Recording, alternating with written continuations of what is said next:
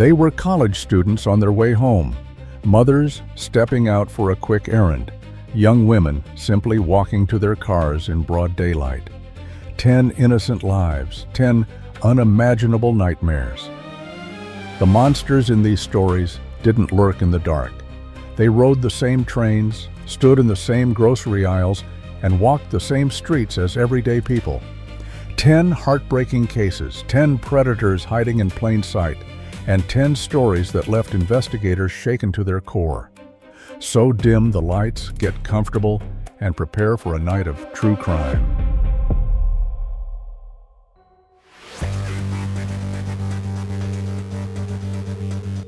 It was Halloween night in rural Michigan. A crowded party, hundreds of strangers, and a 22-year-old woman in a poison ivy costume just trying to get home.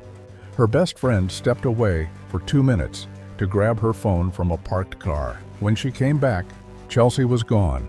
600 people at that party. 600 potential witnesses. And yet somehow, a young woman vanished into the dark Michigan night and nobody saw a thing. Or at least, that's what they claimed. What followed was one of the most chaotic, heartbreaking missing persons investigations in Monroe County history, fueled by lies, false confessions, and a killer hiding in plain sight. If this is your first time here, hit subscribe. You won't want to miss where this goes. This is the Chelsea Bruck case. Chelsea Ellen Brooke lived in the tiny farming community of Maybe, Michigan. It was the kind of place where everybody knew everybody. She was the youngest of 5 siblings and grew up on her family's sprawling farm. Friends described her as kind, hardworking, and energetic. She enjoyed spending time with family and had dreams of building a career in the culinary arts. By all accounts, Chelsea had her future ahead of her. On October 25, 2014, she made plans with friends to attend a large Halloween gathering in nearby Frenchtown Township. The event was far more than a simple house party. Held on a rural property, it featured live music, bonfires, and hundreds of attendees. As the night progressed, the crowd swelled to more than 600 people. For local law enforcement, it would later become a nightmare scene to investigate. Chelsea arrived wearing a costume she had worked hard to create herself. She dressed as Poison Ivy, the famous comic book villain. The outfit featured a long purple wig and carefully crafted leaf-covered clothing. Photographs taken throughout the night showed Chelsea smiling and enjoying herself. Nothing appeared unusual. Nothing suggested the tragedy that was about to unfold. As the hours passed, partygoers consumed alcohol, and according to investigators, some also used drugs. The atmosphere became increasingly chaotic. At one point during the evening, Chelsea accidentally struck her head against a wooden post, causing a cut on her forehead. Although the injury wasn't believed to be serious, it would later become one of many details investigators examined. Chelsea's costume presented another small inconvenience. It had no pockets. As a result, she left her cell phone in a friend's vehicle. Near the end of the evening, Chelsea wanted her phone back. Her friend Rebecca agreed to retrieve it. Chelsea was told to wait while Rebecca walked to the car. The trip should have taken only moments, but when Rebecca returned, Chelsea was gone. At first, nobody panicked. Parties are chaotic places. People move around constantly. Friends assumed Chelsea had wandered off to talk with someone. Perhaps she had gone to another area of the property. Maybe she had found other friends. But as minutes turned into hours, concern began to grow. No one could locate her. No one remembered seeing her leave. Her phone remained in the vehicle. Her friends continued searching. Still nothing. By the following morning, it became impossible to ignore the reality. Chelsea Brooke had vanished. When investigators began looking into Chelsea's disappearance, they immediately faced enormous challenges. The party had taken place on a large rural property surrounded by fields and isolated roads. Hundreds of people had attended. Many had been drinking heavily. Others could barely remember parts of the evening. Some left before police arrived. Others provided contradictory accounts. Investigators essentially had 600 potential witnesses and almost no reliable information. Detectives worked tirelessly to identify attendees and reconstruct Chelsea's final movements. Family members launched extensive search efforts. Volunteers combed fields, wooded areas, and nearby roads. Missing person posters appeared throughout Michigan. The case gained regional attention. Everyone wanted answers, but answers proved difficult to find. Monica, these search parties are actually very large, but you wouldn't know it. I've seen about half a dozen people go here into the cornfields behind me, but they disappear because they are so tall. There are also several volunteers here across the street. This is the site of that epic house party, the last place Chelsea was seen. Yeah, there's some guilt. That's why, I've been doing everything I can to cooperate with everybody. I'm extremely sorry. I've been posting about it on Facebook. I've been trying to make an awareness about it. Hope to God that they find her. The guilt is eating away at Michael Williams. He says he had nothing to do with the disappearance of 22-year-old Chelsea Bruck. Knew I was going to have a lot of people here, but I didn't anticipate the amount of people that showed up. I ended up shutting the party down, turning people away. Police believe Chelsea and her friends were among 600 people at Michael's Halloween bash Saturday night. She wore a poison ivy costume with black fitted pants, a leaf-covered top, and a long purple wig. The investigation became clogged with rumors and false information. Some witnesses genuinely believed they had seen Chelsea after her disappearance. Others simply confused her with someone else wearing a costume. Several individuals provided statements that later proved completely false. Each misleading tip forced investigators to spend valuable time chasing information that led nowhere. Weeks became months. Chelsea remained missing. Then investigators received their first significant break. In February 2015, roughly 4 months after Chelsea disappeared, a farmer discovered a red shoe in a rural field. The shoe belonged to Chelsea. For her family, the discovery was devastating. Until then, there had always been hope she might still be alive somewhere. The shoe suggested a much darker possibility. Soon afterward, investigators found additional evidence. Pieces of Chelsea's costume were recovered at an industrial site in Flat Rock, Michigan. The clothing appeared damaged and torn apart. More importantly, forensic testing revealed something investigators desperately needed. The costume contained DNA from an unknown male. For the first time, police had physical evidence linking another person to Chelsea. The discovery transformed the investigation. Instead of searching blindly, detectives now had a genetic profile. But there was a problem. The DNA didn't match anyone in existing databases. The unknown male remained unidentified. Investigators now knew another person had likely been involved. They just didn't know who. Months continued to pass. The case remained unsolved. Chelsea's family endured a painful cycle of hope and disappointment. Every new lead seemed promising. Every new lead eventually collapsed. Meanwhile, the mystery only deepened. Who was the unknown man? How had Chelsea disappeared from a crowded party without attracting attention? And where was she? The answers would arrive in the spring of 2015. But they would bring heartbreak instead of hope. On April 23, 2015, a construction worker made a grim discovery in Ash Township. Hidden beneath logs and branches was a shallow grave. Inside were human remains. Investigators quickly arrived at the scene. With that latest on the breaking news in Monroe County, we've been following where the body of a woman has been found in a field. Chopper 7 is over the scene. 7 Action News reporter Aaron Baskerville is on the scene. And Aaron, what can you tell us so far? Right now, most of the action is taking place behind me, about a quarter mile into these woods, deep behind me. Still a very active scene right now. State police are out here, the Monroe County Sheriff's Department. I'm going to step out of the way. All we're being told right now is that the body of a woman has been found deep in these woods. I know that there is a crime lab truck out here on scene. The sheriff of Monroe County Sheriff is out here. He's also on scene.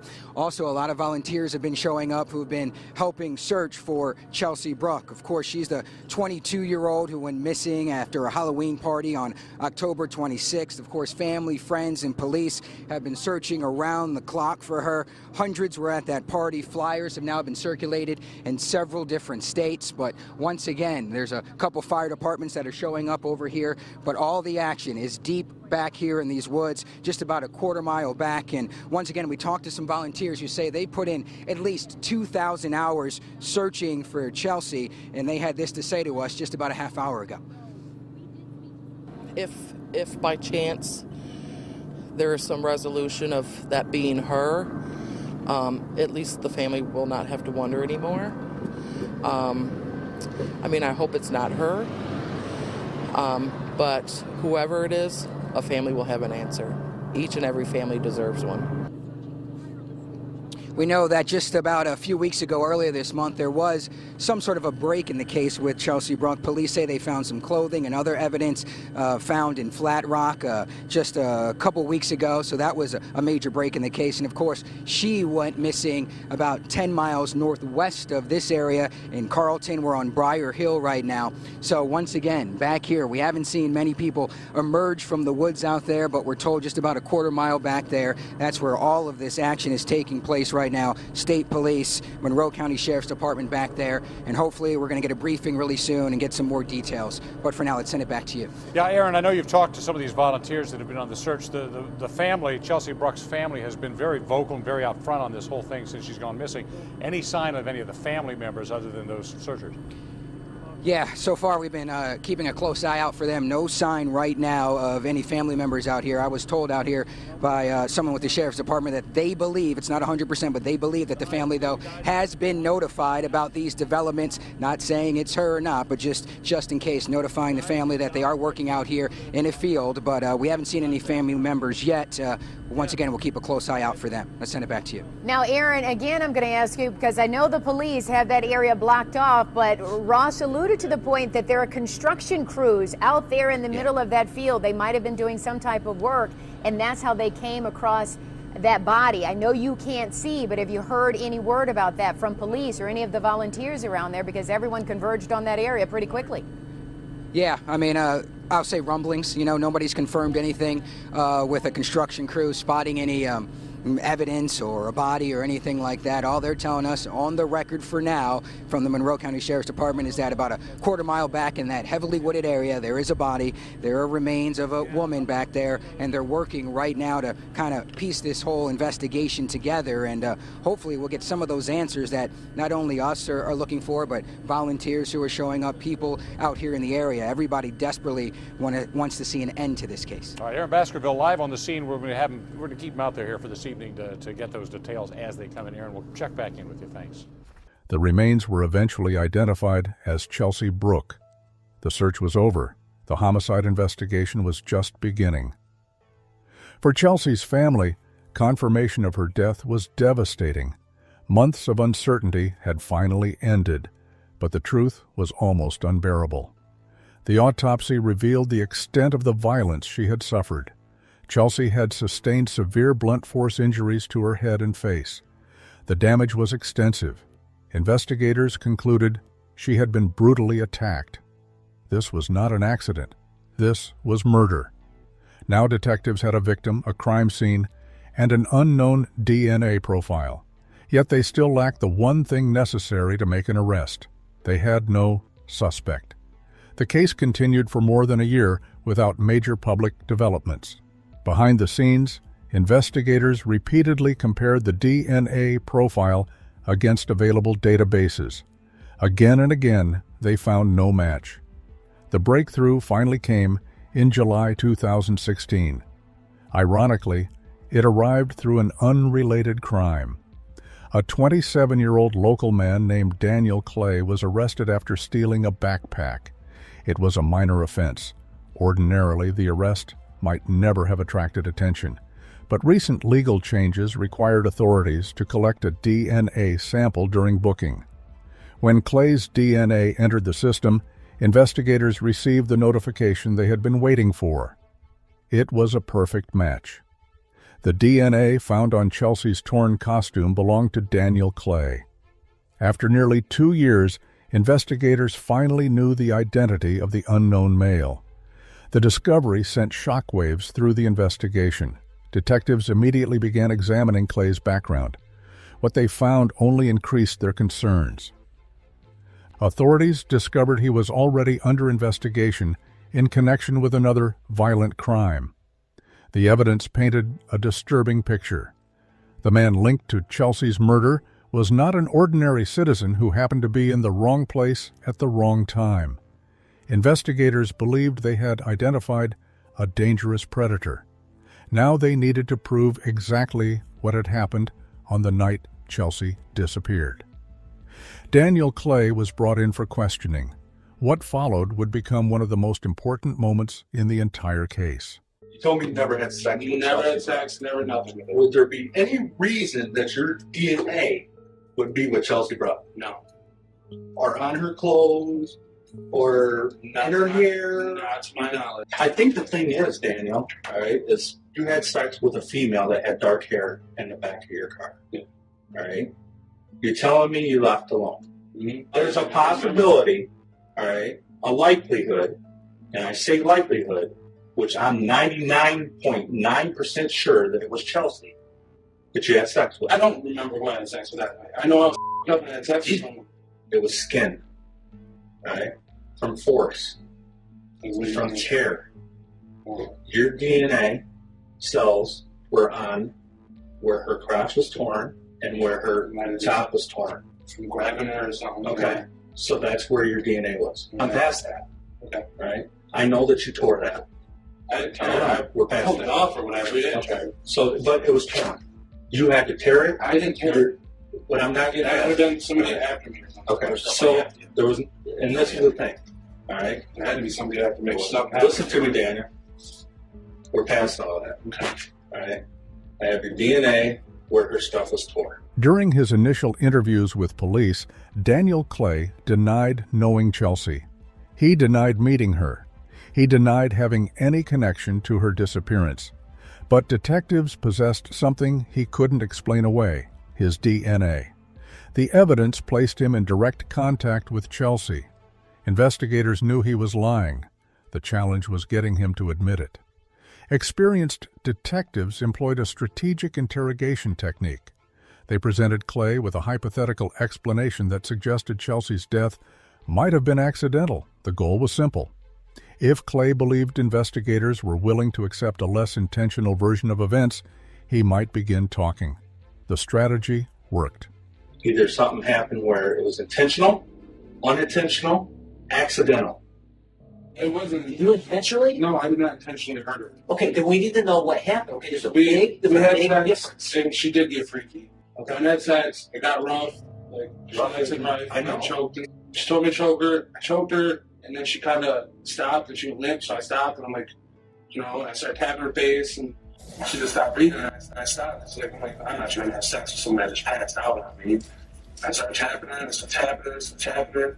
I'm like, I started shaking her. I was going like this and stuff. I was just trying to make her out. Displaced. I don't know. Displaced. I don't know. Significant injury. I don't know. Doctor said car wreck could cause that. I'm telling you, I don't remember. Without an explanation, you realize you're going to look like an animal. I know. You know that. I was blacked out. I don't. What am I supposed to say? Like, you remember details. I remember details. You remember Daniel. I remember You parts. still want to say. I remember parts. So Sir, that part we need you to remember. I don't know. Like, I remember going like this and hitting on it and trying to wake her up after I couldn't give her a CPR. I could get the ones here. The jaw thing, I literally have no idea how I did that unless, like, while I was getting out of the car, I hit her head in the door or something, maybe. And it would have had to have been a smash. I mean, not on purpose. I could see that. That I could understand if I did it not on purpose. You said you took her out of the car, back up right on the road. Okay, you took her out of the car. Did you carry her or drag her? I just kind of picked her up and carried her. For investigators, the confession was significant, but they still needed to determine whether his account matched the evidence. It didn't. Medical experts carefully examined the injuries Chelsea had suffered. Their conclusions contradicted Clay's explanation in critical ways. The injuries to Chelsea's skull and face were extensive. Experts testified that they were not consistent with an accidental impact. Instead, they indicated repeated and intentional blows. Now, this is the news here that was brought to us at 11 o'clock last night. A 27-year-old man from Newport. He is behind bars this morning. I'm sorry. Daniel Clay apologizing for what he's accused of exclusively to Action News cameras after his arraignment on second-degree murder charges. In court today, he told the judge he didn't want bond, apparently preferring a jail cell. The case eventually went before a jury. Over days of testimony, jurors heard from investigators, forensic specialists, and medical experts. They reviewed physical evidence, they examined Clay's statements, and they evaluated whether his story could reasonably explain the injuries Chelsea suffered. The defense attempted to create doubt. Did you intend to cause her death? No, I did not. Did you murder Chelsea Bruck? No. Why do you say that? Why do you say no? Because I didn't mean for her to die. Prosecutors focused on the overwhelming forensic evidence. When deliberations began, the stakes could not have been higher. Chelsea's family had waited years for justice. The jury reached its decision. Daniel Clay was found guilty. This is exactly what the prosecution wanted today. Daniel Clay guilty. This is still first-degree murder. The jury basically decided it wasn't premeditated, but they thought it was still first-degree felony murder, meaning that Chelsea Bruck was killed while another felony was in progress, whether that be kidnapping or criminal sexual conduct. It also means the jury completely rejected Daniel Clay's notion that this was somehow consensual sex. And the jury had a lot of options here. One of those two murder choices, and also concealing a dead body. But they could have gone, if they did believe Daniel Clay, with manslaughter. They did not do that. And obviously, though, when that first not guilty verdict was read, there was an audible gasp in the courtroom, not knowing what was coming next. Listen. We, the jury, find as follows. Count 1, first-degree murder, not guilty. Felony murder, guilty. We're pleased with the jury's verdict. We think it was well-founded and certainly supported by the evidence. Jurors rejected the claim that Chelsea's death resulted from consensual activity gone wrong.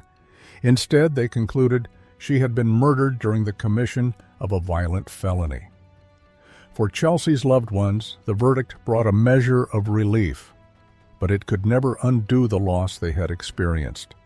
The case then moved to sentencing. What happened next became one of the most emotional moments in the entire proceeding. Chelsea's mother, Leandra Brooke, addressed the court. Wearing purple, the color often associated with her daughter, she spoke directly about the impact of the crime. Yet amid unimaginable grief, she expressed something few expected: forgiveness. Not because she excused what had happened, not because she minimized the pain, but because she believed forgiveness was necessary for her own peace. In a gesture that stunned many observers, she even presented Clay with a Bible. It was a remarkable moment of grace in a courtroom filled with sorrow. The judge, however, delivered a far harsher assessment. It's very clear to me, Mr. Clay, you're a liar, a rapist, and a killer. He described Clay as a dangerous predator. He condemned the violence of the crime and the suffering inflicted upon Chelsea and her family. The sentence reflected that view. Daniel Clay received life in prison without the possibility of parole. Additional decades were added for his involvement in other violent offenses. The legal battle was over. The man responsible would spend the remainder of his life behind bars. Cases like this often become defined by the crimes themselves. But Chelsea Bruck's family wanted people to remember more than tragedy. They wanted people to remember the young woman who loved her family, enjoyed life, and dreamed of a future in the culinary arts. To honor those dreams, a scholarship was established in Chelsea's name at Monroe County Community College. Through that scholarship, future students continue pursuing opportunities that Chelsea herself never had the chance to realize. Her story remains a reminder of how quickly lives can change. A night that began with costumes, music, and celebration ended in unimaginable loss. Yet through persistence, forensic science, and years of investigative work, justice was ultimately achieved. Chelsea Brooke disappeared from a crowded Halloween party without a trace. But she was never forgotten, and neither was the determination to find the person responsible.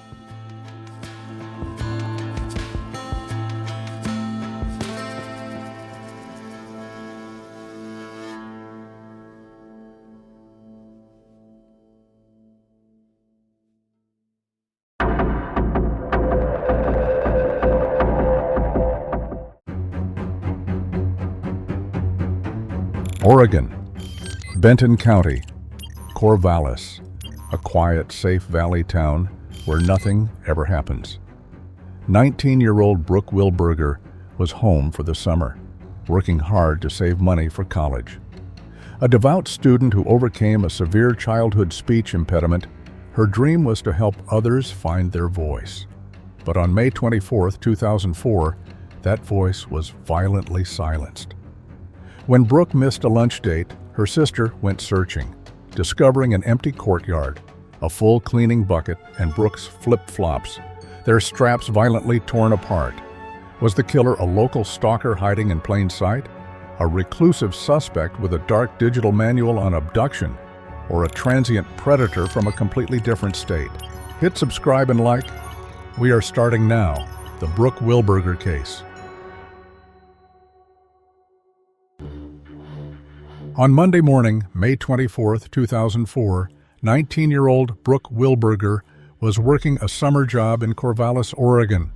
A freshman at Brigham Young University, Brooke had returned home for the season to earn extra money for the upcoming school year. She was employed to clean the grounds and common areas of the Oak Park Apartments, a quiet residential complex managed by her older sister Stephanie and her husband. Brooke's routine shift began early that morning. At approximately 10 a.m., Stephanie looked out her apartment window and observed Brooke in the central courtyard. Brooke was filling a bucket with warm, soapy water, preparing to clean the neighborhood lampposts that lined the property walkways. She was dressed in light clothing and simple flip-flops. This was the last confirmed sighting of Brooke Wilberger alive.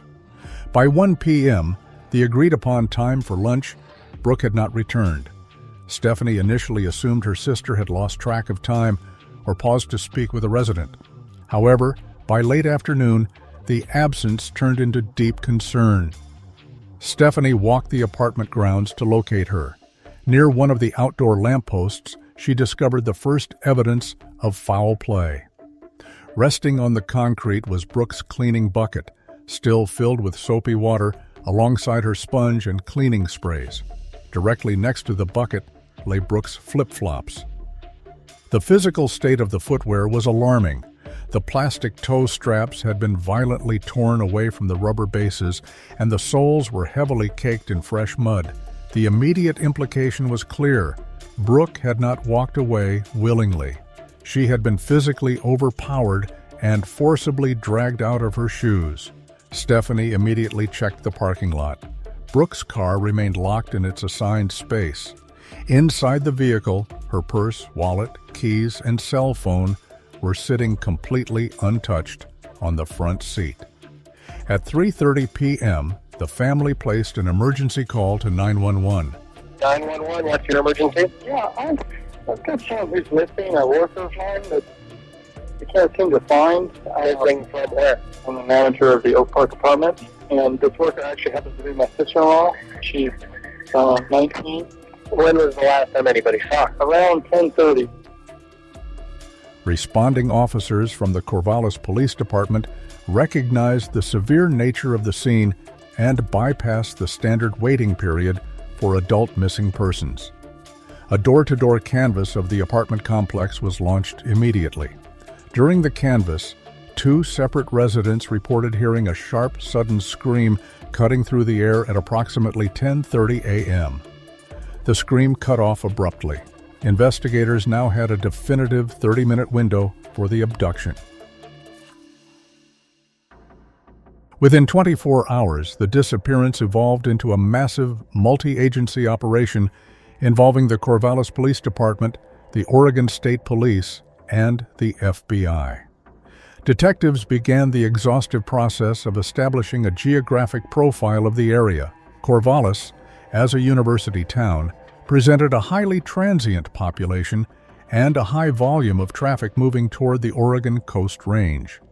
The initial phase of the investigation focused on immediate local threats. Detectives compiled the records of every registered sex offender within a 30-mile radius, generating a list of nearly 2,000 individuals.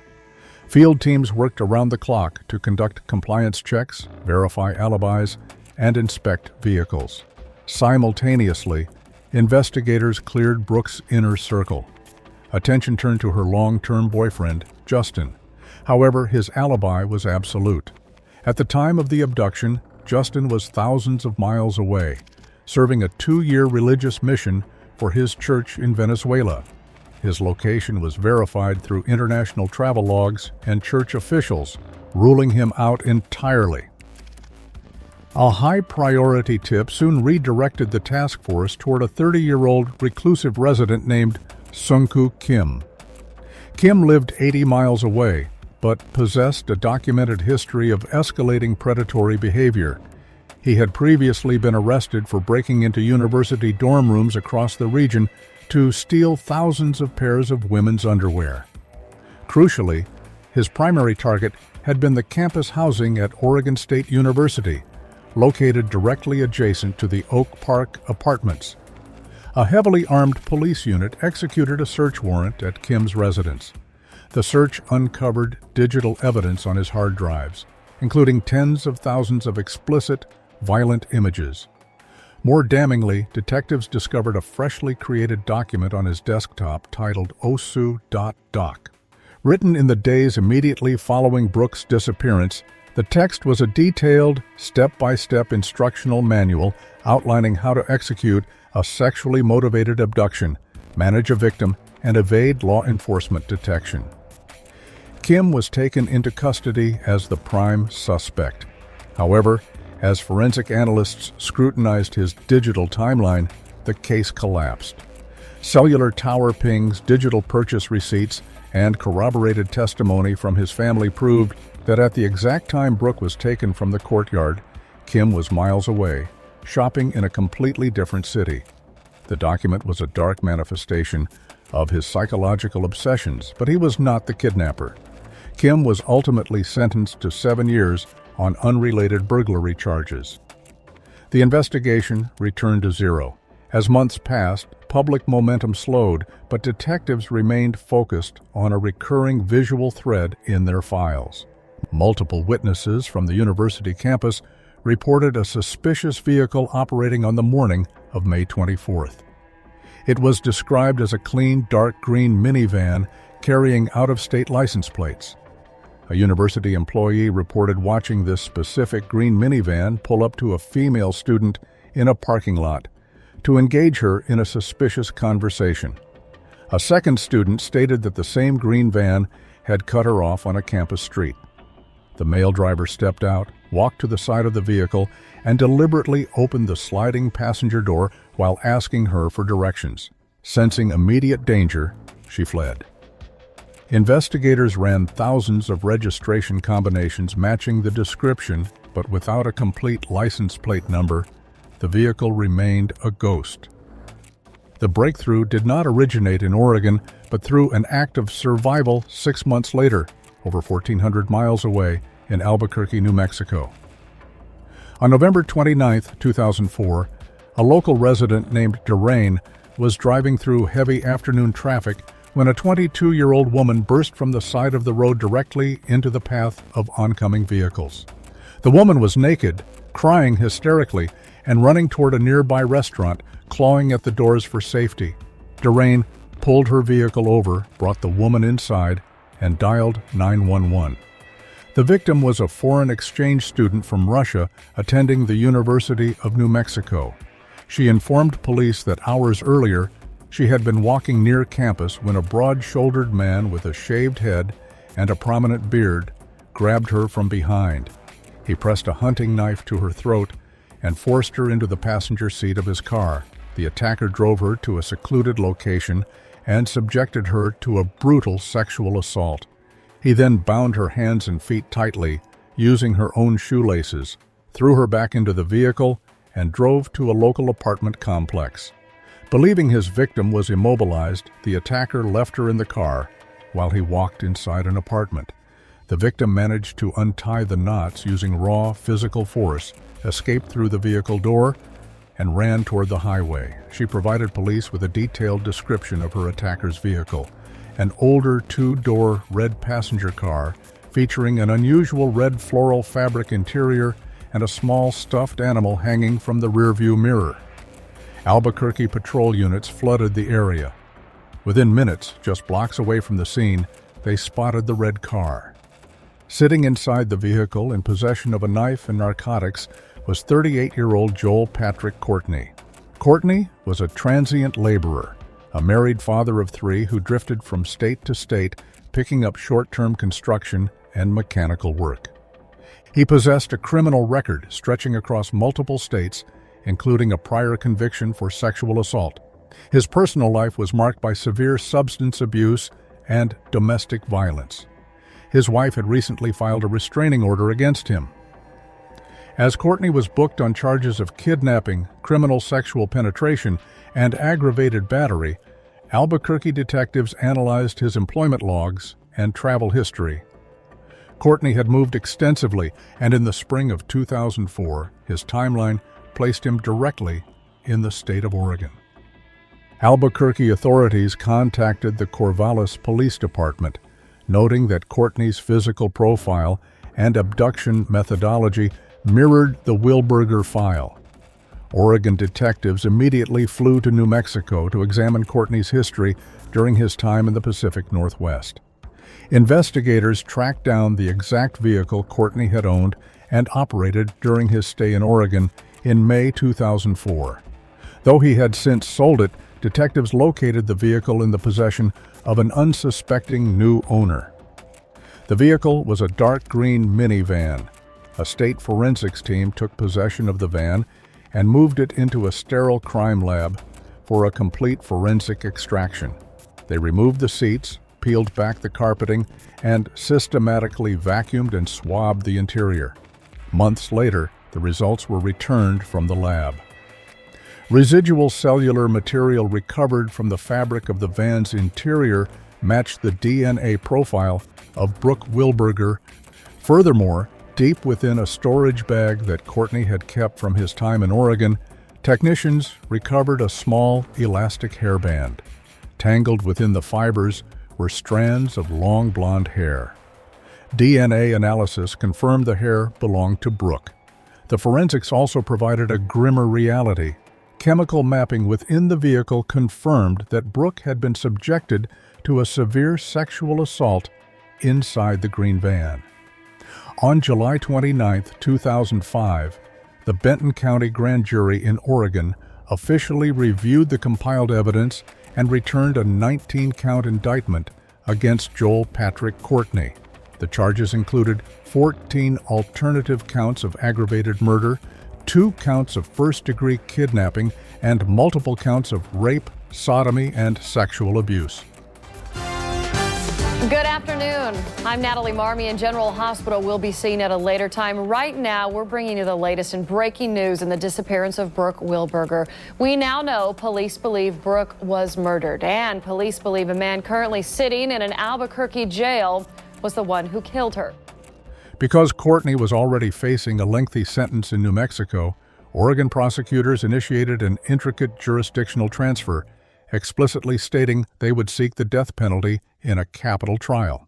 We are at a milestone in this case in that on Friday, July 29th, last Friday, the Benton County Grand Jury reviewed this case, the case of Brooke Wilberger.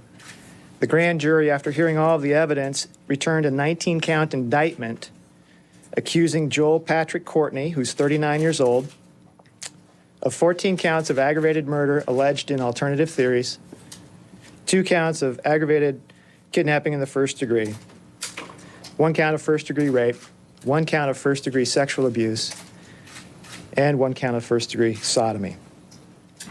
Under Oregon law, the maximum possible penalty for aggravated murder is death. With charges pending in New Mexico, however, it is unlikely that he'll be available for extradition to Oregon for some time. So don't expect to see the defendant before an Oregon court in the next few days or the next few weeks. As you know, the defendant was arrested November 29th of last year in Albuquerque on similar but unrelated charges in their jurisdiction involving the abduction and sodomization of a college-age student there in New Mexico. The huge difference between that case and our case is that the victim in New Mexico was able to escape and survive the attack and report it to the police. Despite the overwhelming forensic evidence, Brooke's remains had not been located. For her family and the detectives, the primary objective remained bringing her home. Courtney understood this and weaponized the location of Brooke's body as currency to manipulate his confinement conditions and play psychological games with the prosecution. In 2007, Courtney was convicted of the Albuquerque kidnapping and rape. During his sentencing hearing, he launched into profane rants, screaming at the bench. No respect for this court. You're the rudest person I've ever met. I would spit in your face if I was close enough. Don't even start. The presiding judge handed down an 18-year sentence to be served immediately in a high-security New Mexico facility. With the New Mexico conviction secured, the focus shifted entirely back to Oregon. Courtney's legal team attempted to stall the capital trial by claiming his history of drug abuse and mental instability rendered him incompetent. However, after extensive psychological evaluations by state experts, the court ruled him fully competent to stand trial. By 2009, 5 years had passed since Brooke vanished. Courtney's capital murder trial in Oregon was officially scheduled for early 2010. Behind the scenes, prosecutors from the Benton County District Attorney's Office faced an ethical dilemma. They had an airtight case to secure a conviction and a death sentence, but a capital conviction meant decades of automatic appeals, keeping the Wilberger family trapped in legal trauma with no guarantee that Brooke's body would ever be recovered. The breaking point occurred within the prison walls.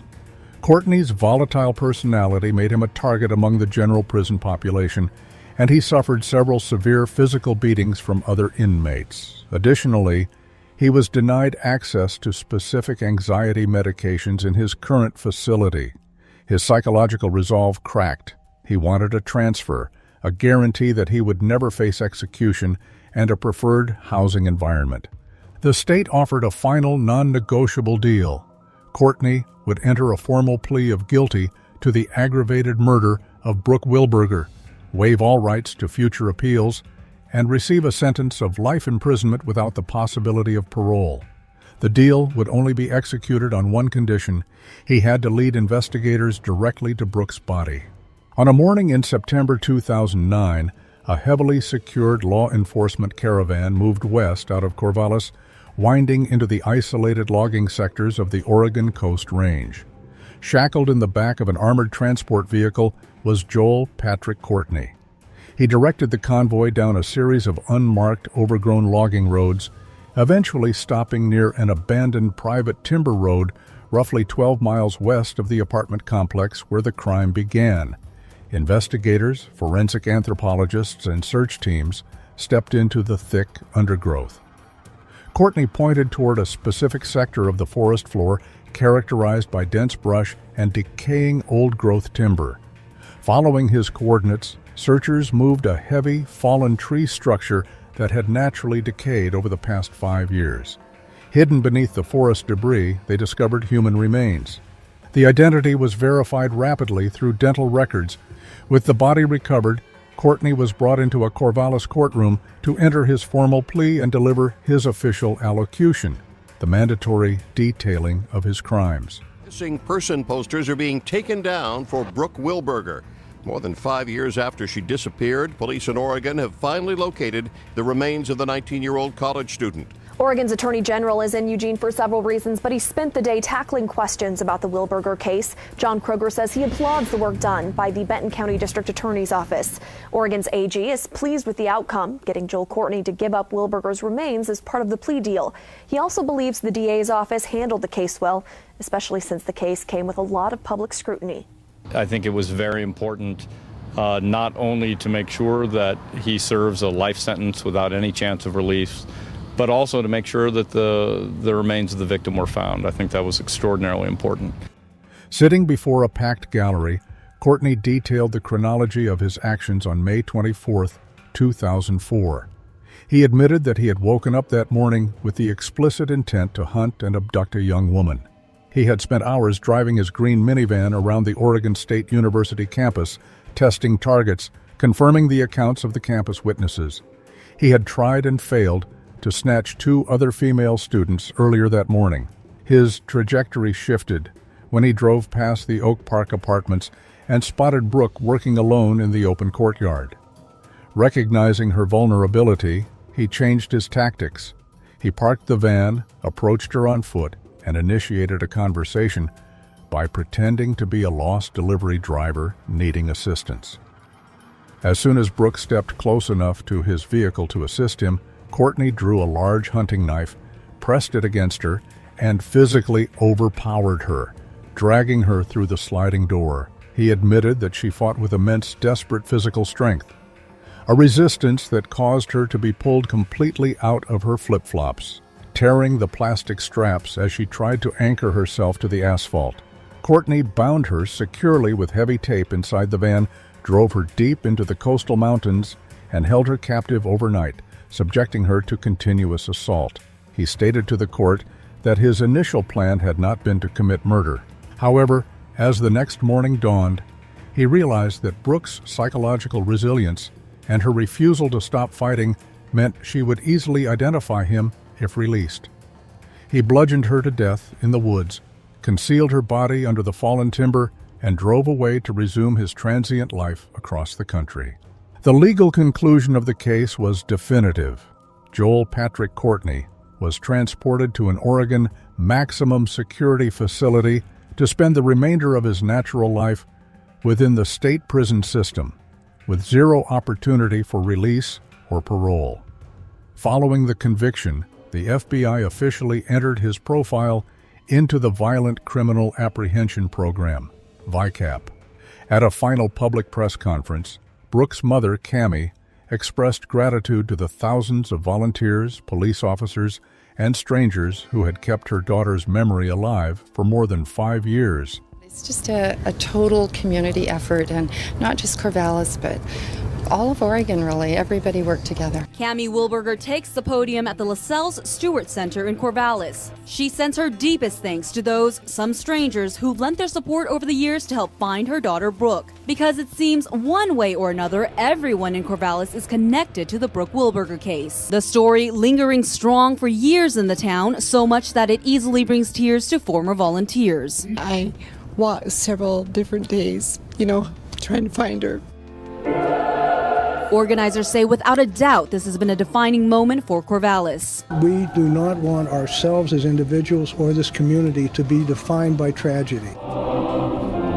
As for the next couple of years, Cammie Wilberger says she hopes not for closure, but a beginning to what's been shown to them all these years, love. We have a lot of things that as a family we're doing, but everybody just moving on, doing good things, trying to, do the best you can do to love other people and do what Brooke would have done.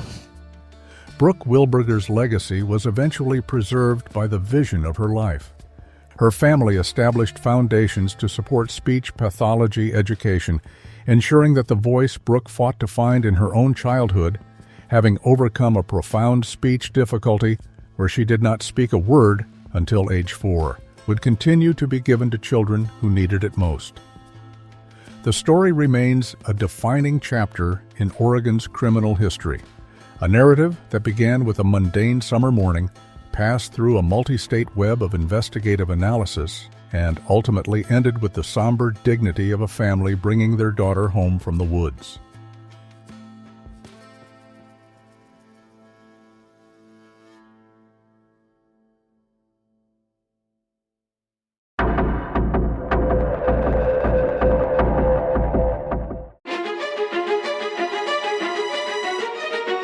The deep hours of a holiday weekend carry a very specific kind of silence. In the early morning hours of August 30th, 2014, that silence settled over a parking garage in Plano, Texas. Under a fluorescent bulb sat a locked 2001 Toyota Celica. Inside, everything was undisturbed, but 23-year-old Christina Morris was completely missing. It sparked one of the most intensive forensic investigations in modern Texas history. If you're new to the channel, subscribe now and watch until the end, because while a man is behind bars, true justice has still not been fully served. I'll have a question for you on that. We start right now. This is the Christina Morris case.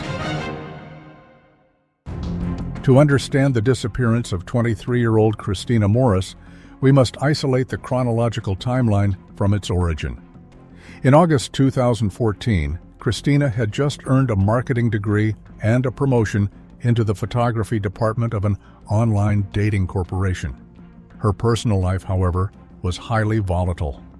She shared an apartment in Fort Worth with her boyfriend, 23-year-old Hunter Foster.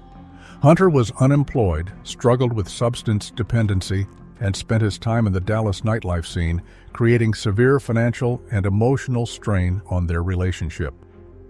On Friday, August 29, 2014, a day-long argument over these lifestyle differences led Christina to drive 45 minutes to Plano, Texas, to attend an informal high school reunion with old classmates.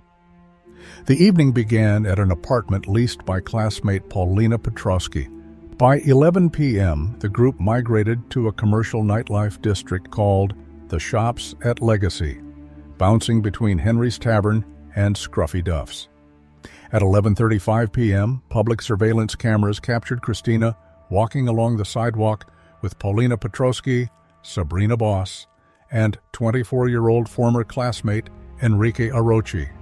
When the bars closed, the group returned to Paulina's apartment. Witnesses later noted that Arochi's behavior was highly aggressive. His attention was fixed entirely on Sabrina Boss, and he became visibly angry when she repeatedly rejected his advances. When Sabrina finally retreated into a bedroom to sleep, Arochi snapped, gathered his belongings, and announced he was leaving. Concurrently, Christina was dealing with her own distress. At 2:12 a.m., she had texted Hunter to pick her up because she couldn't find her car keys, but Hunter was drinking in downtown Dallas and never saw the message. After finding her keys in the apartment, Christina decided to head home to Fort Worth to resolve their argument. Just before 4 a.m., she sent a final text to Hunter apologizing for the fighting. Immediately after, her phone battery died. Christina exited the apartment into a dimly lit corridor alongside Enrique Arochi, who was also heading to his car. The apartment door clicked shut behind them at approximately 3:55 a.m. By Saturday afternoon, Christina had missed her scheduled work shift.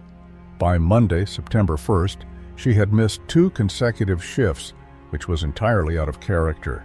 Her worried friends contacted her mother, Johnny McElroy, and her father, Mark Morris. At 11 p.m. on Tuesday, September 2, 2014, a missing person report was officially filed with the Plano Police Department. I'm trying to report a missing person from my daughter. She hasn't shown up from work. I'm just finding out about this. Everybody's freaking out. Does she own a vehicle? Yes. A 2001 Toyota Celica. She was last seen in Plano. She lives in Fort Worth. Saturday morning at 3:45 a.m. is the last anybody's heard from her.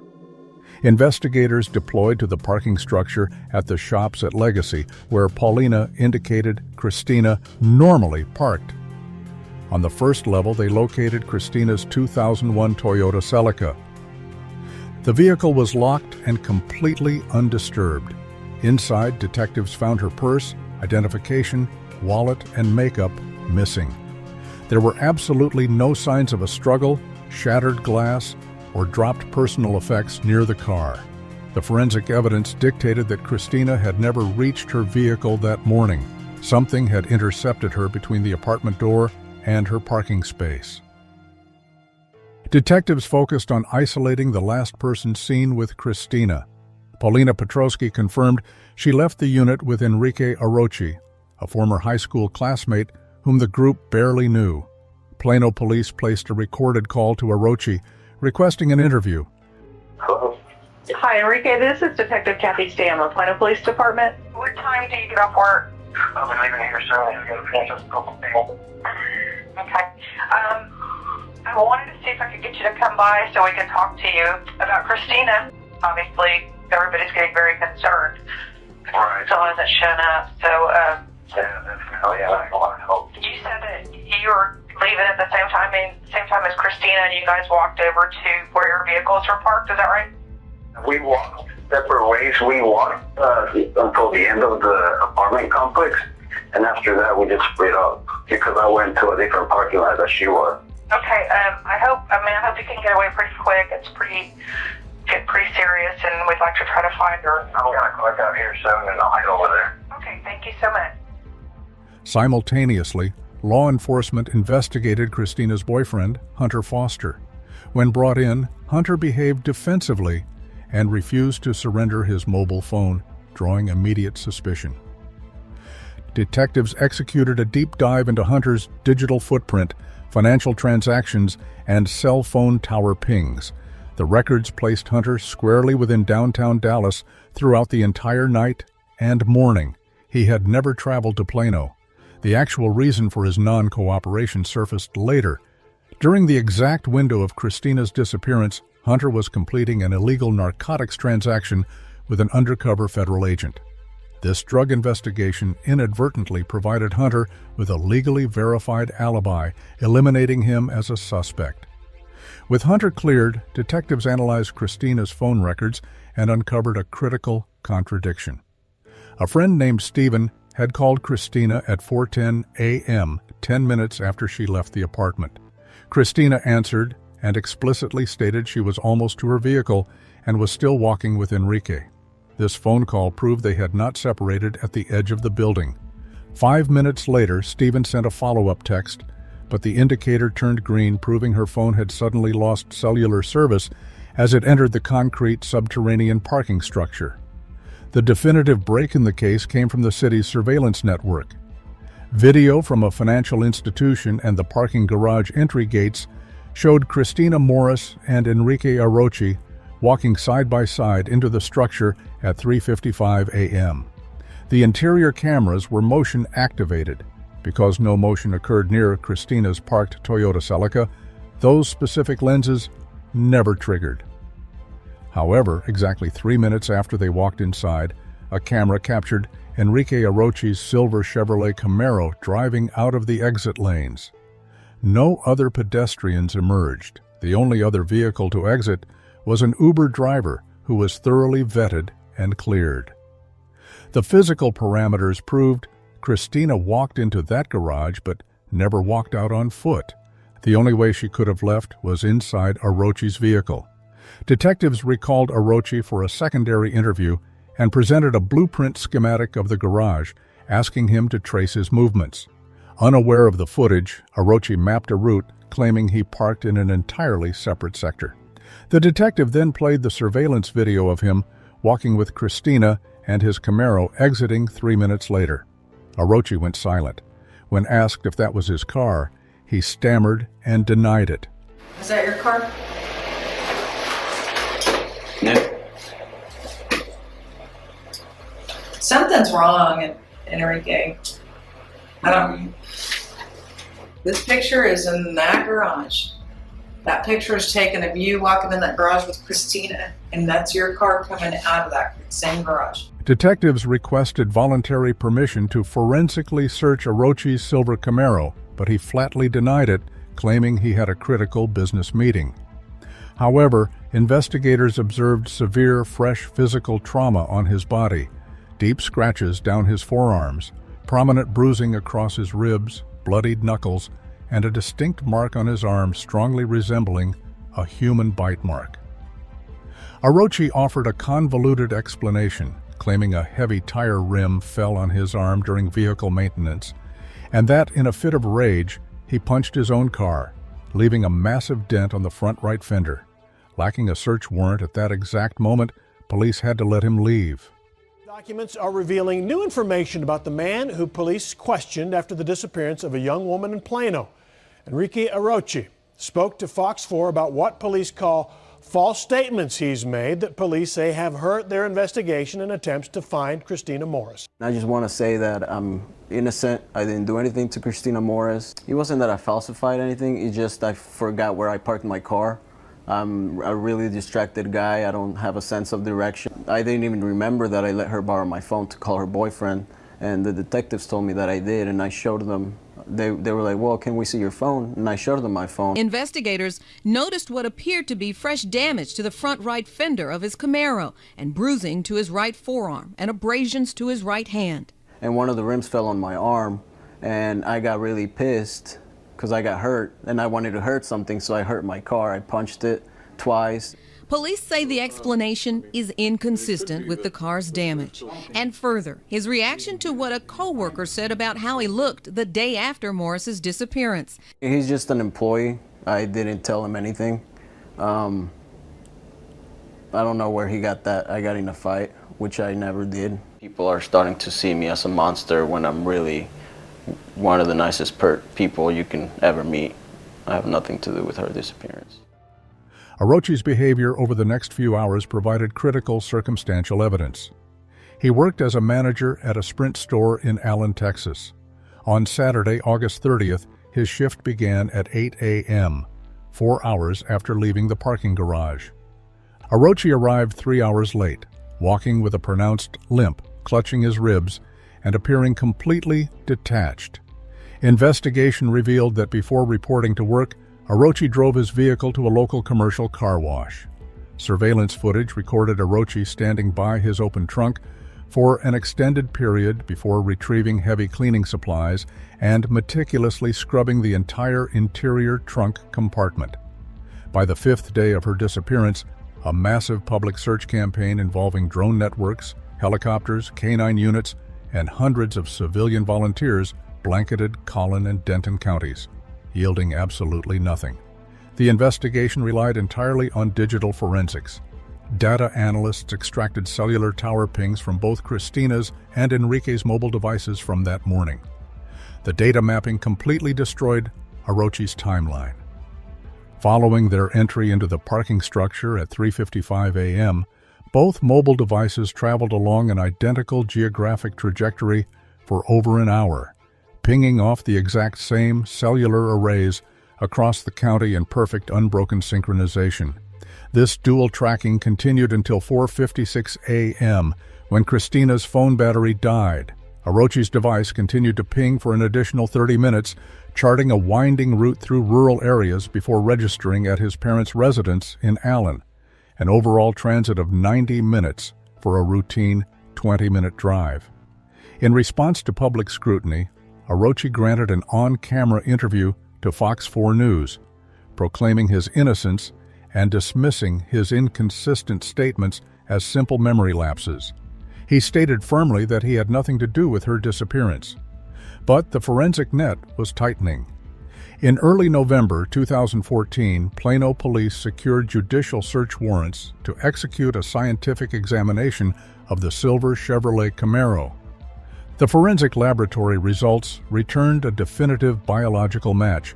Christina Morris's DNA was isolated from multiple locations deep within the fiber lining of the vehicle's trunk carpet. The quantitative analysis indicated the trace concentrations were incredibly high, proving direct contact with high-volume bodily fluids, specifically blood or saliva. The statistical probability of the DNA belonging to anyone else was impossible. The trunk Orochi had been seen scrubbing at the car wash had held Christina. In December 2014, Enrique Orochi was arrested and held on a $1 million bond. 24-year-old Enrique Orochi held on a $1 million bond. An Orochi family spokesman says Orochi's been very depressed since his arrest about 8 o'clock Saturday morning at his parents' home in Allen, where investigators carried out evidence into the night. The spokesman denies Orochi tried to commit suicide, but does say he is being held under observation. Police say DNA evidence found in Orochi's Camaro belongs to Morris. Right when I heard the news, I just sat and prayed as hard as I could and said, please let this be something. McElroy says she still believes Morris is alive, possibly sold to traffickers. Police say lab results on DNA evidence only part of the weight. There were some other things that we were able to establish that actually assisted us in getting that warrant. It's very important for Christina's sake and for justice to be served that we continue to be patient.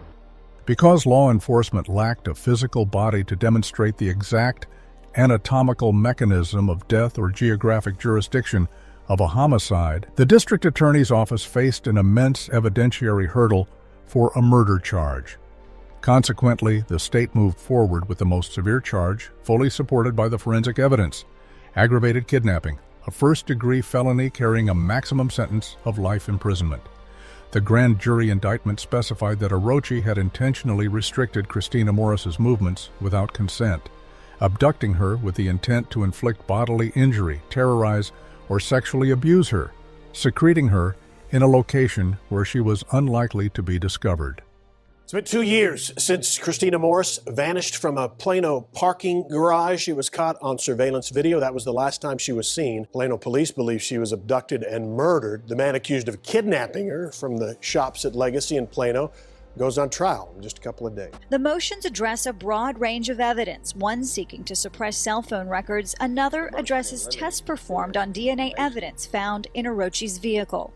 Shook says one of the biggest challenges for the defense may be the interviews Orochi did with police and media following Christina's disappearance. How does that figure into this case? That will be a major part of the state's case, I think. All right, well, if convicted of aggravated kidnapping, Orochi could spend up to life in prison. Orochi pleaded not guilty. The trial commenced in September 2016. The state's case rested heavily upon three pillars: the surveillance timeline, the paired cellular trajectories, and the high-concentration DNA isolated from the trunk. The prosecution presented two primary theories to the jury regarding the mechanics of the crime. Both were rooted in a baseline motive. Enrique Orochi had experienced a severe ego fracture when aggressively rejected by Sabrina Boss minutes prior, and he redirected his toxic focus entirely toward Christina. The first theory argued that Orochi made an aggressive sexual advance immediately upon reaching the vehicles inside the structure. When Christina resisted, Orochi assaulted her, rendering her unconscious or deceased, placed her into the trunk within that narrow 3-minute window, and drove out the exit gates. The significant dent on his fender and the severe trauma to his hands were framed as the physical remnants of an immediate, violent garage struggle. The second theory argued a deceptive scenario. Orochi offered to drive Christina back to Fort Worth so she wouldn't have to drive exhausted. Given her documented phobia of darkness and isolation, Christina likely viewed the offer from a former classmate as a safe alternative. Once inside the vehicle, Orochi altered the route, heading in the opposite direction toward rural Collin County. Upon realizing the deception, a violent struggle ensued within the cabin of the moving vehicle as Christina fought for her life, culminating in her incapacitation and placement inside the trunk during that unaccounted 90-minute transit period. The defense countered by focusing entirely on the potential for forensic cross-contamination, noting that both Christina's Toyota and Enrique's Camaro had been processed within the same laboratory facility. They argued that the cell tower pings were circumstantial approximations and hammered home the fact that no direct visual evidence existed showing Christina actually stepping into the Camaro. Orochi exercised his constitutional right not to testify. However, the state introduced an unexpected, powerful witness, Hunter Foster. Hunter had since been convicted on federal drug conspiracy charges stemming from the narcotics transactions he completed the night Christina went missing and was serving a lengthy federal prison sentence. Under an immunity agreement, Hunter provided a raw account of his intense arguments with Christina and his crushing guilt for failing to read her final text messages. His raw honesty neutralized the defense's attempts to redirect culpability toward the boyfriend. The prosecution also introduced digital evidence extracted from Orochi's phone, proving he had downloaded an extensive library of graphic files depicting extreme violence, abduction, and mutilation against women. Following nearly 2 days of intense deliberation, the jury found Enrique Orochi guilty of aggravated kidnapping. Judge Mark Rush handed down the maximum statutory penalty, life imprisonment. Life in prison. That is the sentence handed down today by the judge to Enrique Orochi. It took Judge Mark Rush only a matter of minutes to hand down the maximum, and that being a life sentence. Now, in all, five members of Christina's family spoke directly to 26-year-old Enrique Orochi as part of the victim's impact statements. Now, Orochi appeared dismissive, looking away and rocking back and forth in his chair. Several times, Orochi appeared to smirk as family members spoke. That did not go unnoticed by family members who made it clear to Orochi that while he spends the rest of his life in prison, their search for Christina will go on. He needs to tell the truth for once in his life. That's what I mean by do the right thing. Tell me where Christina is, because you know where she is. He has no feeling about what he did. It doesn't bother him a bit. Even the sentence didn't bother him. I hope it bothers him when he gets there, and I hope he gets what's coming to him. Now, no one from Orochi's family appeared to be in the courtroom for the sentencing. Now, this life sentence means that he must serve at least 30 years in prison before he's even eligible for parole. From his prison cell, Orochi initiated an extensive appeal process that was swiftly rejected by higher courts. In subsequent interviews, he maintained his innocence, claiming the DNA evidence had been intentionally planted by investigators. Outside the prison walls, the family converted their grief into an ongoing physical operation. Mark Morris spent his days systematically traversing the dense underbrush, creek beds, and forested tracts of North Texas entirely alone, searching come rain or shine. Christina's mother, Johnny McElroy, resigned from her position and relocated her entire life to transform the search into a full-time endeavor, continuing to write daily letters and leave consistent voicemails on Christina's expired phone account.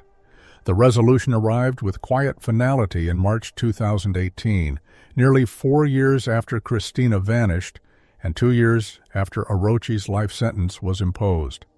A construction firm was executing clearing and excavation operations for a new residential development in a rural sector of Aniah, Texas, located in Collin County along the Highway 75 corridor. An equipment operator clearing dense brush noted a human skull on the ground. Law enforcement secured the perimeter, launching a meticulous recovery operation. They recovered skeletal remains alongside degraded fragments of clothing. A half-year search for 23-year-old kidnapped victim Christina Morris ends here in a field just east of 75 in Aniah. Sources confirmed to Fox 4 News that the remains found here yesterday are those of 23-year-old Christina Morris. She had been left in a desolate field just east of the highway. Because of the extreme interval of time and environmental exposure, forensic pathologists found it entirely impossible to determine the exact anatomical mechanism of her death. The discovery raised immediate questions regarding the potential for filing additional homicide charges against Enrique Orochi. However, the constitutional protection against double jeopardy introduced an insurmountable legal barrier. Because the state had already utilized the absolute framework of the abduction and the physical reality of her death to secure a maximum life sentence for aggravated kidnapping, reconstructing the exact same event into a capital murder trial would require demonstrating an entirely separate statutory felony context to avoid illegal duplication of charges. because Orochi was already serving a life term requiring 3 decades of physical incarceration before any potential release, the district attorney's office determined a secondary prosecution would yield no practical extension of his punishment. They chose instead to let the existing sentence stand undisturbed. Enrique Orochi remains locked away within the Texas Department of Criminal Justice, his silence absolute. The concrete structure at the shops at Legacy stands unchanged, a silent witness to a timeline that was painstakingly reconstructed until the truth was dragged from the dark and Christina Morris was finally returned to the arms of those who loved her.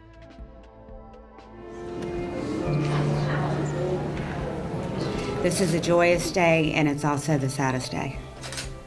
I can honestly say for myself. But I plan on celebrating her life today, and I just want to try to get through this. And I think I can. You can. We're just really grateful for all the support that we've had and for all the love that people have shown for Christina. I know she returns it. I hope y'all feel her presence as we do.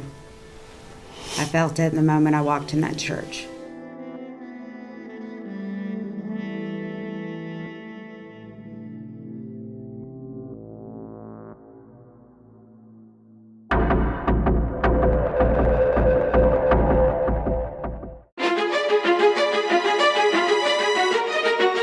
Florida, Orange County, Orlando. A city built on sunshine, tourism, and the promise of a good time.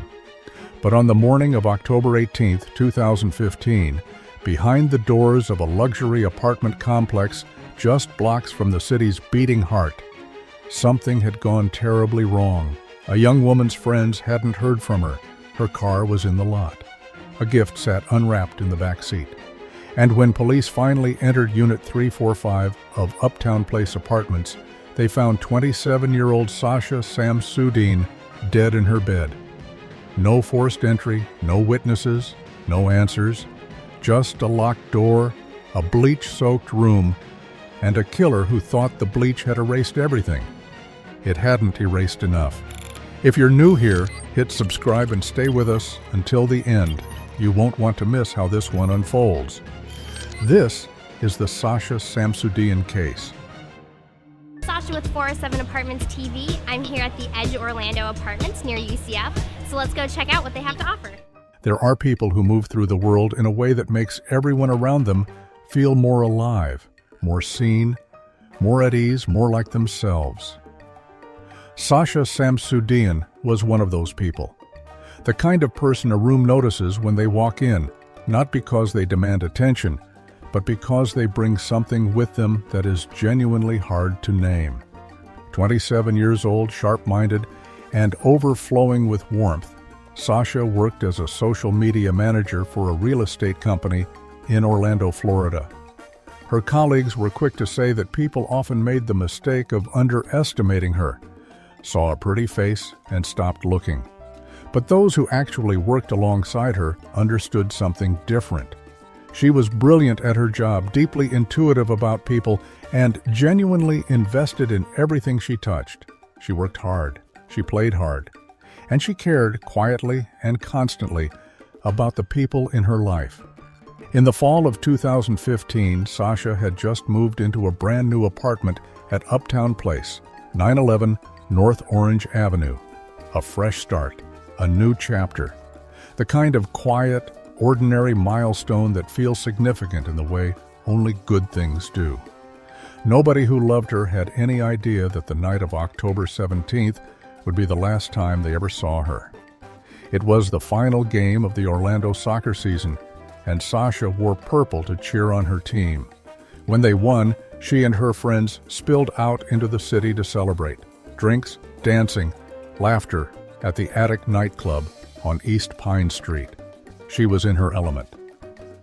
Around 12:30 in the morning, she told her friend Anthony she was heading home. In their group, that was nothing unusual. People split off and found each other again later in the night. Or they didn't, and it was fine either way. They had plans for breakfast the next morning. Anthony arrived and waited. Sasha never came. When Sasha didn't answer his texts that morning, Anthony told himself she was sleeping it off. That was the reasonable explanation, the easy one. But as the hours passed and her silence held, something in him began to shift. Sasha was never away from her phone, not for this long, not without a word.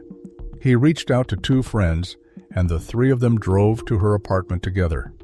Her car was in the parking lot, exactly where it should be, but when one of them looked through the window of the back seat, they found something that landed differently.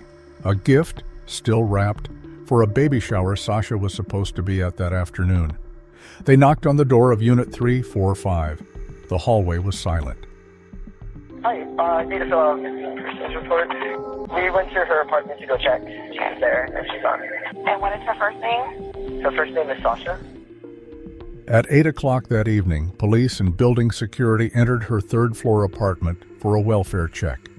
The front door was locked. No signs of forced entry. The kitchen and living room were undisturbed, ordinary, quiet. But in her bedroom, officers saw strands of hair trailing out from beneath the comforter and a hand hanging over the edge of the mattress. Sasha Samsudean was gone. 27-year-old Orlando woman Sasha Samsudean's body was found Saturday night inside of her apartment at Uptown Place on North Orange Avenue. Right now, police are not releasing many details, but friends and neighbors say they were stunned to hear about it. Typical girl, just nice, fun-loving girl. She wasn't too boastful, too loud. Just a nice, quiet type. She seemed to get along with everybody. I guess kind of nervous because we don't really know, how she was killed or if we should be concerned that there's someone dangerous living in our building. She had been raped and strangled to death. The evidence told a story of someone who had fought back. Compression marks encircled her neck. Her forearms were marked with defensive wounds. Abrasions across her body showed she had struggled against someone restraining her with force. Her necklace had been torn away and caught in her hair. Her clothing had been ripped open. Her underwear was missing. Her purse, her phone, her key fob, all gone. The room smelled heavily of bleach. The bedding was discolored. Her cleaning cabinet stood open, its contents disturbed. The toilet seat had been left up. A small detail, but one that stayed with investigators. Sasha lived alone. Near the bed, forensics found a discarded condom wrapper and the impression of a shoe pressed into the floor. 2 latent fingerprints were lifted from the underside of the toilet seat lid. DNA swabs were collected from Sasha's body. When the medical examiner completed the autopsy, he said something that stopped the room. In his entire career, he had never seen an internal neck fracture that severe. 15 surveillance cameras monitored Uptown Place, and the last confirmed image of Sasha alive was captured just before 2 in the morning as she passed through the lobby. The building also employed an overnight security guard. His name was Stephen Duxbury, 22 years old. He had worked at the complex for roughly 5 months. When detectives spoke with him, Duxbury explained that Sasha had arrived without her ID or key fob, and that he hadn't let her in. Another resident had opened the door. He said he found her struggling with the entry code and walked her out to her car to look for her keys. Then she remembered the code, he said, and went back inside on her own. Later, without being asked, Duxbury revised his account. He added something new. At some point, he said he had seen Sasha inside the building with a man he didn't recognize. Police took note. They needed to find that person, but first, they needed to trace every step Sasha had taken that night. Camera by camera, investigators followed her path from the attic back toward Uptown Place, a 30-minute walk through a busy downtown night.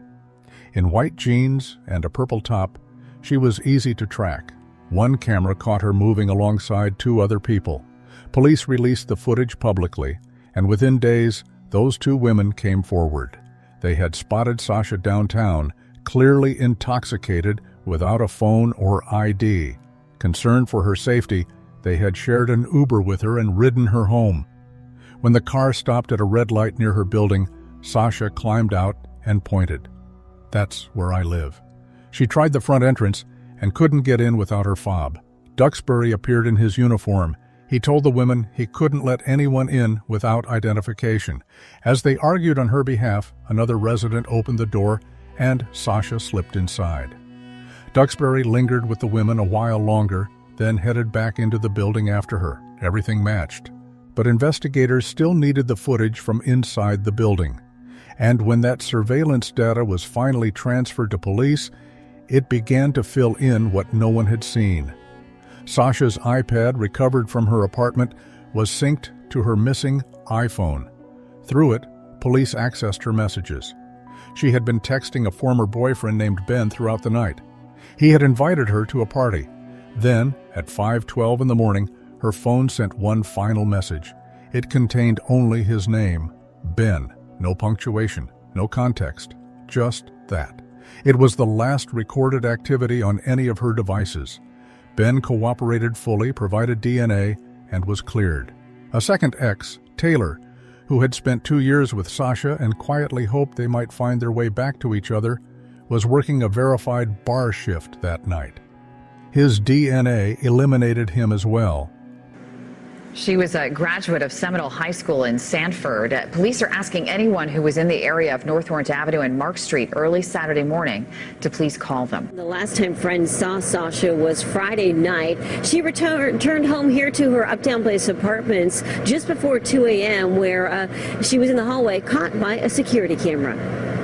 It's very sad, and our biggest thing is we really do want to solve this, and I hope that anyone that sees this picture and that can recognize her that night, just to please give us a call.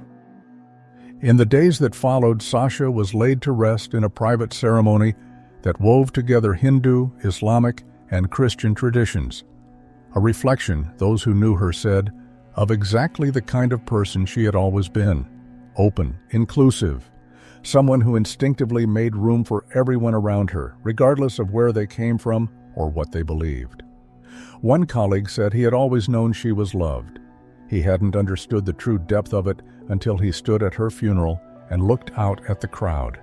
People from every corner of her life gathered together because she had mattered to all of them.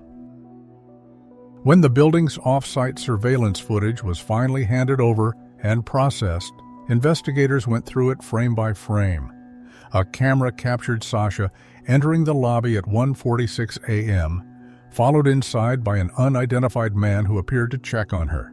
She went upstairs and disappeared from view for nearly 20 minutes.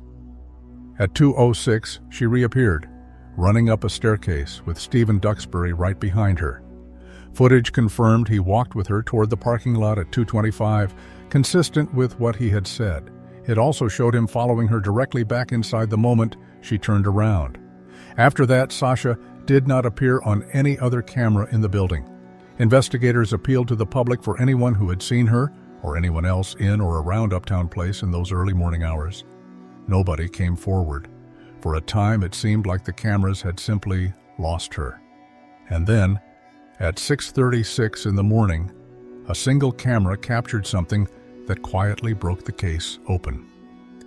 A figure emerged from the second floor of the building, carrying 2 large plastic trash bags. He moved with purpose, unhurried, the way someone moves when they believe no one is watching. It was Stephen Duxbury.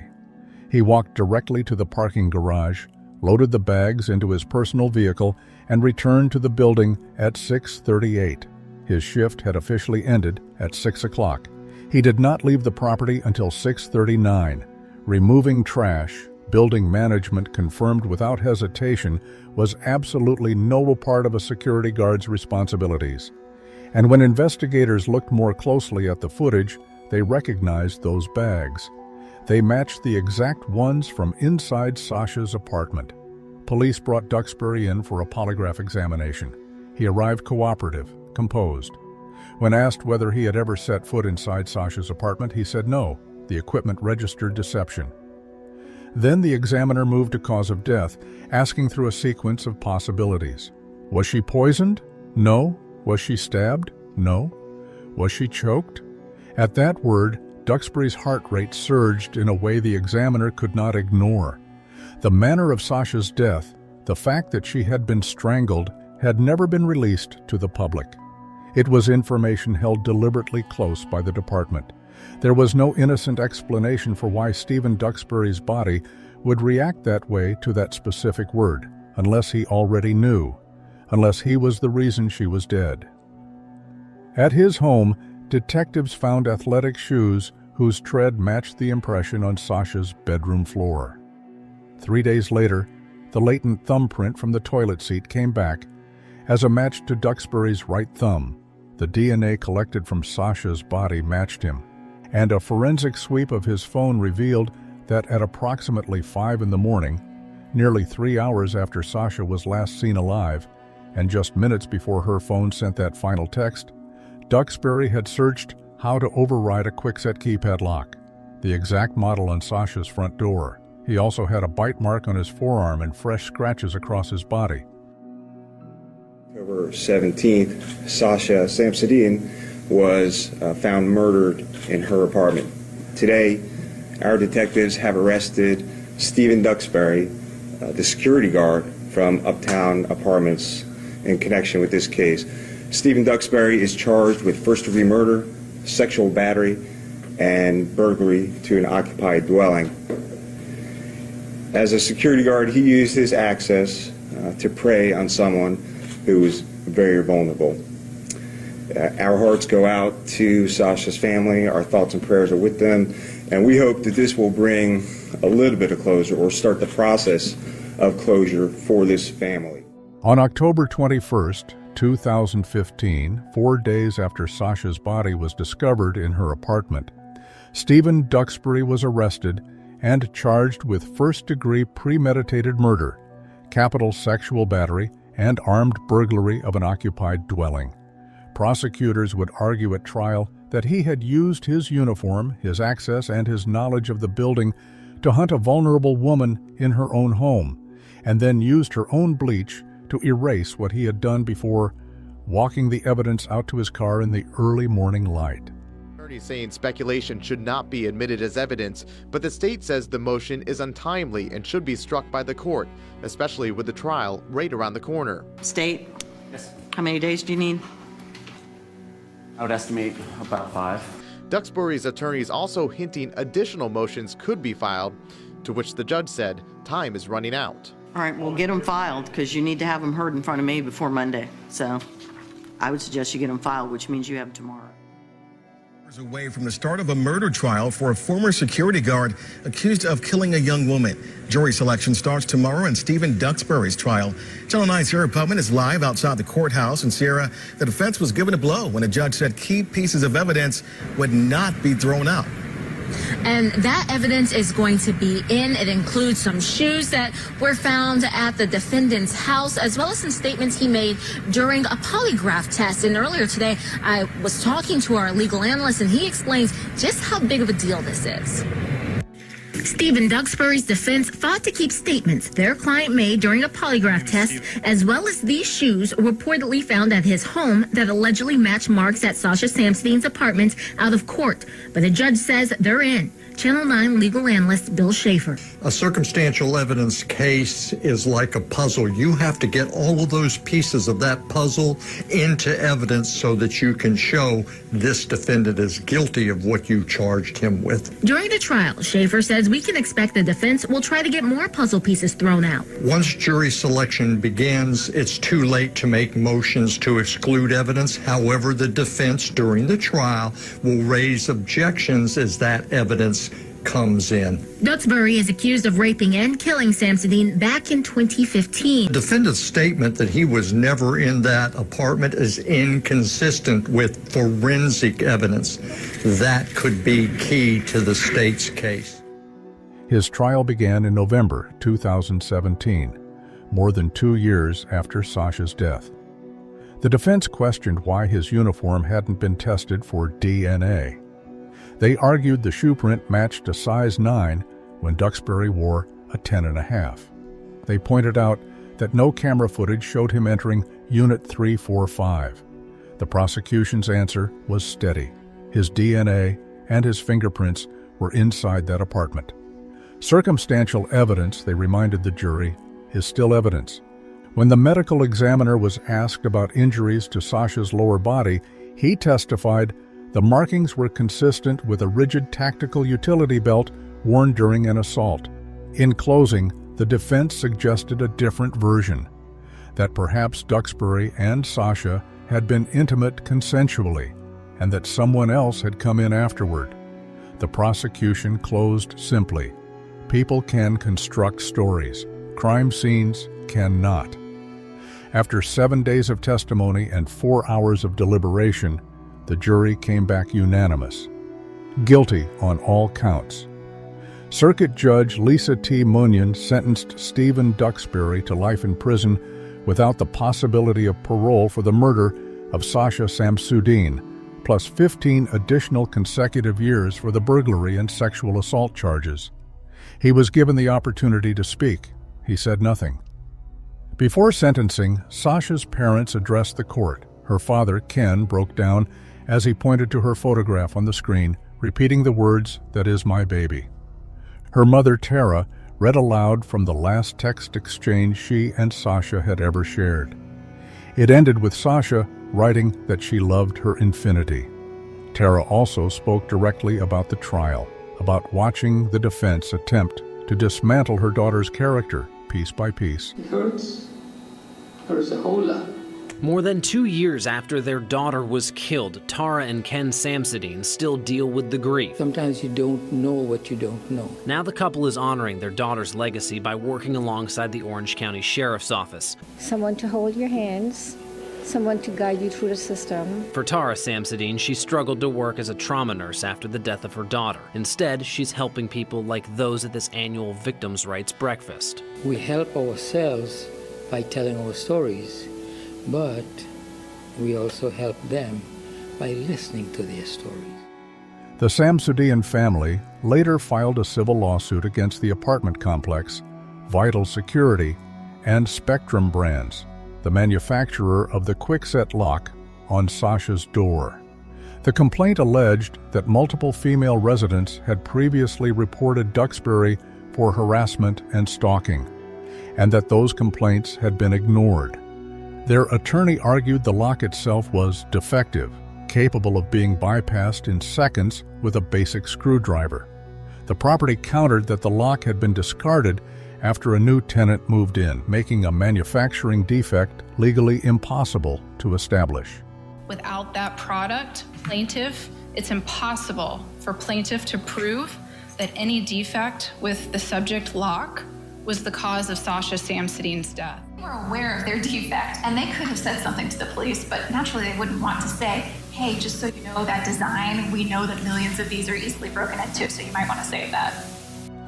In February 2019, Duxbury filed an appeal challenging the admissibility of statements made after his Miranda warning and the denial of his acquittal motion. The appellate court reviewed his filing and denied it. He remains in prison. Ken and Tara Samsudean did not stay still in their grief. They partnered with the Orange County Sheriff's Office to build programs for families navigating the wreckage that violent crime leaves behind. Families who suddenly find themselves in a world they don't recognize, without a map, without anyone who truly understands what they are living through. Tara, who had spent years building a career as a trauma nurse, found she could no longer return to that work after losing Sasha. The woman who had dedicated her professional life to caring for people in crisis quietly redirected herself entirely toward advocacy, toward sitting with other parents in the very worst moments of their lives, toward making sure that grief, as overwhelming and isolating as it is, always has somewhere to go. Sasha Samsudean was 27 years old. She was vivid and warm and brilliant and deeply, fiercely loved, and the people who carry her forward make absolutely certain the world does not forget it.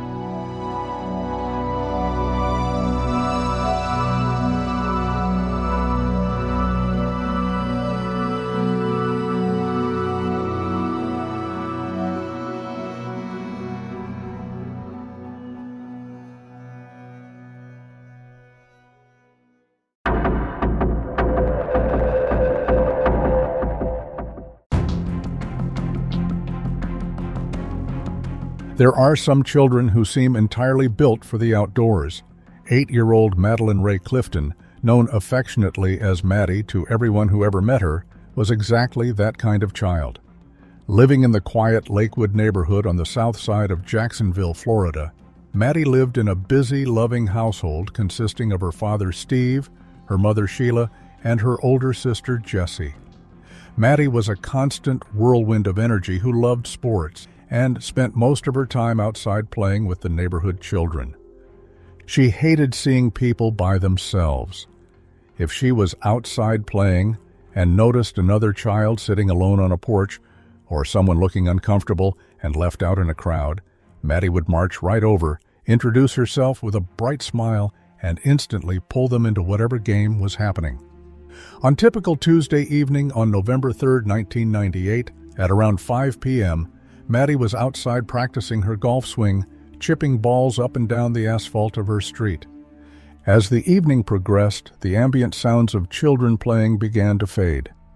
By 6:30 p.m., a heavy dusk had settled over the city, and Maddie's mother, Sheila, opened her front door to call her daughters inside for dinner. Jessie walked through the door alone. When Sheila asked where her little sister was, Jessie explained she hadn't been playing with Maddie and assumed she was with another neighbor. A sudden worry hit Sheila. She walked onto the driveway, calling Maddie's name into the gathering darkness, but there was no response. She began knocking on the doors of the immediate neighbors, but the answer was uniform. None of the parents or children had seen her since late afternoon. Realizing Maddie would never willingly stay out past dark without permission, a frantic Sheila dialed 911. Her name is Maddie. She goes, it's Madeline. What's her last name? Clifton. How old is she? She's 8 years old. Where was she playing at around the house? Right around the house here. She had on a pair of shorts and a red t-shirt. When's the last time anybody saw her? 4:30 to 5 o'clock. About 5:30 was the last time we saw her. And I was letting the kids play out here for a little while, and then she disappeared. Within mere hours, the quiet grid of suburban streets transformed into a chaotic rescue operation.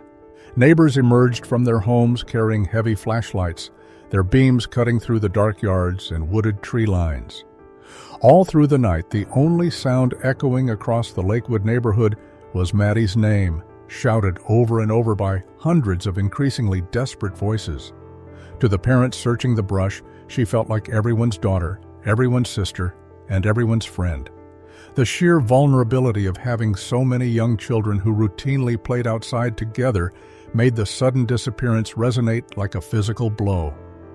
When the sun finally rose the next morning, bringing clearer vision, search parties hoped daylight would yield an obvious clue: a dropped shoe, a discarded golf club, or a scrap of fabric. Instead, there was absolutely nothing. The total absence of physical evidence left investigators with a frustrating, completely blank canvas. As the days bled together, the investigators began the painstaking process of turning the neighborhood upside down, interviewing every single resident multiple times.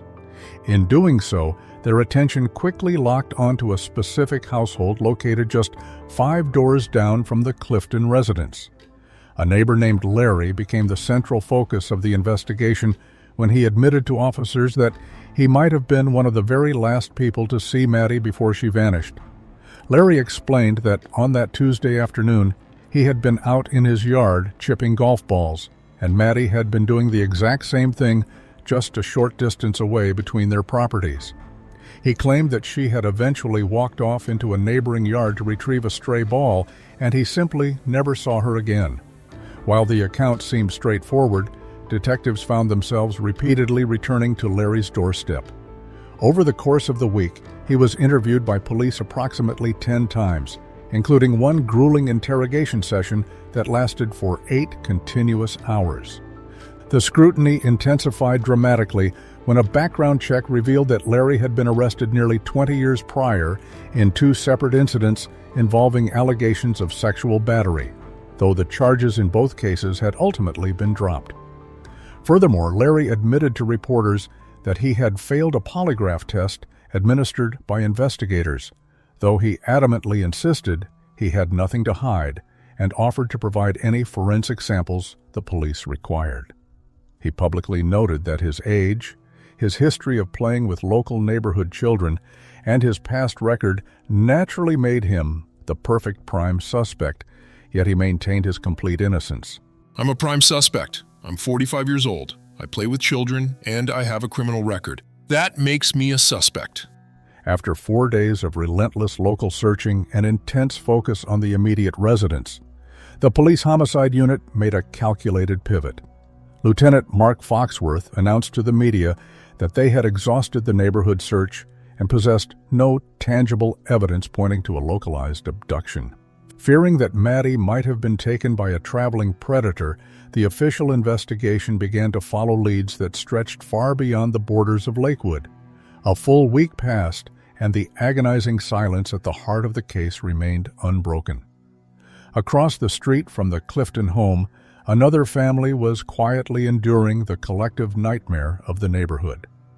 14-year-old Joshua Phillips and his parents had been deeply involved in the community effort, participating in the search parties day and night. Joshua and Maddie were frequent playmates. Then there's a neighbor from across the street. Josh! Hey! Hi! So she's across the street, and then she's also from across the street. Oh my God.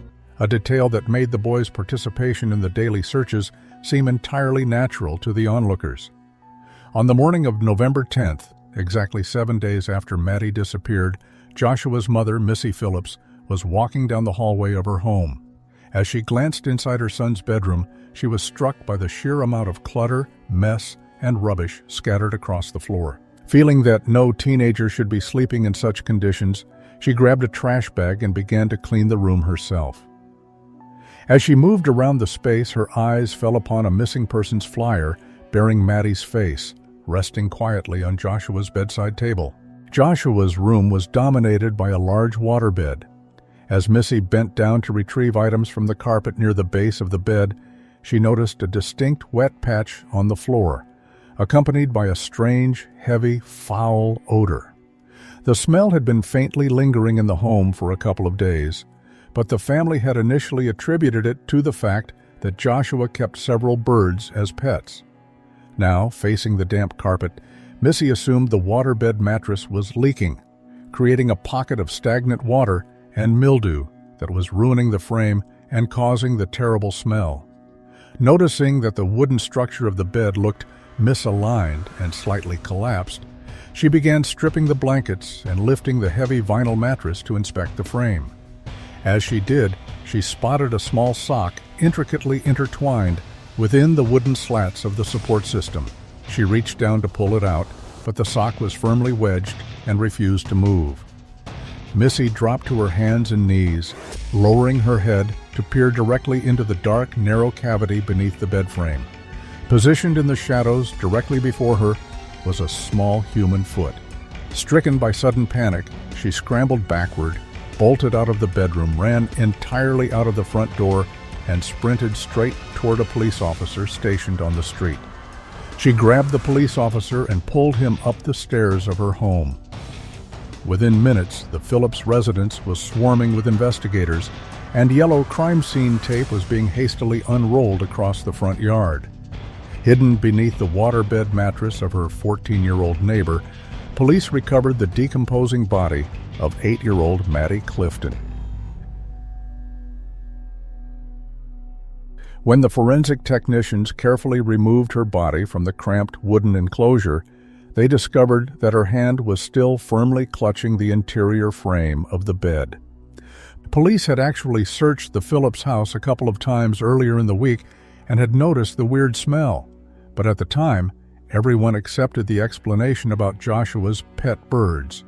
As the news of the gruesome discovery leaked out onto the pavement, an immediate silence fell over the neighborhood. Onlookers, childhood friends, and exhausted volunteers gathered on the asphalt, forming an impromptu prayer circle as they watched a televised police press conference confirm their worst fears. A veteran prosecutor later remarked that the sheer brutality and location of the murder marked it as one of the most devastating and horrific crimes ever witnessed in the history of Jacksonville. The collective hope of the city collapsed into profound mourning. Boxes of flowers, handwritten notes, and stuffed animals began piling up on the porch of the Clifton home as a grieving community tried to offer whatever comfort they could. At the police headquarters, Sheriff Nat Glover struggled openly to maintain his composure during his address to the media. We found Maddie Clifton this morning at about 7:30 a.m. She was dead. But the emotional weight had to be pushed aside as the missing person rescue operation instantly transitioned into a cold, clinical homicide investigation. The subsequent autopsy report provided a terrifyingly clear picture of Maddie's final moments, revealing a level of violence that shocked even the most experienced medical examiners. The report detailed that the young girl had been brutally beaten across the head with a wooden baseball bat and stabbed twice in the throat, alongside an additional 7 stab wounds to her chest. The weapons used in the attack, the baseball bat and a small pocket knife, were recovered from the bedroom. While her shorts and underwear had been removed and placed near her body, the medical examination concluded with absolute certainty that there were no signs of sexual assault. Joshua claimed that on that Tuesday afternoon, Maddie had simply knocked on his front door, wanting to play together just as she had done dozens of times before. He stated that he initially refused, explaining that he had an extensive list of household chores to complete before his father arrived home. According to his account, Maddie was persistent and didn't want to leave, so he finally agreed to go into the backyard by the swimming pool to play baseball, emphasizing to her that he could only stay outside for a few minutes. Joshua explained that he lived in a state of constant, intense fear of his father, who was a heavy drinker and prone to severe violence, and he was terrified of being caught breaking the household rules regarding company. He claimed that during their game, Maddie threw the ball, and when he swung his bat and hit it back, the ball struck her squarely in the face, fracturing the area around her eye and causing immediate, heavy bleeding. Joshua stated that Maddie fell to the ground, screaming in pain and panicking. Terrified that the noise would alert the neighbors or that his father would return to find an injured child in the yard, Joshua claimed he panicked. He dragged her forcefully into the house and up the stairs to his room, a movement so violent that some of her clothing was torn from her body. Once inside the bedroom, as Maddie continued to cry and scream, Joshua claimed his panic bordered on madness. In a desperate attempt to silence her, he grabbed the wooden baseball bat and struck her heavily in the head 3 times until she fell completely unconscious. He then shoved her limp body into the small enclosure beneath his waterbed frame, replaced the mattress, and went back downstairs, attempting to act entirely normal. When his father came home later that evening, Joshua sat and spoke with him for a short period before returning upstairs to his room. It was then, in the quiet of the night, that he heard a faint, distinct groaning sound emerging from beneath his bed. Realizing Maddie was still alive, Joshua pulled the mattress back, retrieved his pocket knife, cut her throat twice, and stabbed her 7 times in the chest to ensure she could never speak. He then pushed her back into the darkness beneath the frame, where she remained while he slept directly above her for the next 6 days. As the prosecution began constructing their case, they found themselves completely rejecting Joshua's narrative of a backyard baseball accident. Forensic teams uncovered a total lack of blood, disturbed dirt, or physical evidence of any kind in the backyard or along the stairwell leading to the bedroom.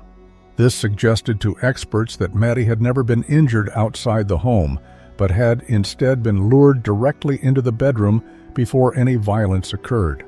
Furthermore, investigators discovered that immediately prior to the killing, Joshua had been viewing explicit pornography on his computer.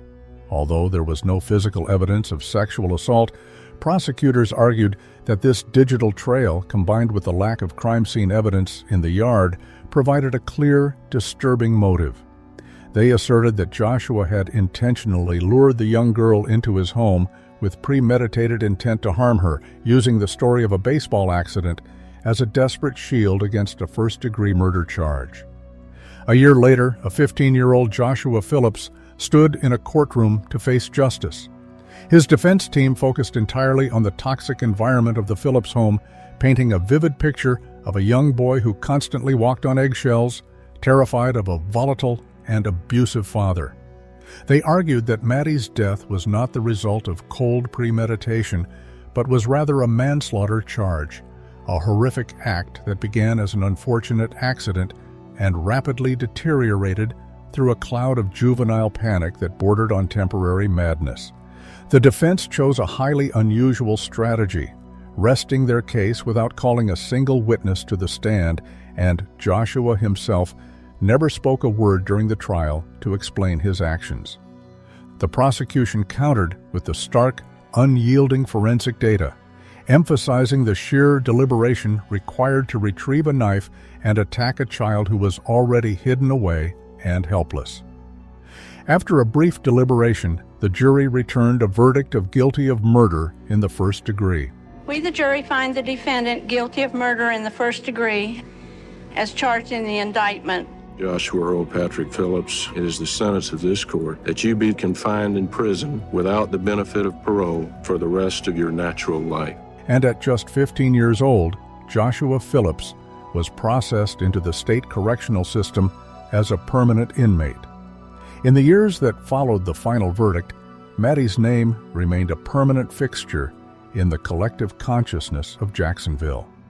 A beautiful memorial playground was erected at her elementary school, designed as a lasting tribute to a little girl who loved nothing more than being outside and ensuring that no child ever felt isolated. The legal landscape of the case shifted dramatically in 2012 when the United States Supreme Court issued a landmark ruling declaring that mandatory life sentences without the possibility of parole for juvenile offenders were unconstitutional. This ruling effectively threw Joshua's permanent sentence, along with hundreds of others across the nation, into a state of legal limbo.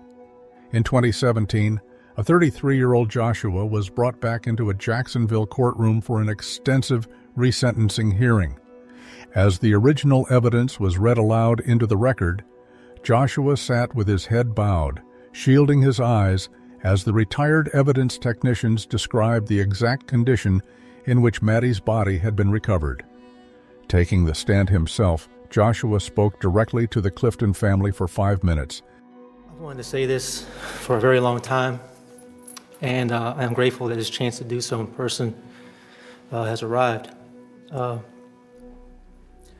don't pretend to know or understand your pain or to grasp the void that I have created in your lives. I can say this: I do understand pain. I have become quite intimate with suffering. Growing up in prison, I have seen many dark things, and I've been to some dark places. Many times throughout this journey, I came dreadfully close to ending my life just to escape it all. Guilt, despair, pain, hopelessness, fear, and shame. Each time, I was somehow able to continue on, mostly because I couldn't stand to put my mother through any more trauma. She's been through enough. I did something horrible. I'm so sorry. I'm so sorry for what happened.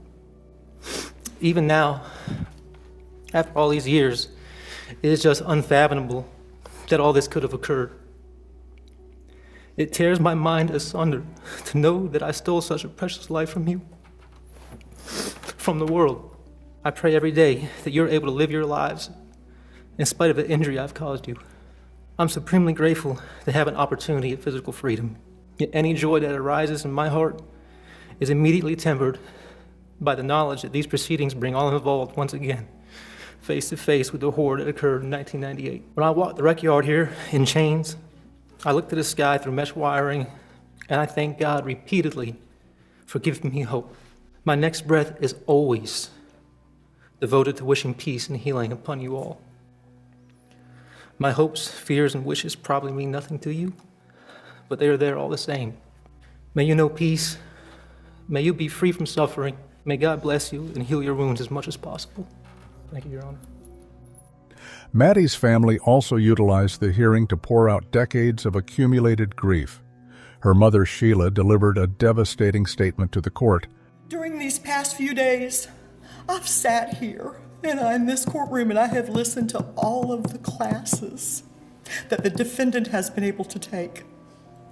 What classes has Maddie been able to take over the past 18 years?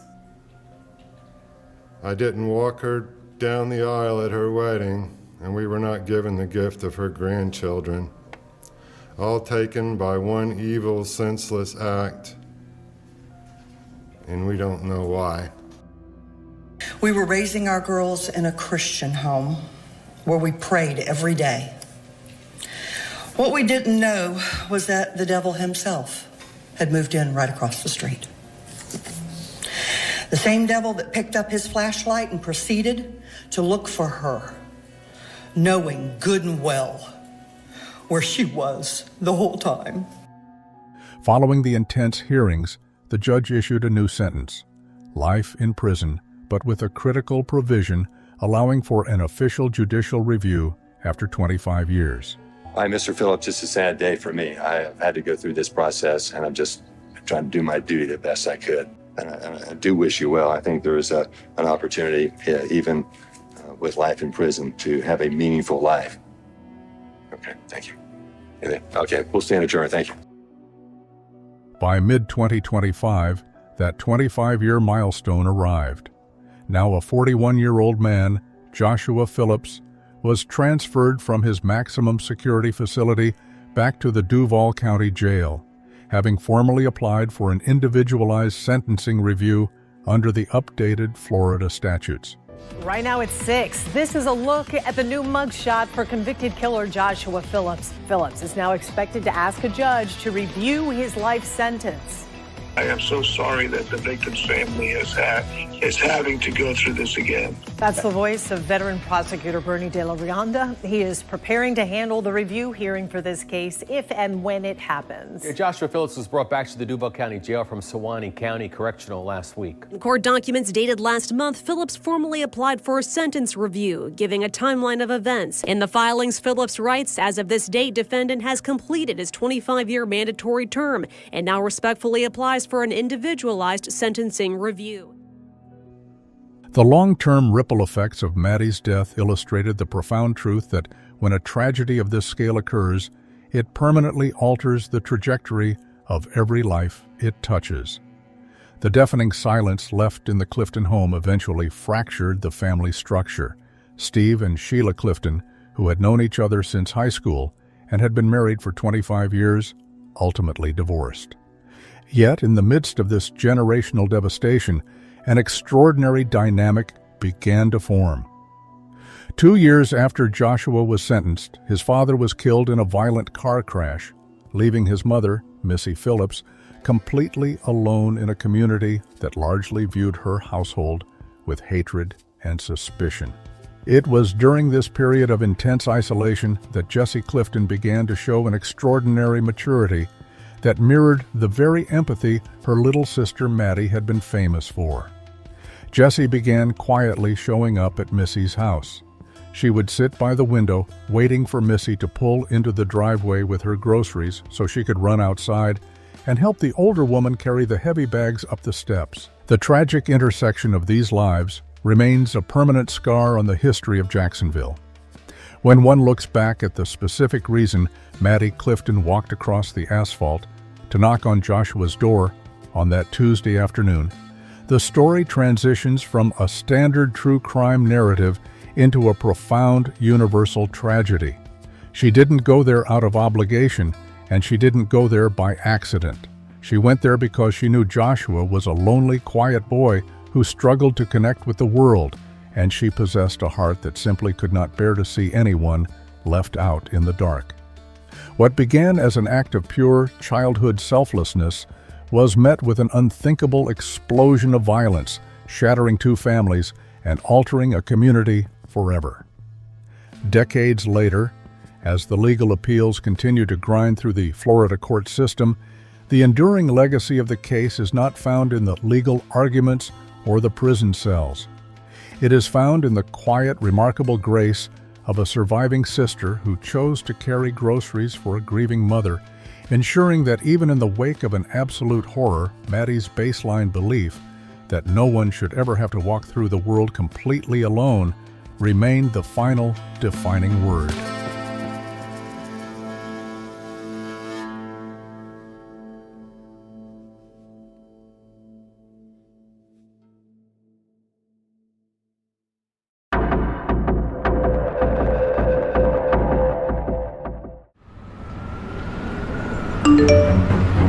At 3:42 p.m. on February 9, 2010, 17-year-old Mackenzie Cowell sent a casual 4-word text message to her boyfriend. 20 minutes later, her phone went completely dead. She had vanished without a trace. What investigators uncovered over the following weeks shocked even the most experienced detectives. But it wasn't just the crime itself that terrified the small town of Wenatchee, Washington. It was the dark, calculated fantasy hiding inside a normal apartment building just blocks from where she was last seen alive. To understand what happened that afternoon, you have to understand the life Mackenzie had built. Described by her family as a sweet, chatty, and fiercely determined young woman, she was a high school senior with an exhausting schedule. Her days routinely started before 6 a.m. and didn't end until 12 hours later. She balanced her regular high school classes with competitive dance performances, modeling, and an enrollment at the Wenatchee Academy of Hair Design to earn extra credits. She was deeply in love with her boyfriend, Joaquin, and her future was fully taking shape. February 9th was supposed to be just another ordinary Tuesday. Mackenzie's father, Reed Cowell, had planned a father-daughter dinner at home, a routine catch-up they both looked forward to. Reed knew her classes at the Beauty Academy finished at 5 p.m., but as the clock ticked past 5:30, his phone remained completely silent. No text, no call. Reed dialed her number at 5:40 p.m. The call didn't ring once. It went straight to voicemail. Instantly, Reed felt a knot form in his stomach. Mackenzie was incredibly reliable. She never simply went off the grid. By 8 p.m., the family was preparing to call the police, but the phone rang first. It was the Chelan County Sheriff's Office. An officer informed Reed that his old car, a 2000 Pontiac Grand Prix, which Mackenzie drove, had been found abandoned miles away near Pitcher Canyon. Reed rushed straight to the scene. The location was terrifyingly remote, a pitch-black winding mountain road surrounded by steep hills with snow just beginning to settle on the asphalt. It was the kind of place you only went to if you had a highly specific hidden reason to be there. When Reed arrived, the flashing emergency lights cut through the dark. Mackenzie's car was locked. Inside, visible through the windows, sat her purse and her clothes. But her keys, her phone, and her debit card were gone. Detectives scanning the snow found only a single, fresh set of footprints leading away from the vehicle. There was no sign of a struggle, no blood, and no sign of Mackenzie.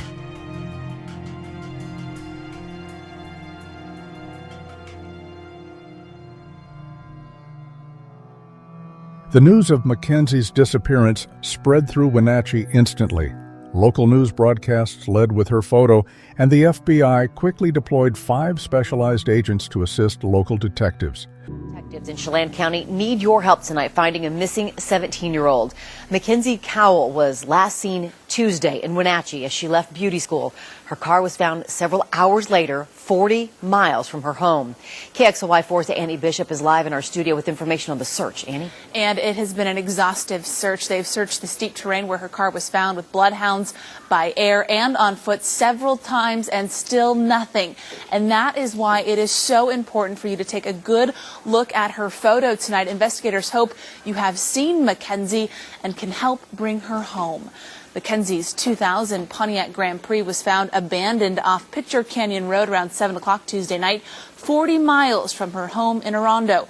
Inside her car, detectives found her purse and clothes, but her debit card was missing. The Washington State Crime Lab processed that car and found nothing out of the ordinary. Mackenzie has been listed as an endangered missing person. The criteria surrounding her disappearance does not meet Amber Alert standards. As of tonight, 5 FBI agents and 7 detectives are trying to figure out what happened to Mackenzie. Well, it's unusual for the caliber of this kid from what we're getting from Mackenzie's past. She's not a troubled kid. She's a good student. She's a smart kid. She's involved in a lot of community functions. And Wenatchee just doesn't have a violent abduction of children crime rate at all.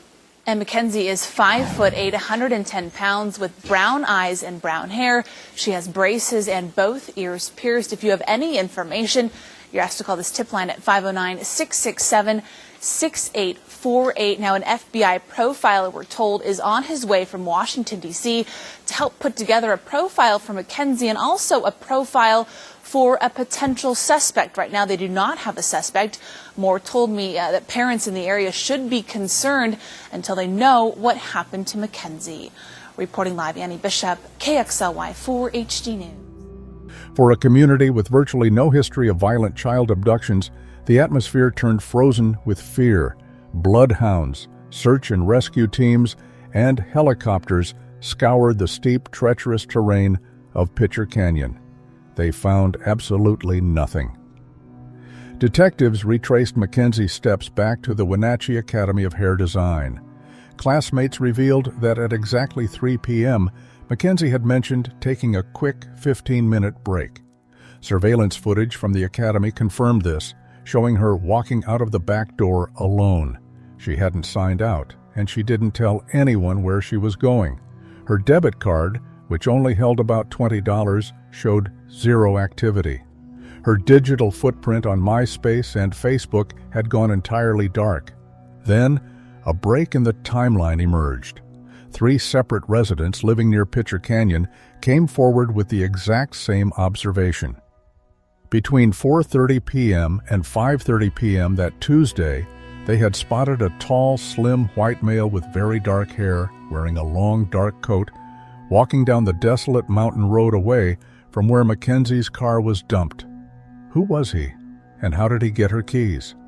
The search intensifies near Wenatchee for a missing 17-year-old girl. It's been 72 hours since Mackenzie Cowell was last seen leaving beauty school in Wenatchee. And for the 4th time this week, FBI agents and local detectives have searched the area where Mackenzie's abandoned car was found and still have not come up with anything to lead them to Mackenzie or what happened. Flyers have been posted everywhere in Wenatchee, hoping someone will recognize Mackenzie or her car. 4 days after she walked out of the beauty academy, the worst fears of the Cowell family were realized. A homeowner on the banks of the Columbia River, near the resort area of Crescent Bar, looked out toward the shoreline. Laying in the brush, roughly 30 yards from the house, was a body. It was Mackenzie. We begin tonight with breaking news out of Douglas County, where the body of 17-year-old Mackenzie Cowell has been found on the shore of the Columbia River. Investigators are keeping quiet about what was found at the scene and in this home 30 yards from the body. We don't know where she was killed. We are hoping that the autopsy and the crime scene investigation that's going to occur tomorrow at the hospital will hopefully lead us to some conclusions on that. The sheriff is not calling what was found evidence, just clues in their search, a search that so far has no suspects. She was still wearing her beauty school uniform. The autopsy report painted a picture of absolute brutality. Mackenzie had been severely beaten, strangled, and stabbed in the neck. Toxicology screens came back completely clean. There were no drugs or alcohol in her system, and forensic tests proved she had not been sexually assaulted. But it was a post-mortem detail that sent a shiver down the spines of the medical examiners. After she was already dead, her killer had made a deliberate, calculated attempt to amputate her arm. A heavy serrated kitchen knife was still embedded deep in her right shoulder. Near her body, investigators recovered pieces of heavy-duty duct tape. This was no ordinary crime of passion. This was the work of someone acting out a deeply disturbed, methodical fantasy. As the community gathered for a massive memorial service of over 1,800 people, the Mackenzie Cowell Task Force was officially formed. They began where all murder investigations begin, the inner circle. Detectives heavily interrogated Mackenzie's boyfriend, Joaquin, as well as her mother's boyfriend, Joey. Joaquin voluntarily took a polygraph test. He passed every section except for one glaring question. Do you know who killed Mackenzie? The polygraph line spiked. Though highly shaken and visibly on edge, both men cooperated fully. Alibis were verified, phone records were scrubbed, and within days, both Joaquin and Joey were completely ruled out as suspects. The task force was back at square one, standing before a mountain of unidentifiable evidence. With no immediate suspects, the investigation began to stall. Today, dive teams returned to the water near where Mackenzie's body was found. They've cased the entire resort area of Crescent Bar. Still no suspects. Authorities say her killer could be someone Mackenzie knew, or it could be an unknown predator. Mackenzie Cowell found dead in the Columbia River this morning. As text messages spread among Wenatchee High School students, pray that her killer is found. Investigators spread out across 2 eastern Washington counties searching for clues. Detectives searched through Mackenzie's cell phone records today, but couldn't find anything substantial. Then, a registered police informant and former drug addict named Liz Reed brought forward a terrifying claim. Liz told detectives that Mackenzie had been killed by 2 local drug dealers, Sam and Emmanuel, in a horrific case of mistaken identity. But her most shocking claim was that she had actually been shown a snuff film. A real video recording of Mackenzie's final moments. According to Liz, Sam had boasted to her saying, "I choked that bitch to shut her up." To prove her story, Liz handed detectives a specific ring, claiming Emmanuel had sent her back to the original murder scene to retrieve it from Mackenzie's body. Crucially, Liz was able to describe the exact type of murder weapon used before that information was ever released to the public. For weeks, the task force poured immense resources into this lead. They tracked down Sam and Emmanuel, secured their phone records, and intensely audited their employers. The results were definitive. Both men had airtight alibis and were ruled out entirely. Furthermore, Mackenzie's family looked at the ring Liz provided. No one recognized it. It didn't belong to Mackenzie. Cyber forensics units spent months searching for the alleged snuff video across the deep web and seized devices, but found absolutely nothing. When confronted with her contradictions, Liz's credibility crumbled. She eventually withdrew her entire statement, claiming she fabricated the drug dealer's story out of intense paranoia that the police were trying to frame her for the murder. 7 months had passed since Mackenzie walked out of school. The tips had completely dried up, and the town of Wenatchee was beginning to lose hope. The breakthrough didn't come from a seasoned detective or a forensic lab. It came in the mail, sent from inside a prison cell. An inmate named Theo Keyes sent a letter to the task force. He told them they needed to look into a former friend of his, a 29-year-old named Christopher Scott Wilson. Theo detailed a bizarre incident where, during a house party, Christopher had suddenly and completely out of nowhere begun violently choking a mutual female friend. He let her go moments later and simply carried on with his evening as if nothing had occurred. More importantly, Theo pointed out 2 critical facts. Christopher was currently a student at the exact same beauty academy as Mackenzie, and his apartment sat just 2 blocks away from the school. Detectives began pulling records on Christopher Scott Wilson. On paper, he had no criminal record whatsoever. To many acquaintances, he was just a quiet, overly polite, somewhat eccentric guy. He stood out in conservative Wenatchee primarily because of his appearance. He wore long, dyed, jet-black hair, heavy tattoos, and alternative clothing. His mother and his closest friend defended him fiercely, insisting that being different did not make him a monster. But when detectives looked deeper into his personal life, a terrifying psychological profile emerged. Christopher had an extreme clinical fixation on death, dead bodies, and serial killers. He had worked at multiple local funeral homes. Another student from the Hare Academy came forward, stating Christopher had explicitly told her that he liked to cut people up while preparing bodies for burial. Another acquaintance recalled him casually mentioning that he had once used a leather belt to strangle a guest at a hotel. On his body, he bore a large tattoo of the fictional cannibal Hannibal Lecter. His absolute favorite television show, which he idolized publicly, was Dexter, a series centered around a forensic specialist who moonlights as a serial killer, carefully cutting his victims into pieces before dumping them in open water. Detectives cross-referenced the Beauty Academy's attendance logs from February 9th. Christopher Wilson had been in the building that day, and surveillance footage revealed a chilling synchronization. Christopher had walked out of the exact same back door less than 2 minutes after Mackenzie Cowell did.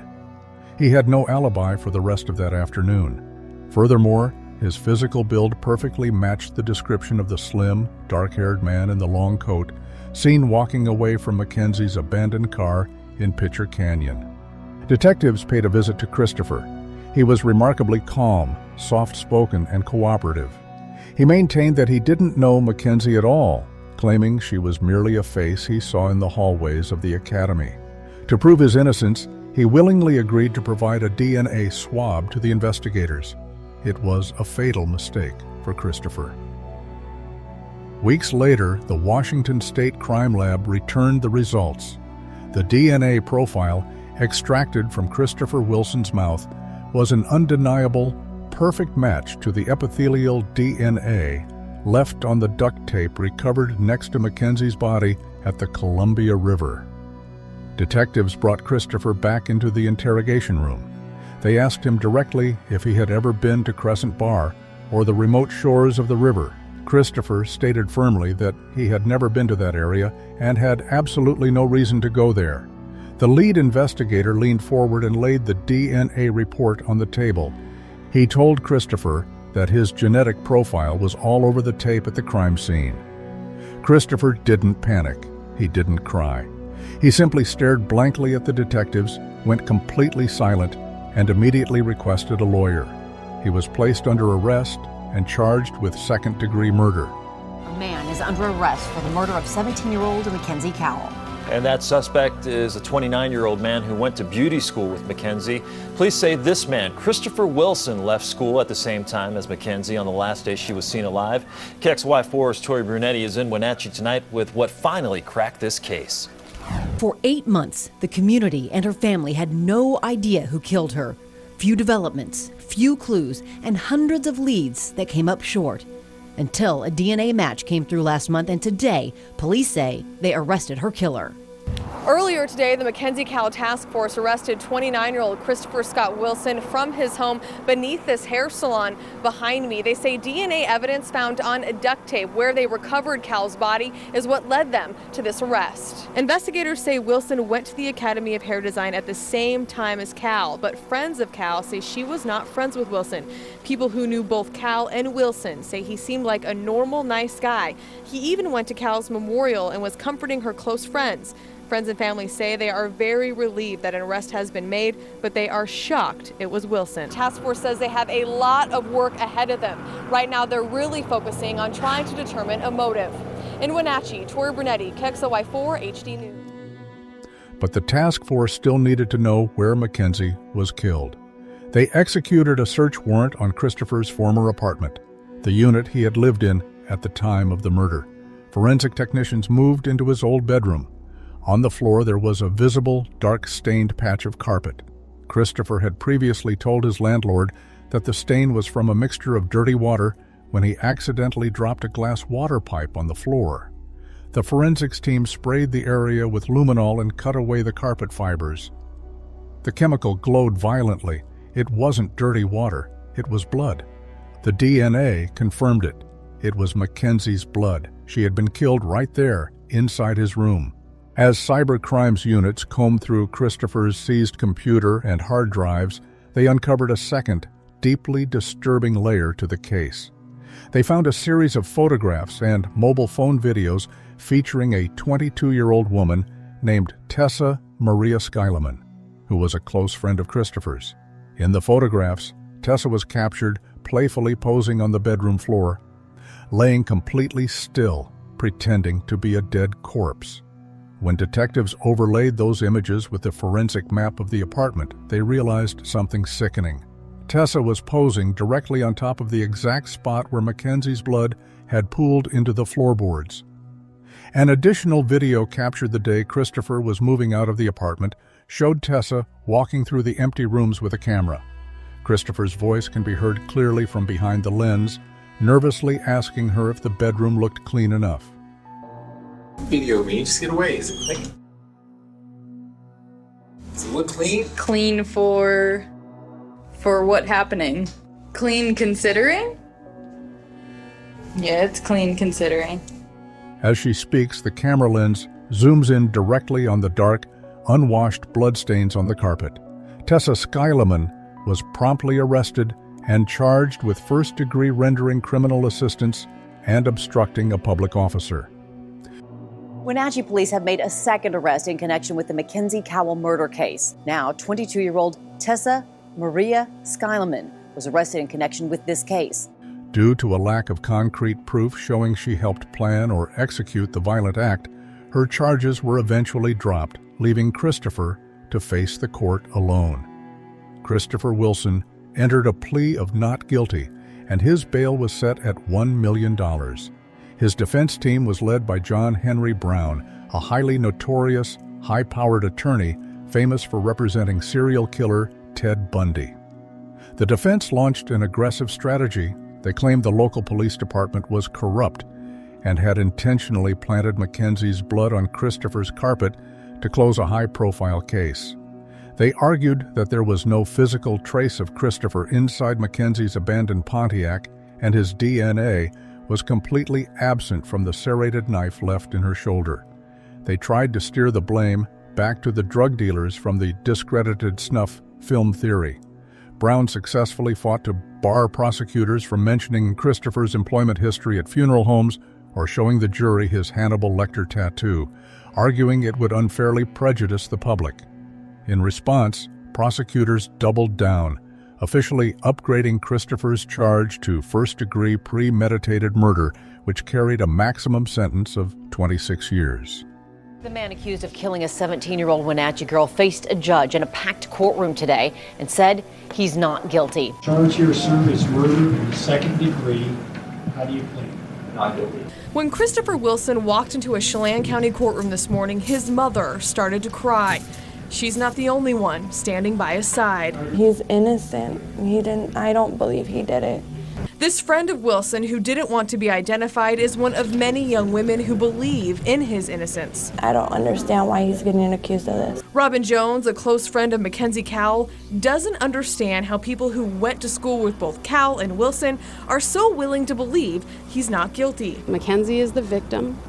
Mackenzie didn't ask to be abducted. She didn't ask to be brutally murdered. She didn't ask to be dropped off on the banks of the Columbia River.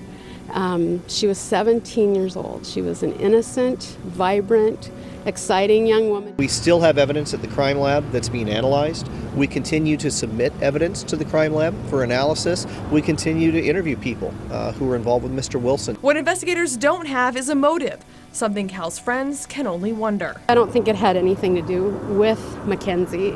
It was somebody who was sick and deviant, and she was easy prey.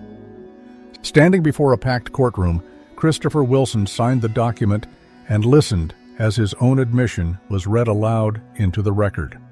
This is my statement.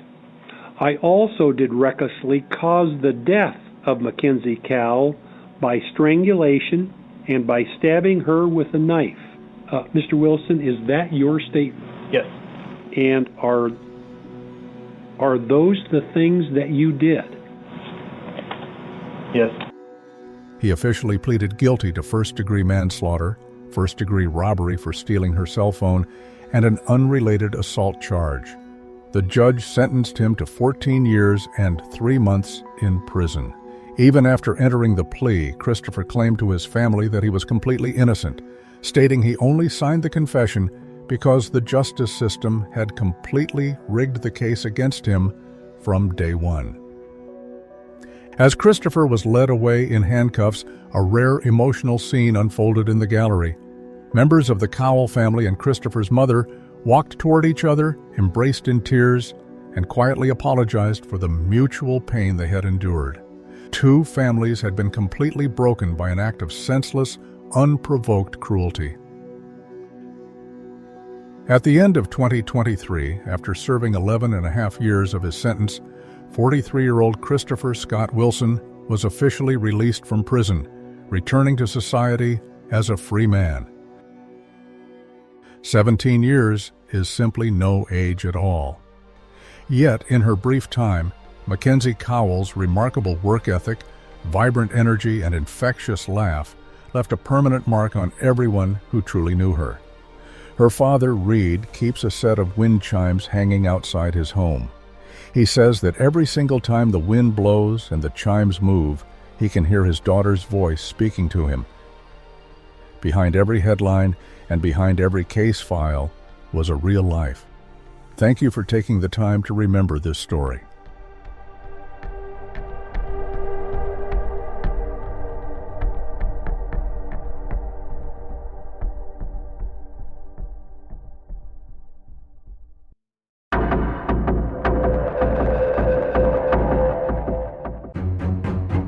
On the day of the murder, police almost immediately knew who had the strongest motive. The prime suspect was a respected firefighter, a trusted member of the community, a loving father, and had the perfect alibi. At the very moment his wife was being brutally murdered with a claw hammer inside her own home, he was working a 24-hour shift at the fire station, surrounded by dozens of fellow firefighters. But could police prove he was behind it? One homeless man's careless brag set off a chain of events that exposed one of the most cold-blooded murder-for-hire plots in Las Vegas history. This is Shauna Tiaffay's story.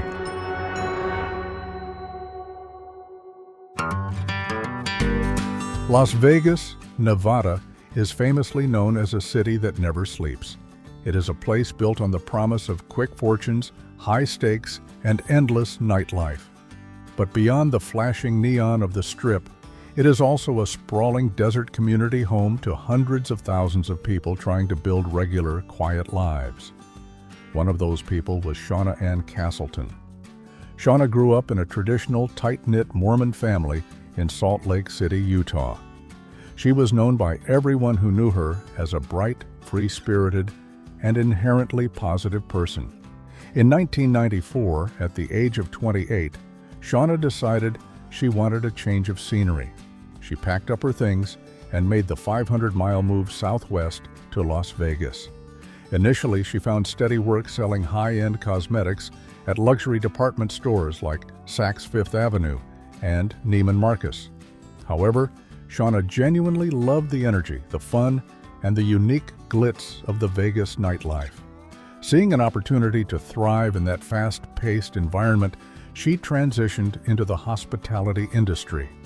She started out working as a cocktail waitress at the Fiesta Casino before landing a highly coveted position at the Palms Hotel and Casino, which was one of the most popular, trendy, and prestigious venues in the entire city at the time. It was during her time working at the Palms in 2002 that Shauna first crossed paths with a man named George Tiaffay. George was a frequent visitor to the casino, and he quickly noticed Shauna because of her incredible work ethic and striking presence. George himself seemed, on paper, like an absolute catch. He had been a star athlete and the ultimate homecoming king during his high school days.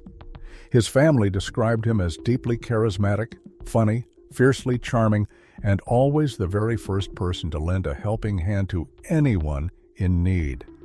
Furthermore, George had trained at the prestigious United States Military Academy at West Point and was now employed as a respected professional firefighter for the city of Las Vegas.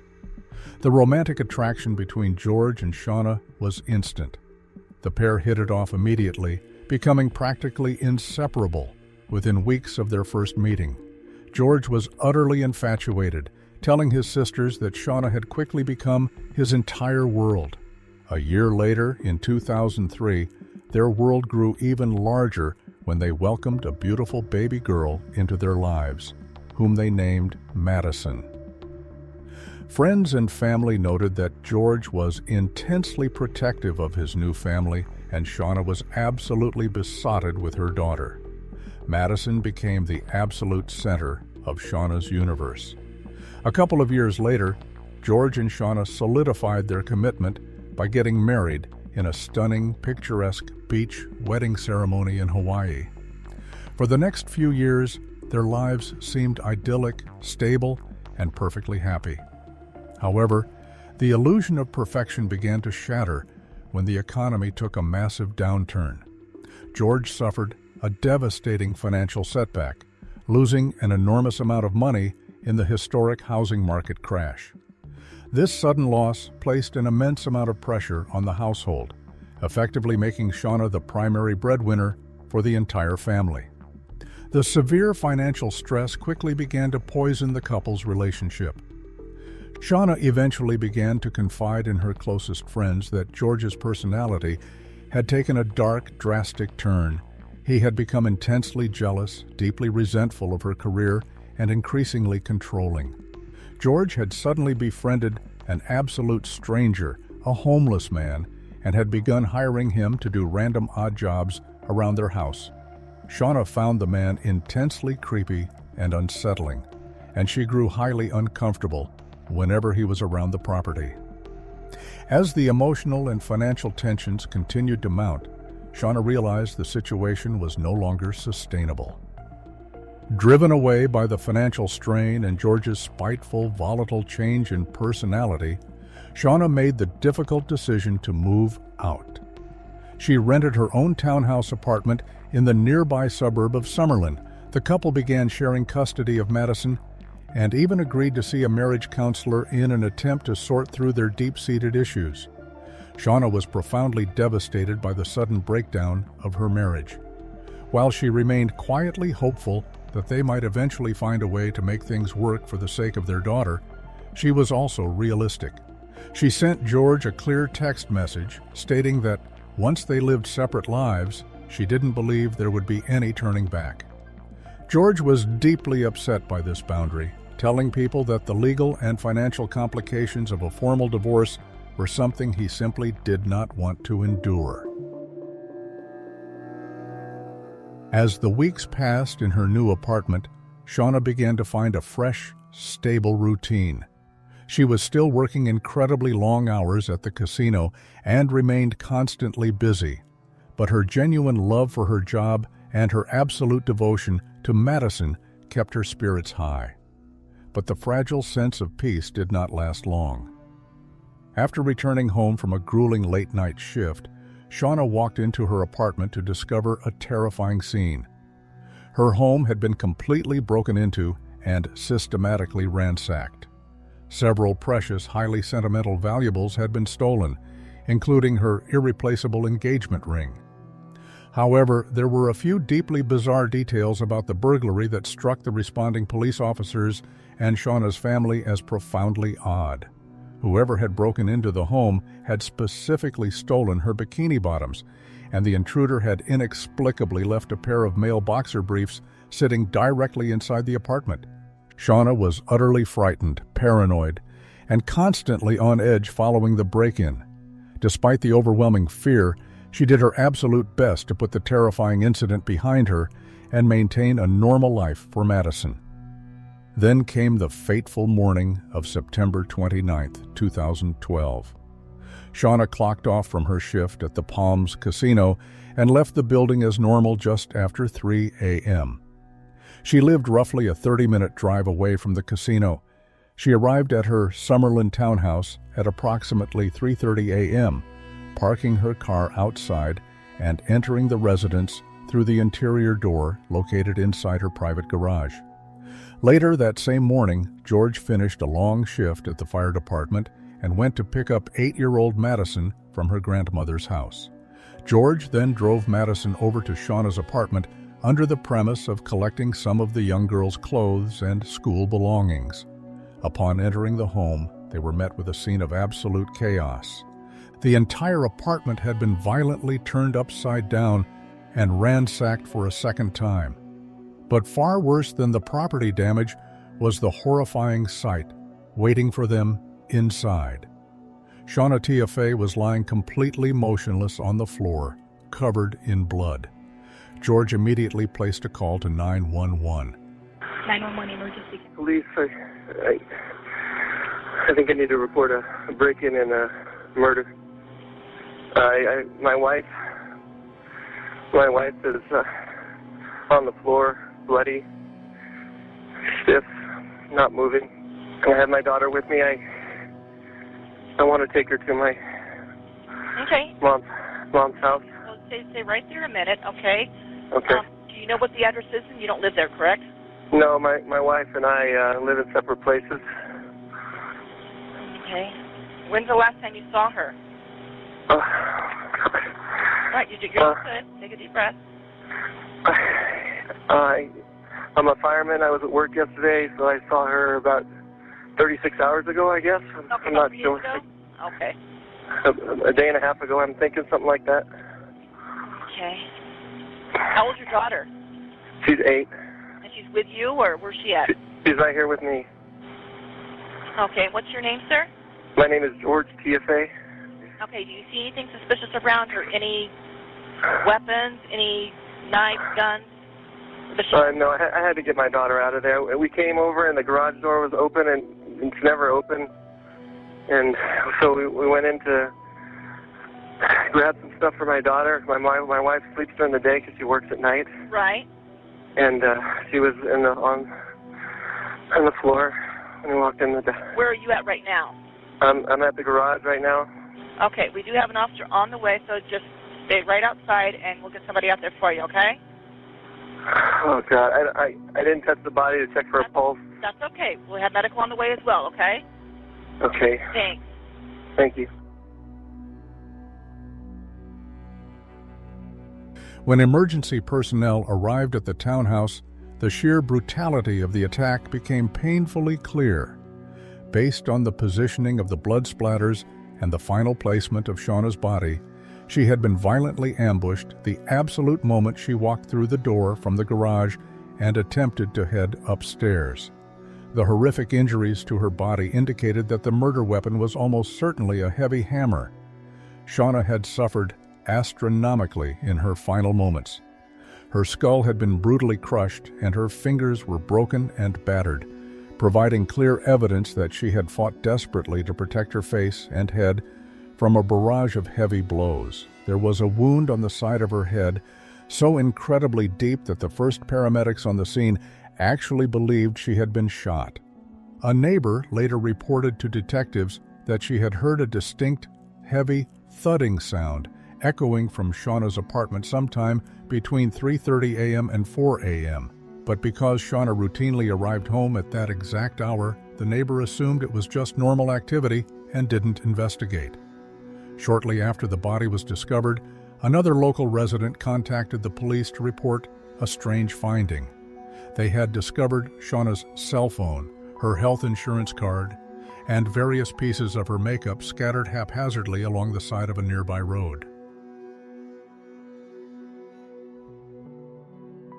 Standard protocol in any domestic homicide dictates that the estranged spouse is the primary person of interest.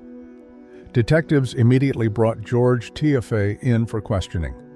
However, George's alibi appeared to be absolutely ironclad.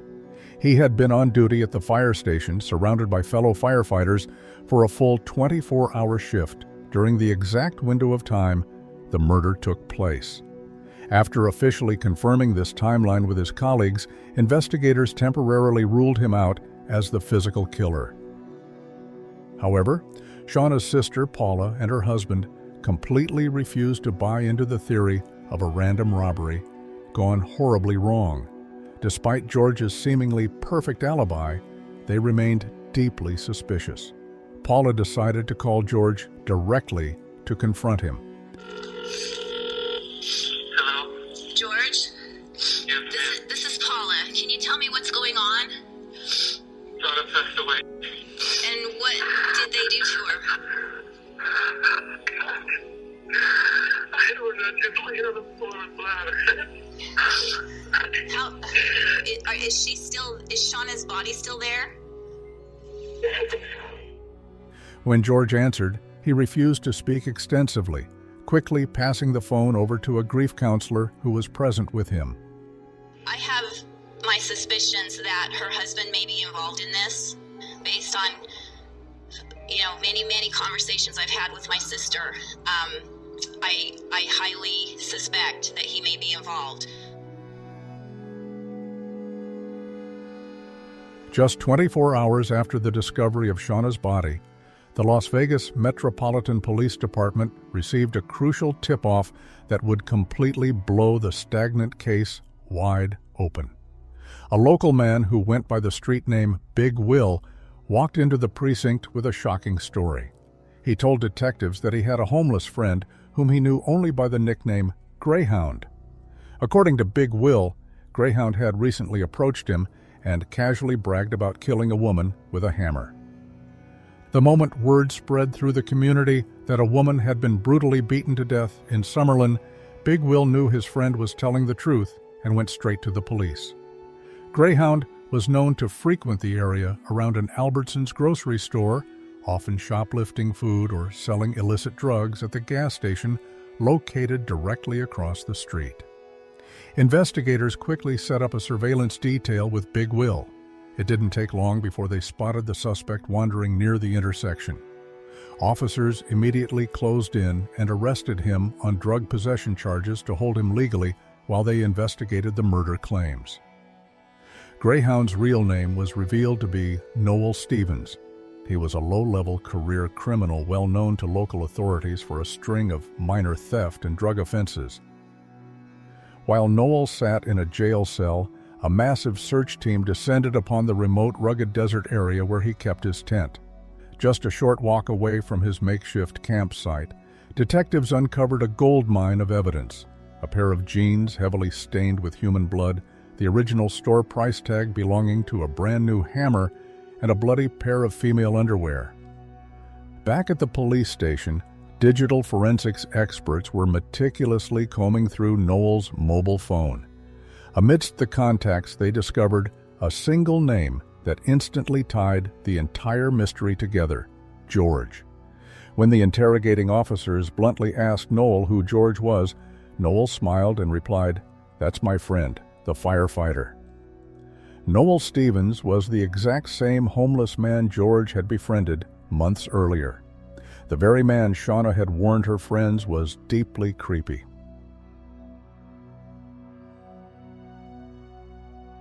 With this massive breakthrough, detectives used the barcode found on the hammer price tag to trace the purchase back to a specific local Lowe's home improvement store. They pulled the store's surveillance footage from the date of the purchase, and what they saw left them completely stunned. The high-definition security cameras clearly showed George Tiaffay and the homeless man, Noel Stevens, walking through the store aisles together, casually shopping for and purchasing the exact wooden hammer that would ultimately be used to crush Shauna's skull.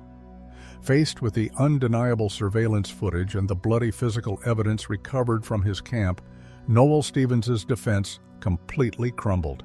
He broke down and confessed to being Shauna's killer, but just as the police had fiercely suspected, Noel revealed he was merely a hired hitman.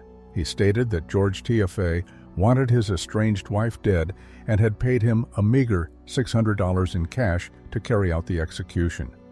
Noel explained that he and George had spent weeks meticulously planning the logistics of the murder. George had explicitly provided Noel with a custom copy of the key to Shauna's apartment, bought him dark clothing to conceal his identity, and had even instructed him to stage the bizarre burglary weeks prior as a literal practice run to test the apartment's security and see how Shauna would react. According to Noel's graphic confession, on the morning of September 29th, he used the key George gave him to enter the townhouse while Shauna was still at work. He initially hid inside her closet for hours before moving into the living room to wait in the dark. The moment he heard her car pulling up, he prepared his ambush. As Shauna walked through the door and made her way toward the stairs, Noel came out of the shadows and began his savage attack. He stated that Shauna cried out in absolute terror, begging desperately for her life. Noel struck her a total of 17 times with such immense force that the wooden handle of the hammer completely snapped in his hands. He grabbed the detached metal hammerhead and continued to strike her until she completely stopped moving. Following his confession, Noel led detectives out into the vast desert where he dug up the missing metal hammerhead. The police finally had the official murder weapon. 9 days after the murder, detectives notified George's mother and sister that he was the primary suspect in orchestrating the assassination of his wife. His family was utterly horrified, adamantly maintaining that George was completely incapable of such horror. Minutes after the police left, George's sister called him to warn him about the investigation. The moment George received the phone call, he panicked. He jumped into his pickup truck and began driving erratically and at extreme speeds through the streets of Las Vegas. The high-speed flight ended in a horrific, violent crash. Highway patrol officers noted that there were absolutely no skid marks or brake lines on the asphalt, proving George had made zero attempt to slow down. It was an intentional high-speed suicide attempt. George survived the catastrophic impact thanks entirely to his seatbelt and airbags. He was rushed to the University Medical Center to be treated for severe injuries. 2 days later, detectives walked into his hospital room and informed him he was officially under arrest for murder. 3 months later, Noel Stevens agreed to plead guilty to the murder charges in exchange for the state taking the death penalty completely off the table. As part of his plea deal, he agreed to serve as the prosecution's absolute star witness against George. In August 2015, the high-profile trial of George Tiaffay finally began. George maintained his innocence, entering a plea of not guilty. During the explosive opening statements, the prosecution painted a picture of a cold, calculating, and deeply narcissistic man who used his status as a firefighter to mask a sinister, controlling nature. The courtroom was packed every single day with Shauna's grieving family members, who all wore her absolute favorite color, bright pink, as a tribute to her memory. The lead prosecutor, Mark DiGiacomo, carried Shauna's lucky casino poker chip in his pocket throughout the entire trial as a symbolic promise of justice. While George exercised his constitutional right not to take the stand in his own defense, his attorneys called a long array of character witnesses, including his loyal sisters and lifelong friends. They all testified that the George they knew was a remarkably kind, compassionate, and incredibly hard-working public servant who would never participate in such a heinous crime. However, the mountain of physical and circumstantial evidence assembled by the state was overwhelmingly powerful. Beyond the damning Lowe's surveillance footage and Noel's graphic eyewitness testimony, prosecutors introduced extensive mobile phone records. The data revealed that George had called the homeless man a staggering 87 times in the single month leading up to the murder, including 5 frantic phone calls placed the consecutive night before Shauna was killed. This was an impossible number of contacts for someone who was supposedly just a casual handyman doing occasional yard work. George's defense attorney, Robert Langford, argued fiercely that the phone calls and surveillance footage proved absolutely nothing concrete. He claimed George was simply helping a marginalized man by buying him tools so he could earn an honest living doing home repairs. When Noel Stevens took the stand, he delivered a chilling, detailed account of the conspiracy. I was sitting one day out in the front yard, smoking a cigarette and drinking, and he was walking his dog, and that's how I met him. When you first met him, describe what kind of communication you would have with him? What kind of relationship, for lack of a better word, did you have with him? I told him that I do yards and stuff like that. And did he give you any work? Yes. Can you give the ladies and gentlemen of the jury any idea how long you've known George? A few years. Years? Yeah. Describe your relationship with George at this point. What do you mean? Well, are you just doing work for him, or is there We're something? friends. What kind of things have you done together? We worked out, stuff like that. When you go over there, what's his relationship with Shauna like? Good, bad, what? Bad. Okay, what are you arguing? What are they arguing about? All kinds of stuff. Like Money. what? Did George ever tell you about any specific complaints he had about Shauna? Yeah, she spent too much money. Does there come a point in time where you have to, or you are asked to do something at that second house related to the divorce? Yeah, kill Shauna. And when George first says to you something about killing Shauna, did you believe him? No. Describe for us the best you can what it is, the nature of the conversation. What happens? He offers me $1,000. I tell him, nah. You tell him no? Yes. Why do you tell him no? Because I don't really believe him. I think he's... Think he's what? Blowing hot, smoking, man. You think he's just blowing off some steam? Yeah. Is there some thing that changes at some point? What do you mean? At some point, does he say something to you that causes you to believe him? Yeah. Okay. Raise the price up. What did he raise the price up to? $5,000. Was he going to hand you $5,000 as soon as it was done, or was there some plan on how to pay you?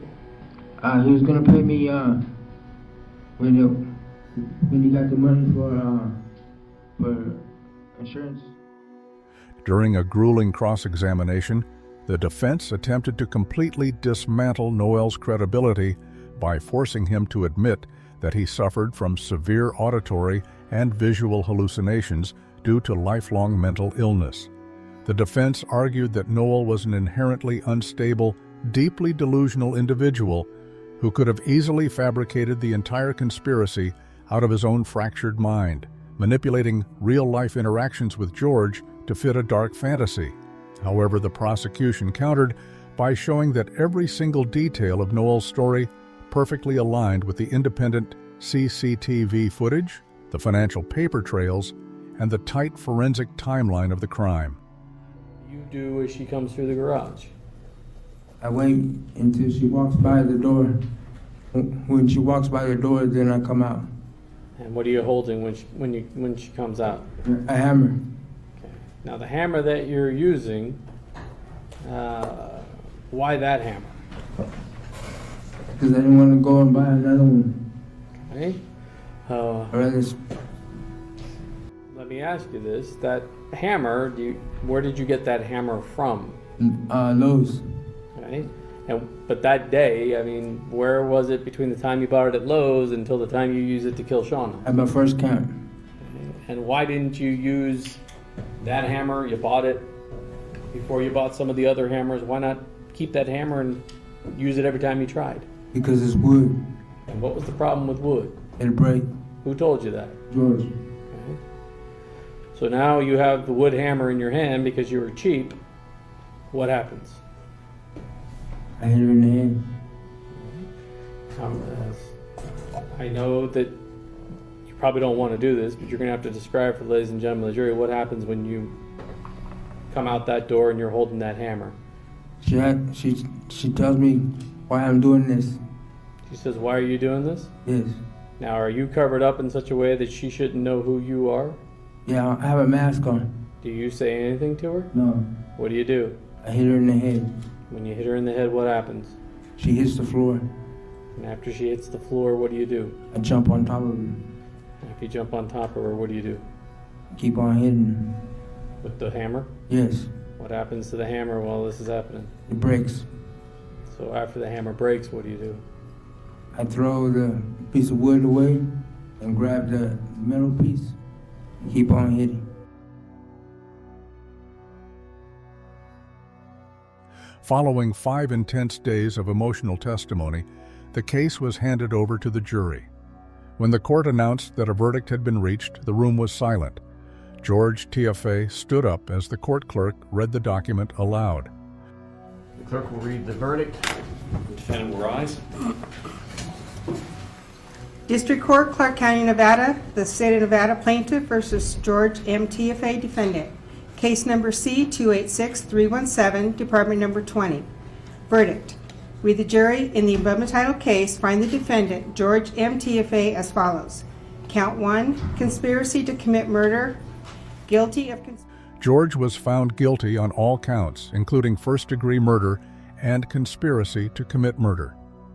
He showed absolutely no physical emotion as the word guilty echoed through the courtroom. Ladies and gentlemen of the jury, are these your verdicts as read? So say you one, so say you all. Yes. Having found the defendant, George M. Tiaffay, guilty of count 7, first-degree murder with use of a deadly weapon, impose a sentence of life without the possibility of parole. And we begin with that breaking news. Former Las Vegas firefighter George Tiaffay, accused of hiring a homeless man to kill his wife, stands guilty on all counts. Action News anchor. During sentencing, the judge looked directly at George and stated, "My sentence today is not based upon holding you to a higher standard as a firefighter. My sentence is based upon the fact that this act was just pure, unadulterated evil." Shauna's sister, Paula, expressed profound relief at the final outcome. DA's office, Mark DiGiacomo and Pam Weckerly and everybody involved, homicide detectives. It was almost 3 years ago that Shauna was brutally murdered, and we're so happy that justice was served. We started this fight for her, and we've got so many supporters here in Las Vegas. So many people love Shauna, and we're just happy that we can finally put this past us and move forward and find whatever our normal is, without Shauna in our lives. But we're just so happy and satisfied that the jurors saw the truth.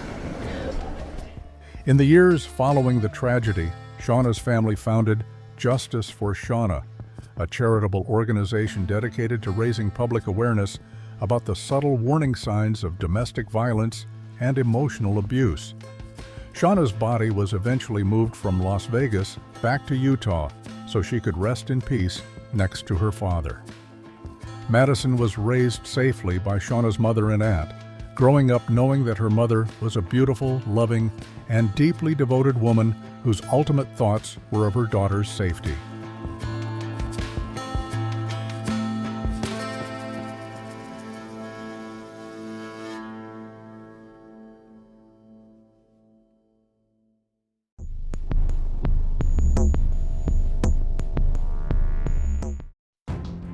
On November 20th, 2012, a 911 call pierced the morning silence in Bentonville, Arkansas. Bentonville 911, what's the address of the emergency? It's 608 Southeast 8th Street. A mother's voice, trembling with a fear no parent should ever know, reported that her 6-year-old daughter was missing from her bed. Police responded within minutes, hoping for a runaway, praying for a misunderstanding. But hours later, their search ended at an abandoned house just 2 doors away. The neighborhood here really shook up about this. Well, the girl's body was found inside an abandoned house behind me. We do have several residents of interest on Southeast 8th Street, as seen behind us here. There, in the shadows of a vacant room, they found her. 6-year-old Jersey Bridgeman. How could this happen in a neighborhood where everyone knows your name? How could a child who had already survived a house of horrors be stolen from the one place she was finally supposed to be safe? Today, we investigate an unimaginable crime that shattered the heart of the natural state. A story of systemic failure, a mother's love, and a predator who didn't hide in the woods, but lived right next door. This is the betrayal of Jersey Bridgeman. Bentonville, Arkansas, is a place where the American heartland feels most alive. It is a city defined by its contradictions, a small-town atmosphere housing some of the world's most powerful corporate headquarters. To the casual observer, it is the pinnacle of safety. The Ozark Mountains roll in the distance, providing a backdrop of ancient, rugged beauty. The air is clean, the rivers like the buffalo and the white wind through the limestone bluffs. And the people carry a sense of southern hospitality that feels genuine and unshakable. This is the natural state, a place where the landscape is meant to be the only thing that is wild. In a neighborhood like Southeast A Street, the houses are modest and well-kept. They are the kind of homes where people start families, where neighbors share lawnmowers, and where the sound of children playing is the soundtrack of the afternoon. But trust is a fragile thing. It is the invisible glue that allows a community to function. We trust that our walls will hold. We trust that our locks will stay firm. And most importantly, we trust the people who live next door. For Jersey Bridgeman, trust was a concept she had to learn through the fog of trauma. By the age of 6, Jersey had already experienced more hardship than most people face in a lifetime. She was a child who had been forged in the fires of early neglect, yet she emerged with a spirit that everyone described as radiant.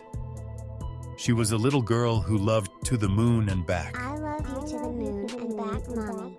A phrase that would eventually transition from a sweet nightly ritual to a heartbreaking epitaph. To truly grasp the tragedy that unfolded in 2012, one must first look back at the shadow that preceded it. A year before her disappearance, Jersey Bridgeman was already a name known to local authorities, but for a very different reason. In 2011, while living in the neighboring city of Rogers, Jersey was the victim of a crime that sickened the state. She lived with her father, David Bridgeman, and her stepmother, Jana. Behind the closed doors of their home, a systematic campaign of abuse was being carried out. David and Jana claimed they were disciplining Jersey. They claimed she would wander at night or sneak food from the kitchen. Their solution was not guidance or love. It was physical restraint. Using improvised belts, chains, and zip ties, they would lash 5-year-old Jersey to her bed frame every night. She was kept in a state of forced immobility, a growing child pinned to a mattress like an object. The abuse only came to light because Jersey possessed a strength far beyond her years. She spoke up. When the police raided the home, they found the evidence of the restraints. David and Jana didn't show the remorse of people caught in a terrible mistake. They showed the cold indifference of people who viewed their daughter as a nuisance to be managed. David was sentenced to 18 years, Jana to 12. The community breathed a sigh of relief. The monsters were behind bars. Jersey was finally placed in the permanent custody of her biological mother, Desiree. It was supposed to be the end of her suffering.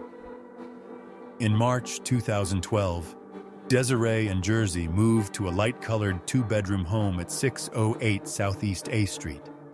This move was meant to be the Great Reset.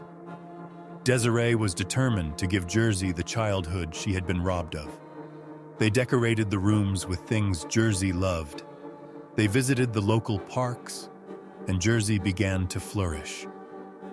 She enrolled in kindergarten at Sugar Creek Elementary, where her teachers quickly fell in love with her bright smile and her protective nature toward her younger sister, Leah. The street was a quintessential slice of Bentonville.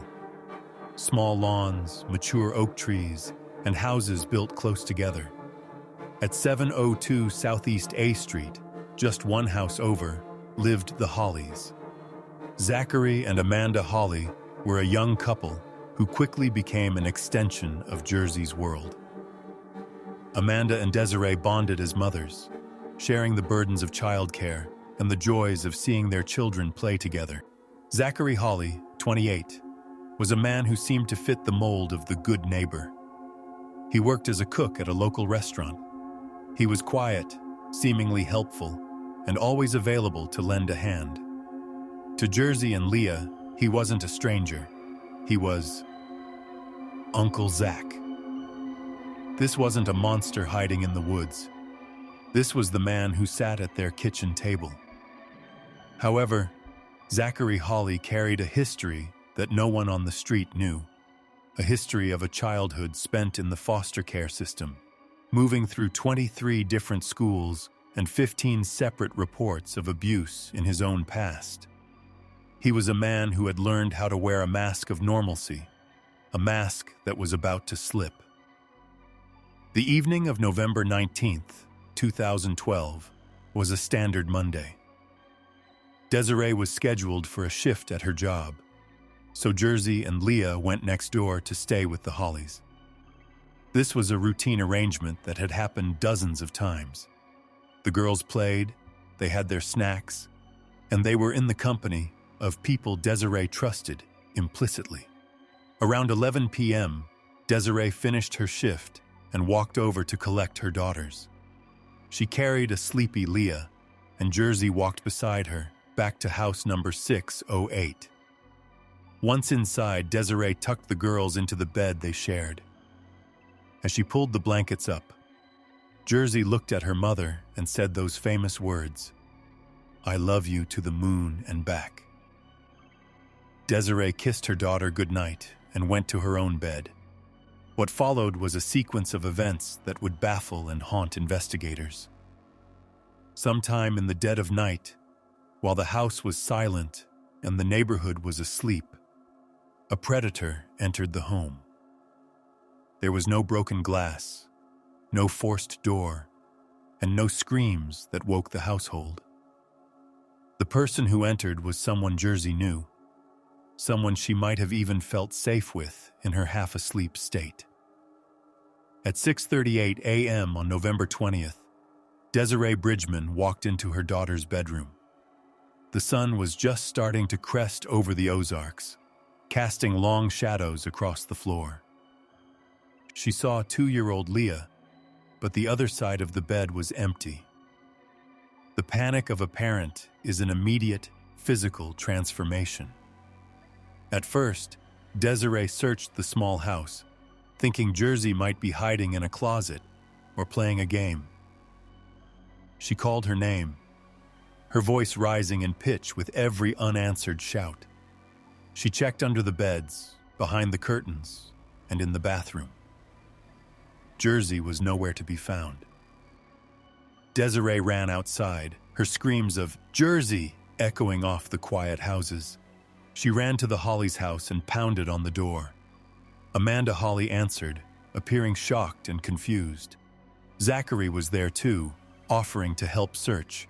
At 6:43 a.m., the 911 call was placed. Bentonville 911, what's the address of the emergency? It's 608 Southeast 8th Street. The dispatcher heard a mother in total emotional collapse. Within minutes, the Bentonville Police Department had established a perimeter. They brought in K-9 units, the FBI, and specialized child abduction teams. The search for Jersey Bridgeman had become the most urgent mission in the state.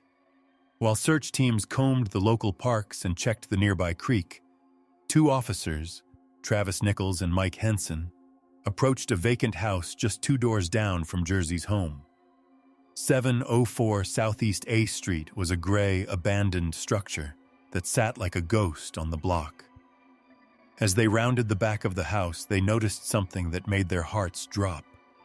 The back door was standing open. They drew their weapons and entered the silent, dusty interior. In a back bedroom, they found the shape on the floor. It was Jersey. The scene was so devastating that even veteran officers had to look away. Jersey had been sexually assaulted and suffocated. The natural state had failed her. The neighborhood that was supposed to be her sanctuary had become her tomb.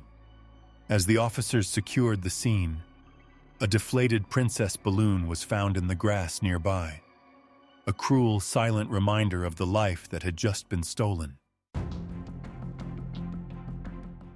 The neighborhood here really shook up about this. Well, the girl's body was found inside an abandoned house behind me. The house, it's difficult to see with the light, but it's behind these series of trees here. And police have been here all night. They're still here this morning. The chief here in Bentonville is calling this a homicide, and the work to find the person or persons responsible for this crime. This investigation has been assisted by the Rogers Police Department, the Benton County Sheriff's Office, as well as numerous other local law enforcement agencies that comprise the Benton County Child Abduction Response Team. And the Arkansas State Crime Lab was instrumental in the timely development of this case and this arrest.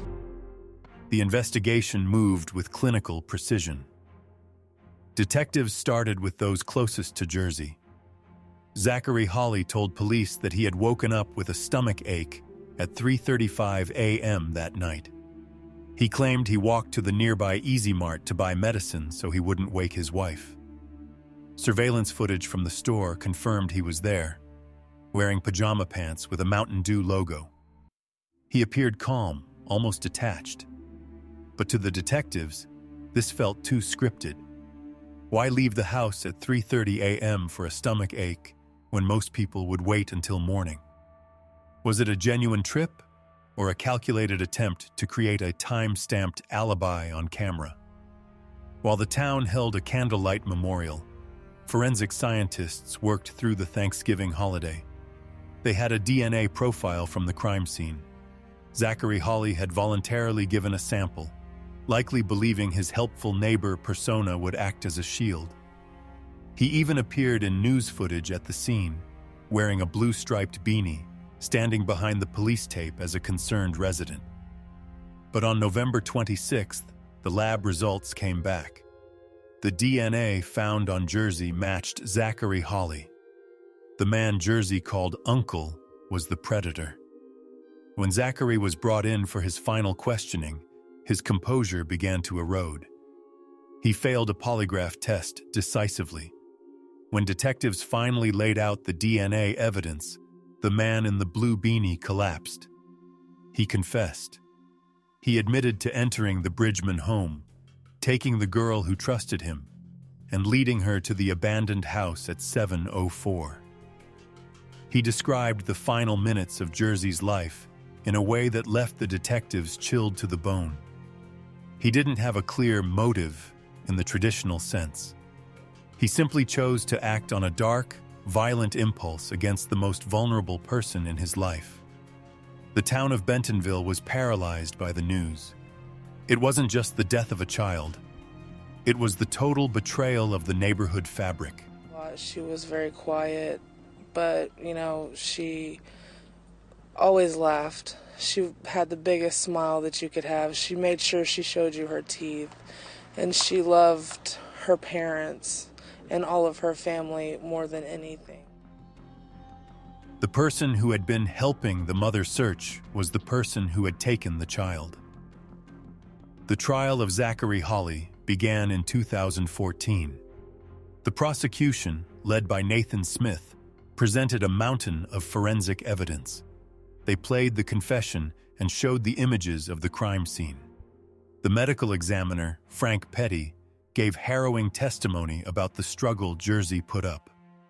He described the instinctive ways she tried to save herself, details that forced many in the courtroom to leave the room in tears. The defense team focused on Hawley's own past. They argued that he was a victim of a broken foster care system, a man whose brain had been rewired by a lifetime of 23 schools and 15 reports of abuse. They tried to shift the focus to a society that had failed to protect Zachary when he was a boy. However, the jury was focused on the girl who had survived her father's restraints, only to meet a killer in her own neighborhood. The jury returned a verdict of guilty on all counts: capital murder, kidnapping, and residential burglary. While the prosecution sought the death penalty, the jury ultimately settled on life without the possibility of parole. Zachary Hawley was sent to the Varner Supermax unit, Today, Jersey Bridgeman is remembered through the color purple, her favorite color. After her death, the town was covered in purple ribbons as a promise to never let another child fall through the cracks. Her mother, Desiree, continues to honor her, reminding the world that Jersey was more than a headline. She was a sister, a daughter, and a girl who loved to the moon and back. It has been pretty much an ongoing funeral. You know, we finally get we no longer have to remember a bad day. We get to remember, you know, our baby. We get to remember the good times, no longer have to focus on the nightmare. Her story remains a haunting reminder that monsters don't always hide in the dark. Sometimes they live right next door. Rest in peace, Jersey. The moon and back was never far enough to keep you safe from the world's shadows.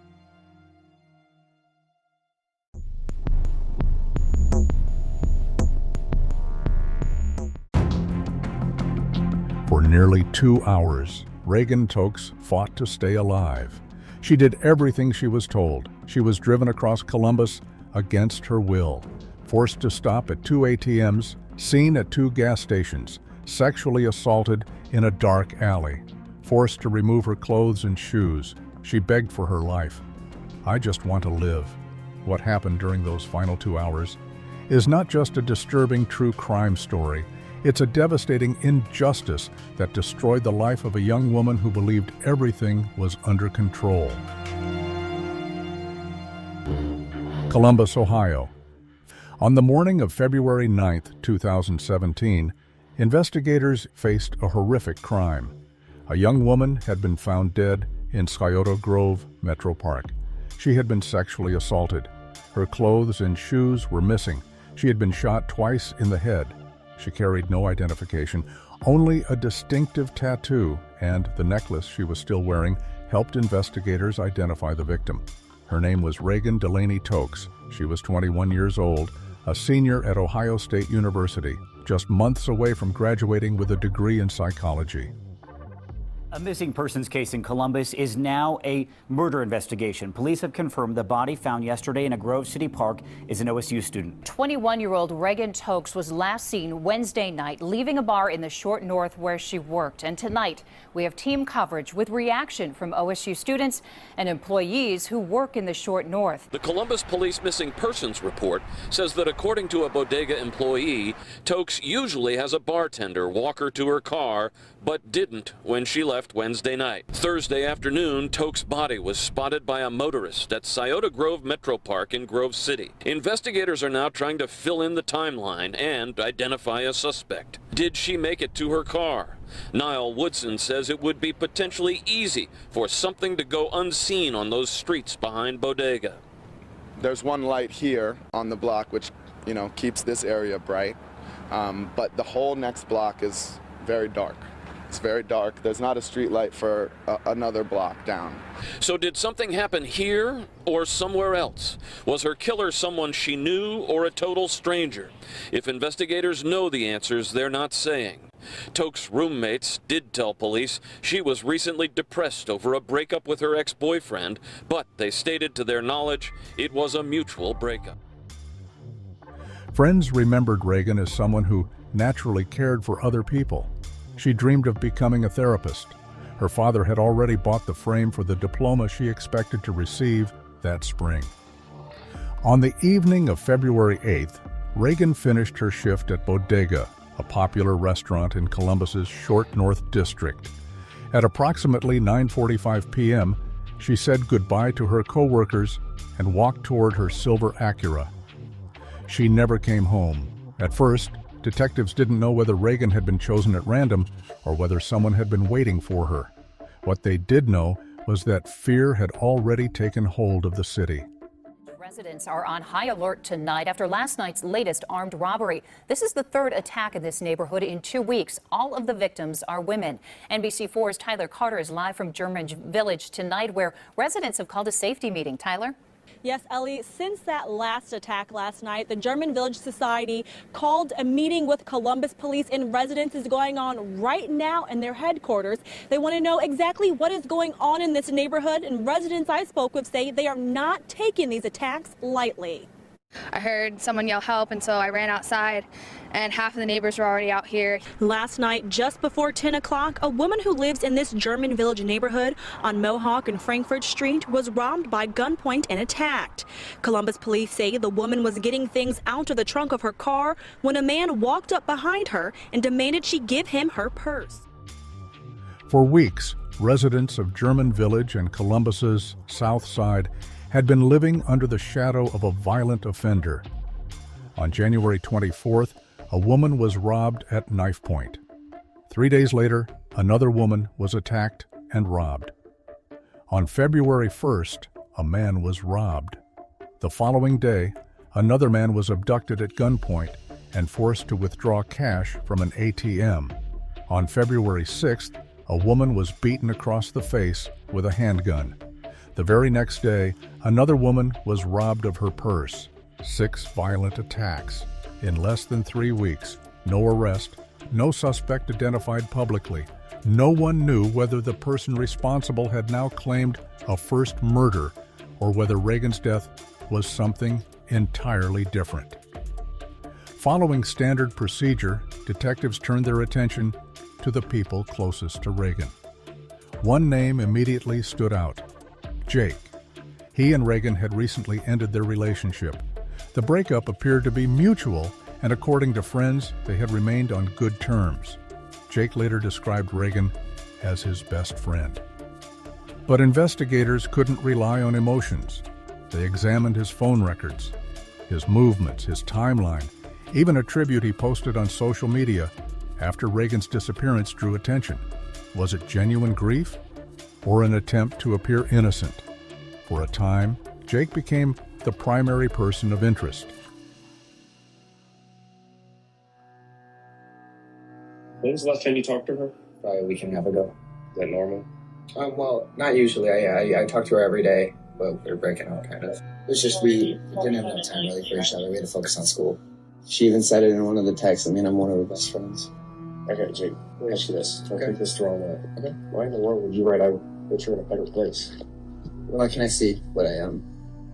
I was talking to her like she, I don't know, like she's in heaven. You just don't hear very often better place when somebody was living a good life. Well, no, I know, but if I were to go today, I would know that I would go somewhere better. That's just what I believe, so. You said you posted on Instagram? Yes, sir. While detectives continued questioning Jake, another team was searching for Reagan's missing Acura. Then investigators caught a break. This was a moment when technology helped investigators solve the crime. Its front license plate was automatically captured by an automatic license plate reader. The scan recorded the car's location and stored it in a searchable database. When detectives checked that database, it led them straight to Reagan's abandoned Acura. What they found inside would transform the investigation. It had been located on a residential street in southeast Columbus. At first glance, the car looked abandoned, but inside, it told a different story. Investigators immediately noticed a strong smell of gasoline. Burn marks showed that someone had tried to set the car on fire. An empty gas can was also recovered from the trunk of the vehicle. The attempt failed. Instead of destroying the evidence, the killer left behind something even more valuable. Cigarette evidence recovered from the vehicle was submitted for DNA analysis at the Ohio Bureau of Criminal Investigation. The results would identify the man detectives had been searching for. Investigators reconstructed Reagan's final hours using surveillance footage, ATM transaction records, and digital evidence. At 9:45 p.m., Reagan left Bodega after finishing her shift. She was only a few steps away from her car. Unknown to Reagan, Brian Goldsby had already spent nearly an hour walking the streets around Bodega, searching for a victim. When Reagan walked out of the restaurant, he made his choice. 17 minutes later, her Acura stopped at a Chase Bank ATM. The first attempt to withdraw $500 was declined. The surveillance video showed nothing that immediately stood out. Reagan wasn't screaming. She wasn't trying to run. To anyone watching, it looked like two people using an ATM. Investigators would later conclude that Goldsby had kept her under constant threat with a handgun, the same method he had used years earlier during another kidnapping. At 10:14 p.m., the car appeared at a second ATM. Another failed withdrawal, yet Goldsby still didn't let Reagan go. Money was no longer the only reason she remained in that car. At 10:18 p.m., Goldsby turned into a dark alley. For the next 12 minutes, the car disappeared from public view. No surveillance cameras, no witnesses, no passing traffic, only silence. No one knows exactly what happened in that alley. Those 12 minutes would remain the only part of that night that no camera ever captured.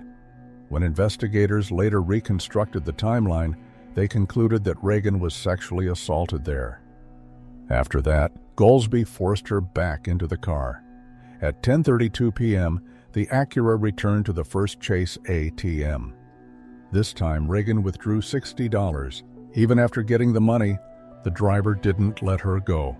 At 11:12 p.m., the Acura stopped at a Sunoco gas station. At 11:41 p.m., security cameras recorded it again at a Turkey Hill gas station. Customers came and went. Cars pulled up to the pumps. People paid for fuel, bought drinks, and drove away. No one realized that inside the silver Acura, a 21-year-old woman was still fighting to stay alive. Those would become the last confirmed images of Reagan alive. Sometime after midnight, the car traveled toward Scioto Grove Metro Park.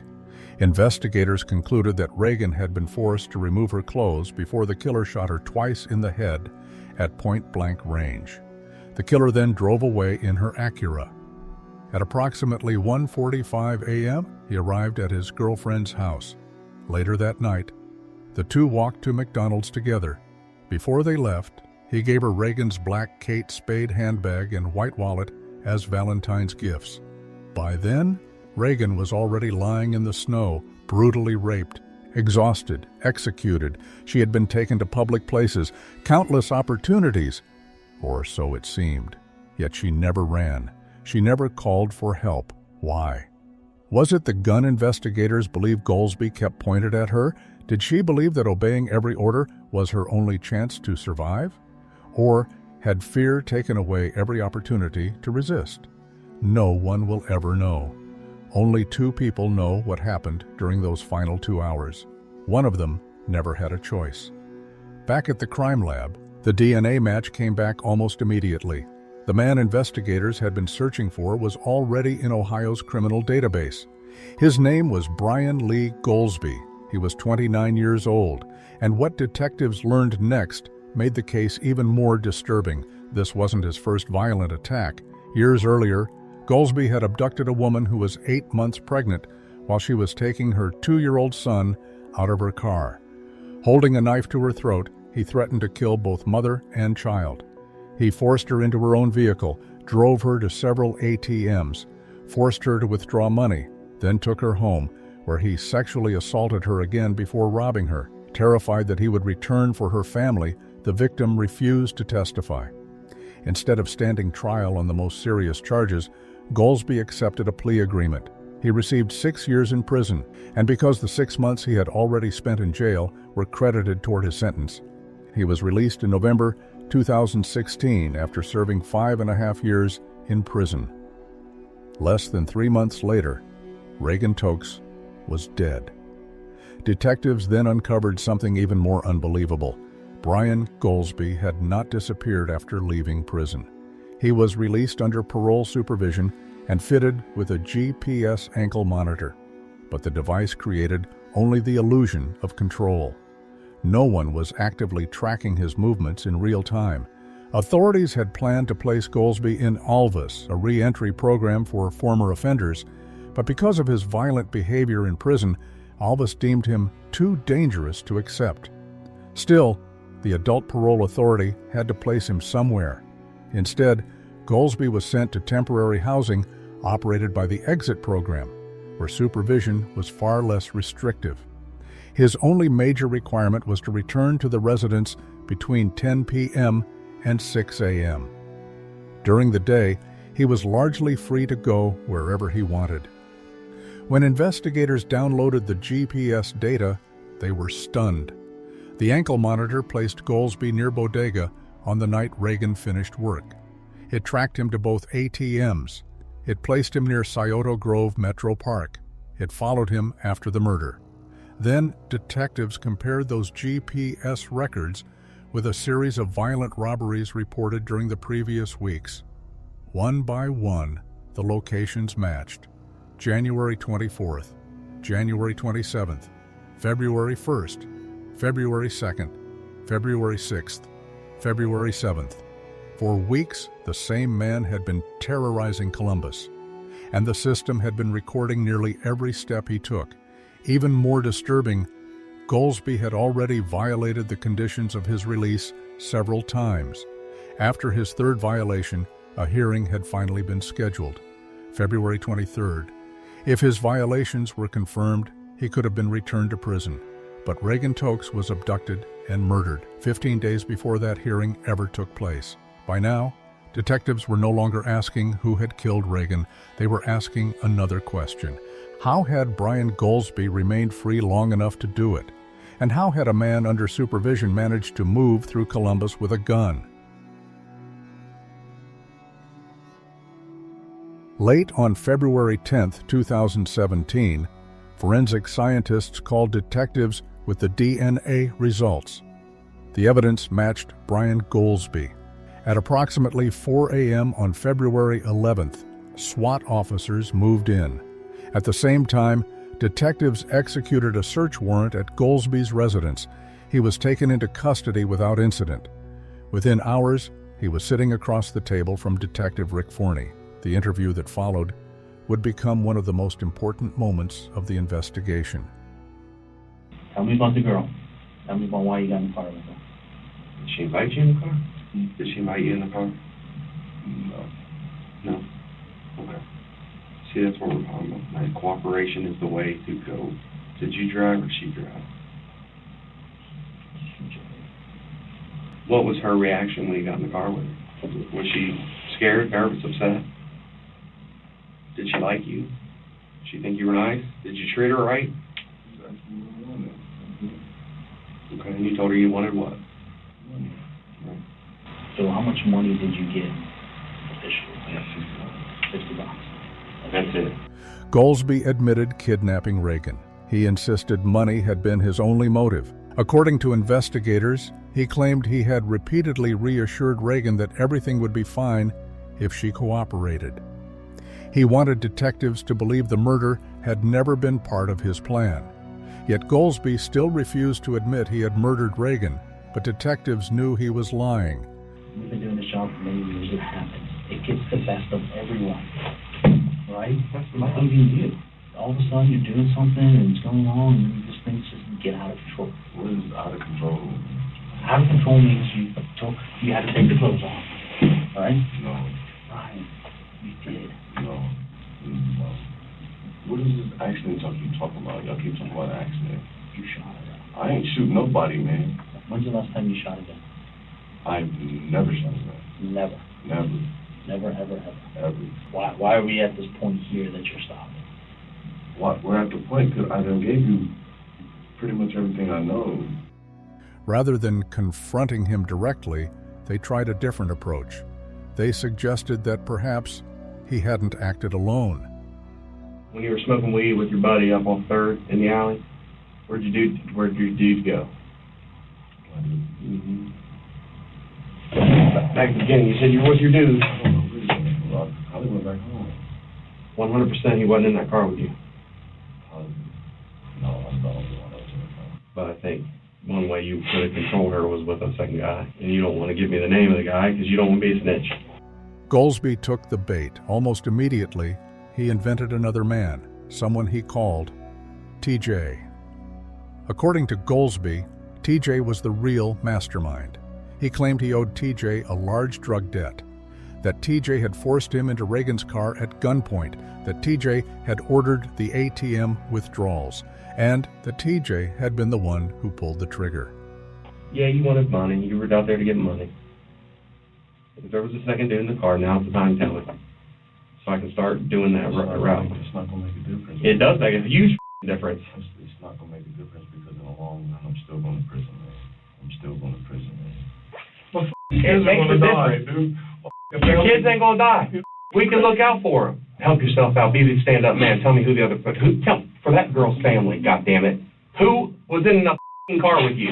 If I didn't bring money back for him, he used to know me. I used to go to school. Mm-hmm. He was going to kill me. So did he tell you to go out and get a girl? Huh? Whose idea was it to go get the girl? It wasn't to specifically get a specific person. It was to get money. Yes. How much money did he expect? He told me he needed about $2,000, $3,000 tonight, or he's going to go get my family. So. Okay. What's he go by? What name does he go by? TJ. TJ? Is he black guy? Tall, skinny, fat, round? He ain't fat. He's like, he's about 5'11", 6 foot, roughly like 210, 220 at the most. The man accused of the rape and murder of OSU student Reagan Tokes pleaded not guilty. The state, as a defense, has this opportunity to tell you what we're going to prove. We expect to prove each and every one of those counts in the indictment and the specifications, and expect to prove them beyond a reasonable doubt. And expect also, in closing argument, to submit to you we have proven it beyond that standard. Prosecutors argued that Goldsby murdered Reagan to eliminate the only witness who could identify him. The defense asked jurors to look beyond the crime itself. They argued that years of abuse, neglect, and psychological damage had shaped Brian Goldsby long before Reagan Tokes crossed his path. They claimed he had acted in panic, not with premeditation. The jury rejected that argument.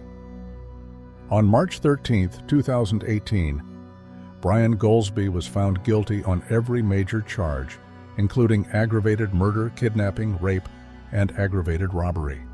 The date carried a heartbreaking coincidence.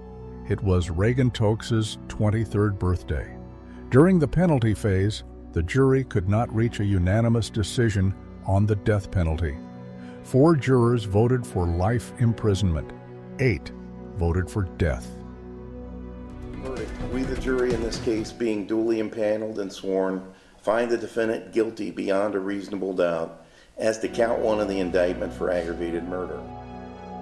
On March 21, 2018, Judge Mark Serrett formally sentenced Brian Goldsby to life in prison without the possibility of parole. Before announcing the sentence, the judge addressed Goldsby directly. He acknowledged the difficult circumstances of Goldsby's upbringing, but reminded him that Reagan Tokes had done nothing to deserve what happened to her. The judge said that while Goldsby's life had been spared because of the circumstances surrounding his own past, Reagan had been given no such mercy. She had done nothing wrong, yet she had lost everything. After receiving his sentence for Reagan's murder, Goldsby also pleaded guilty to 6 armed robberies he had committed in the weeks leading up to the attack. Today, he remains incarcerated at the Ohio State Penitentiary, a maximum security prison in Youngstown, Ohio. For Reagan's family, the verdict brought justice, but not peace. Throughout the investigation, one question refused to disappear. Why had a violent repeat offender remained free long enough to kill again? The public wanted answers. So did lawmakers. The tragedy led to sweeping changes in Ohio's parole system. In 2019, Governor John Kasich signed the Reagan Tokes Act into law. The legislation introduced indefinite prison sentences for many serious violent felonies committed after its effective date. Its goal was simple: to keep dangerous repeat offenders from being released before they could safely return to society. No law could bring Reagan back. No sentence could undo what happened during those final 2 hours. But her name became something more than the title of a criminal case. It became a reminder that public safety depends not only on catching violent offenders, but on recognizing the danger before another family is forced to bury someone they love. Reagan Tokes wanted to spend her life helping other people. She never had that chance. Instead, her name became part of a law designed to protect others from suffering the same fate. That became her legacy.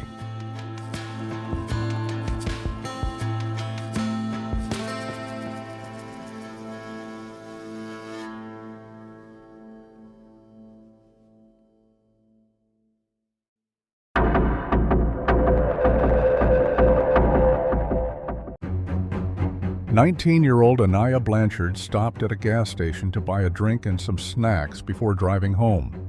1 month later, her remains were found in a remote wooded area.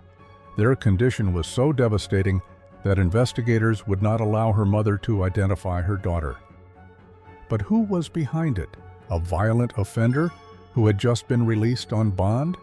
A random customer who noticed her inside the gas station?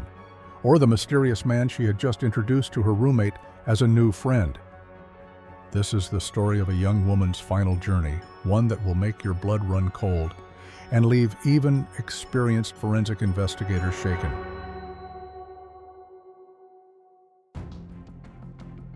"19-year-old Aniah Blanchard grew up in Homewood, Alabama, surrounded by a large blended family who absolutely adored her. Born to Elijah Sr. and Angela, Aniah shared an exceptionally close bond with her brother, Elijah Jr., just 7 months older than her. Growing up, the two were inseparable, best friends who navigated life side by side.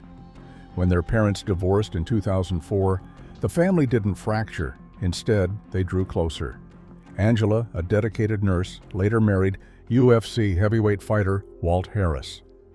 Elijah Sr. also remarried, wedding Yoshiba, a probate judge in Jefferson County. It was a unique, remarkably harmonious dynamic where everyone got along, and holidays and birthdays were shared without tension or rivalry between households.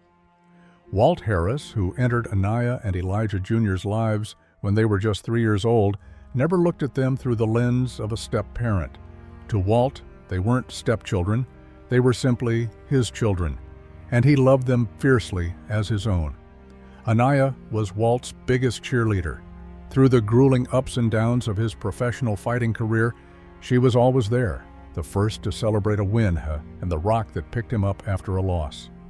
That was Aniah's nature down to a T, deeply nurturing, inherently protective, always looking out for the people she loved. Because her mother worked long, exhausting hours as a nurse, Aniah naturally stepped into a caretaking role as she got older, eagerly helping raise her 2 younger siblings. She was also vibrant and athletic, showing promise in softball and cheerleading during her school years, and eventually settled on a path that perfectly matched her heart: teaching. By late 2019, Aniah was living in Auburn, Alabama, attending Southern Union State Community College, studying early childhood education. Her brother, Elijah Jr., was just minutes away at Auburn University, meaning the inseparable pair still saw each other constantly. She moved into a local apartment with her roommate, Sarah, and adopted a puppy from a shelter, a blue-nosed pit bull mix she affectionately named Blue. College life, working, and the newfound independence of young adulthood brought its challenges. But Aniah was embracing every moment of it. She was happy, focused, and thriving. October 23, 2019, began as a long and somber day. Aniah and Elijah Jr. drove together from Hamilton back to Auburn after attending a funeral, a demanding 180-mile trip, and both siblings had to work early the following morning. About halfway through their journey, passing through Birmingham, they stopped briefly to catch up with Walt, who was there training for an upcoming fight. Sensing how late it was getting, Walt urged them to stay the night and rest. Aniah was clearly exhausted, but she smiled, hugged him tightly, and insisted she was fine to keep driving. She promised her dad she would be safe and set off into the night. Elijah Jr. and Aniah pulled back into Auburn around 11 p.m. She dropped her brother off at his apartment just 3 miles from her own, and he told her to call him as soon as she got inside and go straight to bed. Exhaustion had completely overtaken him. The moment he walked through his door, he fell into a deep, uninterrupted sleep. At 11:09 p.m., Aniah's roommate Sarah sent her a quick text. "Are you close to being home?" Aniah responded almost instantly, "Yeah?" Sarah and Aniah routinely shared their live locations with each other, a safety measure born out of Aniah's profound, almost hypervigilant fear of personal safety. 30 minutes passed with no sign of her. Growing curious, Sarah sent another message, this time on Snapchat. "Did you go out without me?" A minute later, a reply came from Aniah's account. "I'm smoking a blunt, LOL." Sarah was immediately struck by a wave of unease. The phrasing felt entirely wrong. Aniah simply didn't talk like that. Sarah pressed, "Who are you smoking with?" The response, "Eric, I just met him." Alarmed, Sarah asked, "Where?" There was no reply. It was now just before midnight. Sarah checked Aniah's location one last time. The signal placed her phone at a nearby apartment complex that primarily housed local college students. Assuming Aniah had run into an old acquaintance and gone on an impromptu night out, Sarah finally went to bed, pushing her worries aside. The next morning, that illusion shattered. Elijah Jr. woke to no missed calls from his sister. Sarah walked into Aniah's bedroom expecting to hear all about Eric, and instead found the room empty, the bed untouched, and Aniah's phone offline. When Sarah called Elijah Jr. and mentioned the stranger, his heart dropped. There was no universe in which Aniah would go out to meet a man alone at midnight without telling him. As Sarah drove frantically around Auburn searching for Aniah's car, her family made the call every parent dreads. 19-year-old Aniah Blanchard was officially reported missing. Walt and Angela immediately began the grueling 2-hour drive to Auburn. While investigators initially told the family there was no immediate evidence of foul play, those who knew Aniah knew better. Something terrible had happened. 48 hours into the disappearance came the first major break, bringing chilling confirmation of the family's worst fears. Aniah's black Honda SUV was located parked at the Park Place Apartments in Montgomery, roughly 55 miles from her home in Auburn. The vehicle was badly scratched and heavily dented, but it was the interior that sent shockwaves through the department. Forensic investigators discovered an alarming, significant volume of blood. Law enforcement immediately mobilized a massive search effort spanning the 60-mile corridor between Auburn and Montgomery, with search dogs, helicopters, and dive teams combing rivers and wooded areas along the route. Back in Homewood, the community rallied. Vigils were held, blue ribbons tied to mailboxes, hundreds praying for her safe return. Aniah's hometown of Homewood has not stopped in their efforts to raise awareness for Aniah. The senior pastor here at Trinity United Methodist says Aniah's mother and stepfather are in need of prayers right now as their strength is being challenged. The reward for information climbed past $100,000, bolstered heavily by donations from the global UFC community, including UFC President Dana White. Tonight, the search is intensifying for 19-year-old Aniah Blanchard. This surveillance video shows the last time she was seen, more than a week ago, late at night, inside this Auburn convenience store. Police found her car 2 days later, damaged and parked in an apartment complex in Montgomery. There's about 50 miles between Auburn and Montgomery, and so we're looking at that area specifically as the critical area where something took place. Police say evidence inside her car points to foul play. I love her so much, and I want her back so bad, and so I'm going to hold out hope. Aniah's father says, watching the surveillance video, something about his daughter seemed off. It was almost like somebody told her to do something. What was so unusual about her body language? She was she looked kind of distant.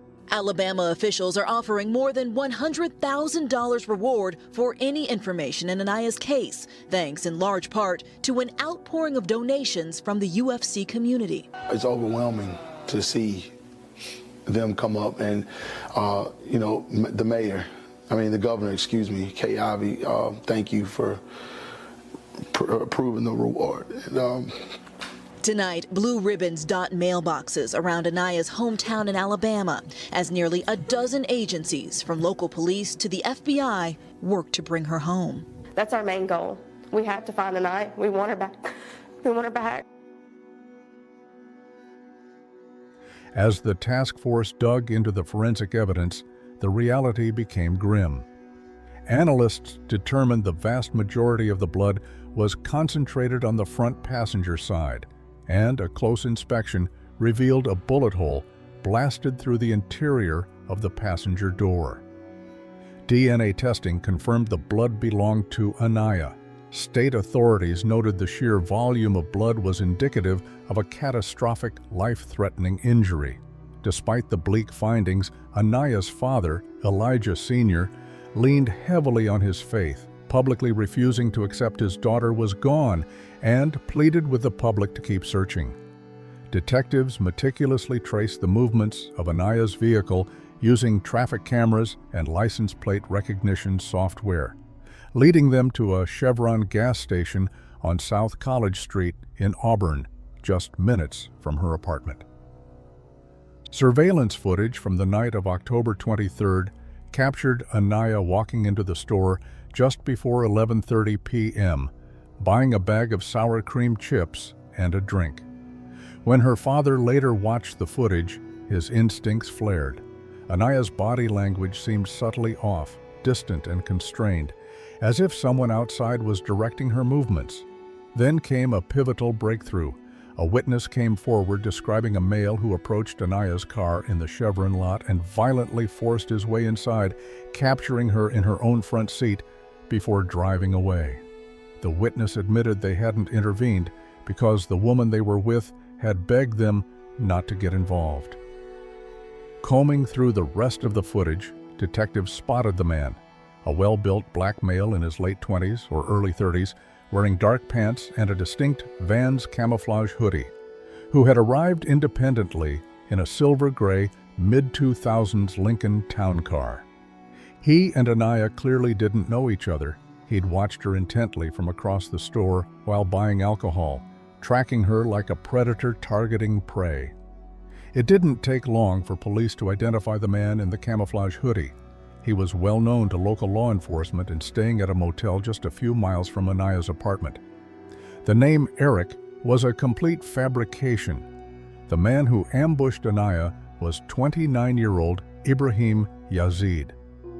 We begin tonight with breaking news in the search for 19-year-old Aniah Blanchard. The 19-year-old Alabama college student missing now for more than 2 weeks. He should be considered dangerous and would be potentially armed. There's currently a manhunt going on right now to track him down. Police tell us there's a warrant out for the arrest of 30-year-old Ibrahim Yazid of Montgomery. The charge, first-degree kidnapping. According to investigators, Yazid was at the same convenience store where Aniah Blanchard was last seen on October 23rd. These are surveillance videos from a Chevron on South College Street in Auburn. Police shared that with us yesterday. They tell us they believe Ibrahim Yazid took Aniah against her will. You may recall her car was found at a Montgomery apartment complex on October 25th. That is 2 days after Aniah was last seen. There was damage on the front right passenger side of the car. Police say evidence inside Aniah's vehicle gave them reason to believe that Aniah may have been a victim of foul play. Yazid is currently out on bond for charges of kidnapping and attempted murder from a previous case in another jurisdiction.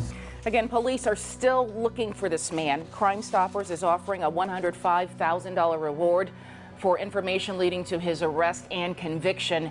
Anyone who sees him is asked to call 911.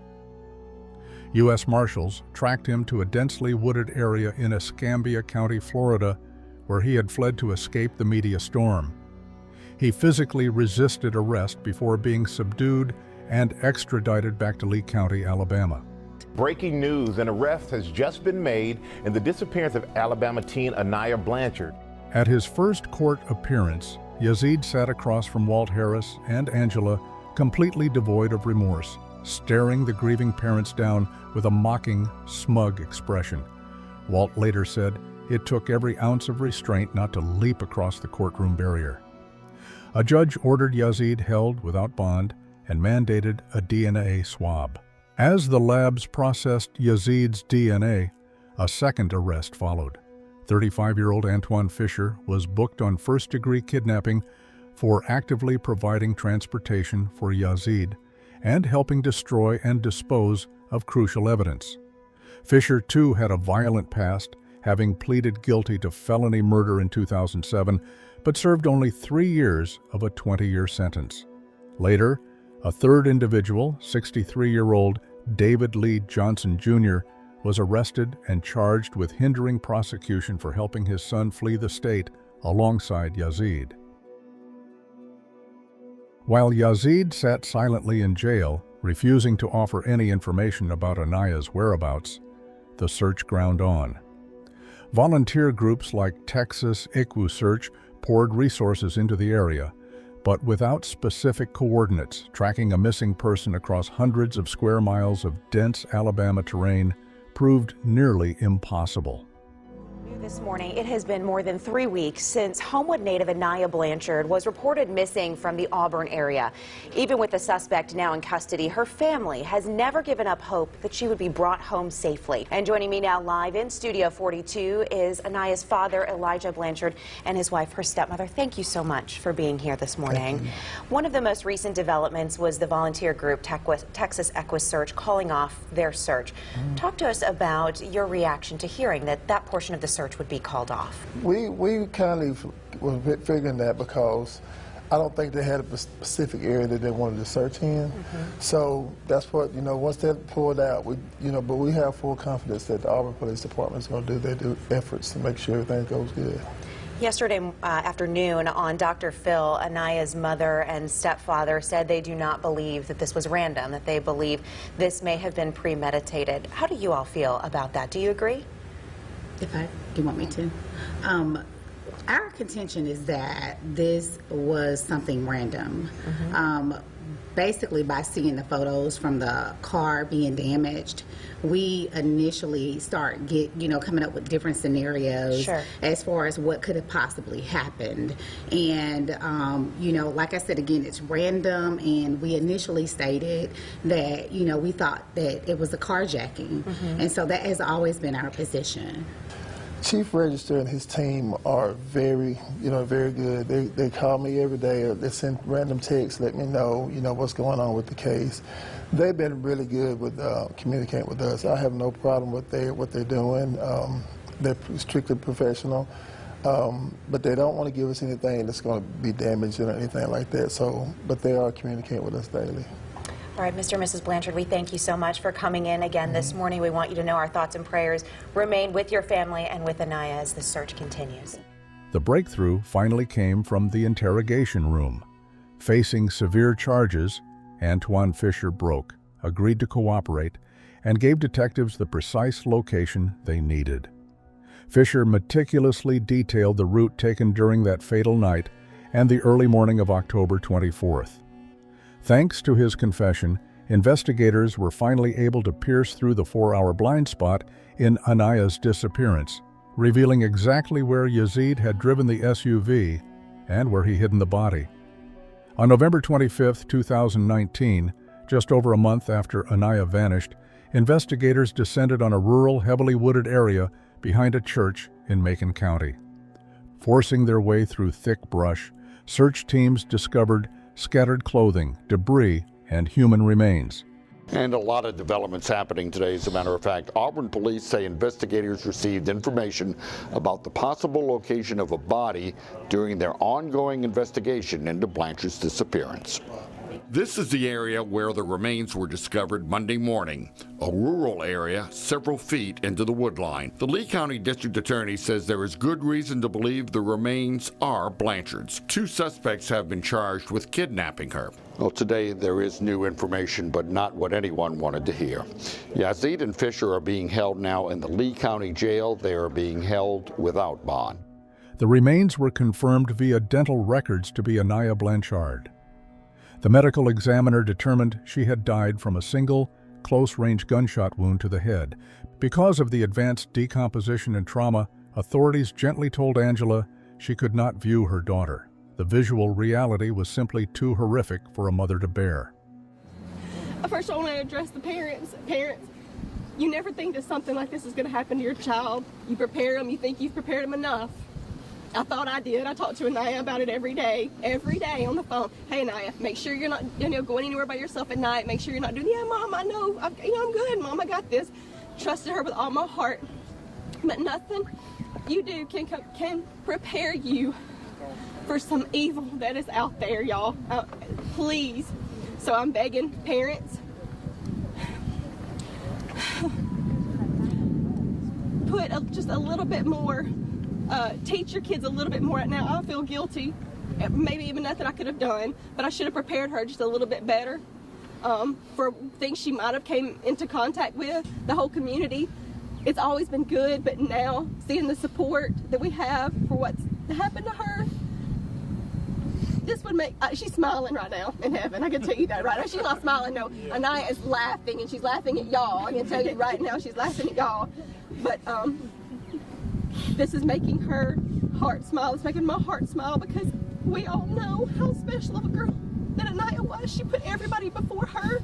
She wanted everybody to have fun and laugh, and it was always, if y'all were having a good time, she was going to make sure you were having a good time, because life was good for her, and she was a happy, happy, happy girl, and that's just the bottom line. Like, forensic analysts processing the SUV found a complex mixture of DNA on the steering wheel, gear shift, and a vape cartridge in the cup holder. While the primary profile belonged to Aniah, the secondary male profiles were degraded, likely because the suspect had wiped down the interior. Investigators noted a powerful scent of chemical sanitizer on the door handles when the car was first recovered. Still, prosecutors had more than enough. In early December, Yazid's charges were officially upgraded to 2 counts of capital murder: murder during a kidnapping and murder during a robbery. Authorities made clear that despite the secondary arrests, Yazid alone was responsible for the abduction and killing, and the state would seek the death penalty. Yazid pleaded not guilty, smirking at the gallery and shouting at the judge until his own defense attorneys forced him to be quiet. Before the year concluded, charges against Fisher and Johnson were formally dismissed. Jurists determined Fisher's conduct, while abhorrent, amounted to accessory after the fact rather than kidnapping. In exchange, Fisher provided critical testimony. On the night of October 23rd, Yazid arrived at his residence driving Aniah's SUV, had Fisher follow him to Montgomery to abandon it, then had Fisher drive him to the rural church property in Macon County. From the truck, Fisher watched Yazid drag a heavy object wrapped in a comforter from the vehicle, 2 human legs visible sticking out of the fabric. Back in the truck, Yazid casually admitted he had shot a girl after she fiercely went for his gun inside the car. Preliminary hearings set for spring 2020 were derailed by the COVID-19 pandemic, stranding Aniah's family in years of suspended grief while the legal process stalled. Even in custody, Yazid's propensity for violence didn't cease. He was hit with additional charges after biting a corrections officer during a jail transfer. Finally, in March 2026, nearly 7 years after Aniah was stolen from her family, Yazid's capital murder trial began in Lee County. The defense leaned on the lack of a pristine forensic match, arguing the DNA on the steering wheel and gear shift was statistically insufficient, and that the state's case was purely circumstantial, unable to definitively prove Yazid had ever been inside the Honda. the prosecution countered with an overwhelming mountain of evidence. Gas station surveillance loops, cellular tower data tracking Yazid's phone, moving in perfect symmetry with Aniah's vehicle from Auburn to Montgomery, and Fisher's explicit testimony. To back up these claims, the prosecution began reconstructing the very first hour of the crime, minute by minute, using the surveillance loops from the Chevron station. For the first time, prosecutors visually demonstrated to the jury the exact chilling moment the paths of Aniah and her predator crossed. They also dismantled the theory that Aniah had met Eric through a dating app. Cellular and internet records proved zero connection between the two. It was a completely random crime of opportunity. Yazid had simply spotted a young woman alone at a gas station late at night and targeted her. Next, the state reconstructed the critical minutes following the abduction. They proved to the court that Yazid had taken absolute control of the young woman's phone, staging a distraction to mislead her roommate and buy himself hours of valuable time to escape. Prosecutors further showed Yazid had taken control of Aniah's phone after the abduction, typing the fabricated "smoking a blunt" texts to Sarah to buy himself time. Because a brief, unrecorded blind spot in the gas station's cameras meant prosecutors couldn't visually prove how Yazid got into the car, they argued that even if entry had come through deception, the blood soaked into the passenger seat and the bullet hole in the doorframe legally established an absolute lack of consent. Proof Aniah had fought like hell, refusing to submit, and struggled to wrest the gun away before she was killed, matching Yazid's own confession to Fisher. The final devastating blow to the defense came from the forensic reconstruction of the SUV and the recovery site. Despite Yazid's desperate attempts to erase his tracks with chemical cleaners, the forensic trail painted an undeniable picture of Aniah's final, courageous struggle. The state called more than 40 witnesses over 6 days, painting a picture of an unmitigated predator who had stalked a stranger for no reason beyond opportunity. Deliberations yesterday. He was facing 2 counts of capital murder, but today the jury decided to go with lesser charges. The defense, recognizing the weight of the evidence, rested without calling a single witness.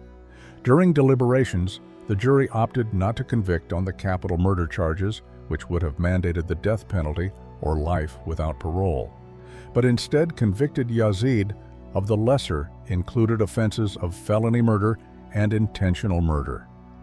That distinction took the death penalty off the table. In May 2026, the judge nonetheless sentenced Yazid to 2 consecutive life sentences, the maximum allowable under those convictions, ensuring, prosecutors said, that he would spend the rest of his life behind bars. Outside the courthouse, Angela told reporters, "My daughter fought a very violent criminal. She fought hard, and she got him off the streets so he could never hurt anybody again, and that feels good." Elijah Sr. added, "My daughter's name speaks now. Her name was able to get a conviction. It was important to look him in the eyes and let him know he didn't win." Aniah's death was entirely preventable, and that reality sparked outrage across Alabama. The investigation exposed a deep flaw in the state constitution. It guaranteed the right to bail to virtually every defendant, regardless of history, unless charged with capital murder. In response, Aniah's family and state lawmakers authored Aniah's Law, a sweeping overhaul of Alabama's bail system, granting judges constitutional authority to deny bail to defendants who pose a serious threat to public safety. The bill passed the legislature with overwhelming, unanimous support and, placed on the statewide ballot as a constitutional amendment in November 2022, passed with an 80% approval rating. Under Aniah's Law, judges can now deny bail to individuals charged with 12 severe, violent crimes, including first-degree kidnapping, murder, attempted murder, rape, robbery, sexual assault, domestic violence, and aggravated child abuse, marking one of the most significant changes to the state's criminal justice system in modern history.